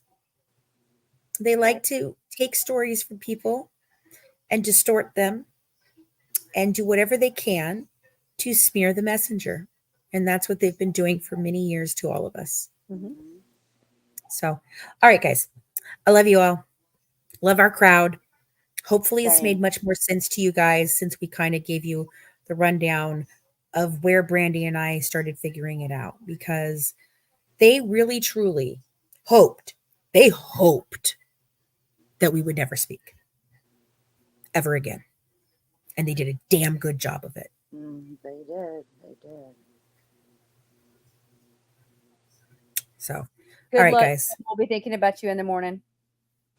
Appreciate You, you, Kim. Does they she really? never wanted this to happen. They did not want this to happen because they knew what would happen once it happened. You take care too, Kim. You take care, Kim. And I know I'm not your favorite person, but I wasn't Kendall's favorite person either. And she kind of really likes me now. You're growing on her now. She tells me all the time. She's like, I like this Fancy. I'm like, I've always been this Fancy, but people were just fucking with me all the time, Kendall. You just happened to be on the phone when you and I had a little breakthrough, and Fancy starts crying, and she's like, "I'm Brady. I am so sorry." And Kendall's sitting there going, "This is what I needed." We had a big old cry fest on the phone. We were all bawling. Exactly. We were all like, bawling. I needed to hear this. I needed to see this Fancy. So it was funny. It was really fun. I'm glad it happened. I really am. Yeah, I am too. I am too. I think she's very dear. I see why you love her. And I'm glad that she's there for you. Yeah. And I'm glad that I was wrong. Because even when you came to me, I was still suspicious of Kendall and her intentions for you, because she had just been so absolutely misinformed. And I got pretty bitchy with you about it. I'm like, okay, hold on. We're going to right here. Right. Nope. And I just was concerned. When Kendall took everything down, I was like, all right, we good. She's serious. You know what I'm saying? I knew she was serious when she did that. I was just concerned for you, Brandy, because I've already like really I told been you today with the other subject. For now, I'm sticking where I'm at on that. Right. If it comes out anything other than how I believe, I will say it, and I will say it publicly. Me too. I will too. So, but I'm pretty sure we know where we're going with this at this point. Yeah. All right, guys. Have a good night. Bye, guys. Bye. Love you. Bye, guys. Have a good one. From the Good Wives, serving up true crime, one dish at a time. Bye, guys. Bye. Do you remember when we came up with that? And we tried to say it in unison and never could do it. She could never do it. Colleen was good at it. Brandy, Colleen was good at it. At the very end, because I can't put it all together myself. From the Good Wives. And then we did the web we weave thing, and that was a colossal challenge. I just can't. I come in at one dish at a time. That's all. That's my ending. You gotta give Colleen her props. She was able to do it. I don't know how, but she was able to do it. Fancy would say, "Here's the script. You got to have the script for the show." I'm like, "Fuck the script. I would not follow the script ever. I would have my air and know when I was coming in. I'd know what to say. I wasn't following a script. Couldn't do it. Right. I do a lot better if I can just talk. You know what I mean? Like, yeah, I know. But what I'm trying, I fumble over my words when I'm trying to read. But she also said, "Go ahead and throw in your own whatever words you want." You don't have to do exactly that. I had like a timeline of what I needed my points to stay on so that I could keep myself on track. And then I do amazing. Right. But you give me a script. Well, I'm treating it more like a TV show than a YouTube show, because that was what I was always trying to build it to. Was it to be an actual TV show? And they're scripted. I'm sorry, they're scripted. And there's some amount of room for conversation, but they're scripted. So yeah, it was. It was always hard. Yeah, we're still live. We're still live. I haven't hit that book yet. I didn't hit it again. Sorry. No, that was a walk down memory lane. I mean, Yeah. I know that my outlines are intense, but I mean well with them. But it's also why I never wrote in outlines when I was in high school. I was like, I don't need a fucking outline. I'm just gonna write the fucking actual Right. paper. Can I just write the paper? I Yeah. need the outline. But give me the Paper. outline, I'll figure the rest out. Mhm. All right. I love y'all. Talk to you Bye, later. guys. Bye. All right. Bye. I'm actually gonna end this time.